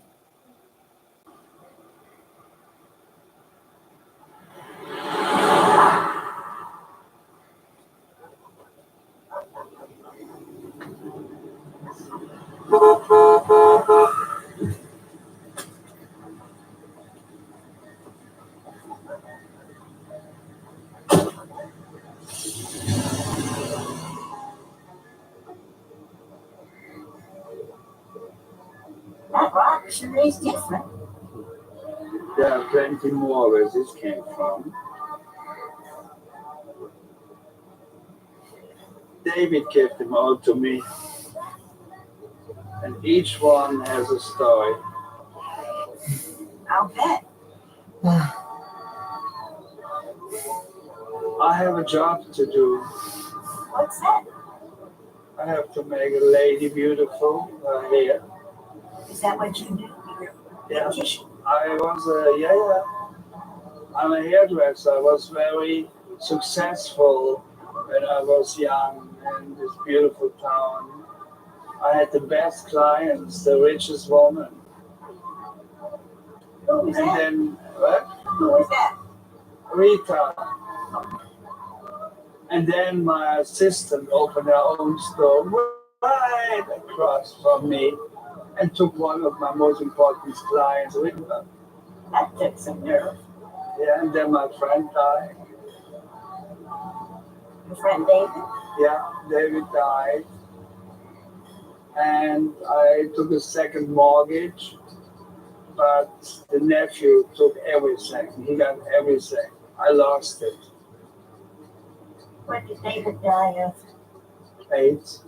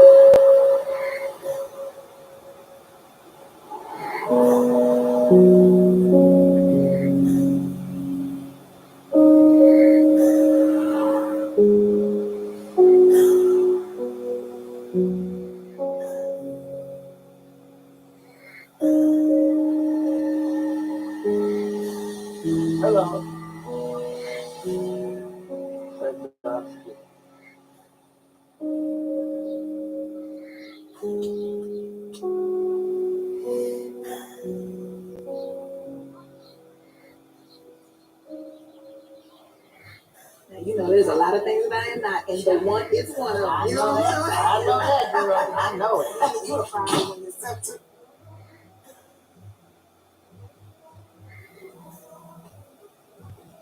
This used to be What? my beauty supply store. I have an account. Oh, you going way back in the day. What you looking for? Perfect powder bleach and Vivante. We'll get that here. And baby, that snack don't stick to nappy heads. Now, you want some Kizzy Daughter pomade or some George buttercream? Hell, some juicy ass Jerry curl. I got you. Try these deals downtown. I'm rather swallow mucus. Well, why don't you tell us how you really feel? He right though. I graduated with Dee. And she nasty. Well, Diddy's the only game in town these days, for real. Oh, baby, you look like your poodle just died. I mean, we lost our Sally Beauty unless you finna drive all the way out to Lorraine.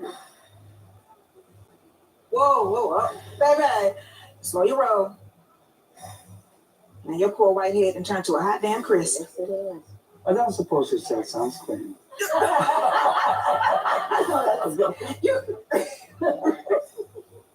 Oh, bless his heart. Help him out.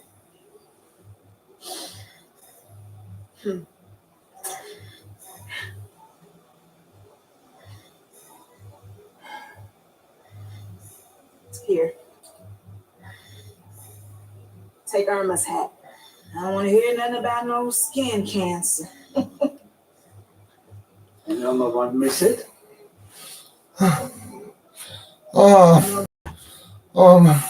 Irma's dead. Oh, okay. Irma won't miss shit.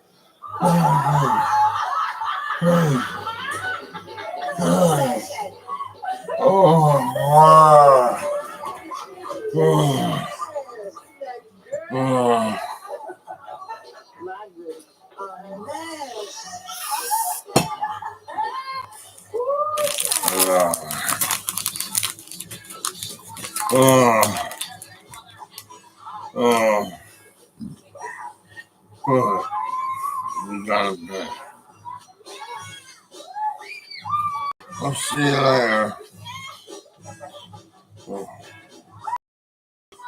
Oh, man. Oh.